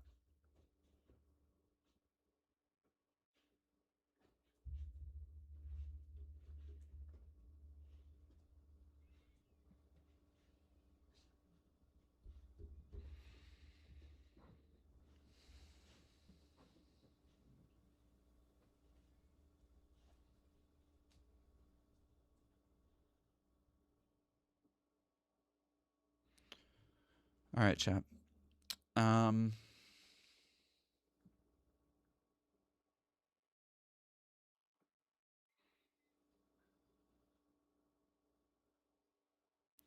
I do have all the mice. I'm sorry, honey. Did I steal your mice? All right, chat. We are gonna go raid somebody. If you haven't yet, please check out the Melania review. Please check out the channel, like, subscribe, do all the things. We're trying to get to where are we at now? We have just barely over 300 followers to go before we hit 10K. And as always, I will be back on Monday. Please don't forget to like, subscribe, put on notifications, do all the things. Who do we got that we can go to? Let's go. I don't even really know. There's not really much people. You know what?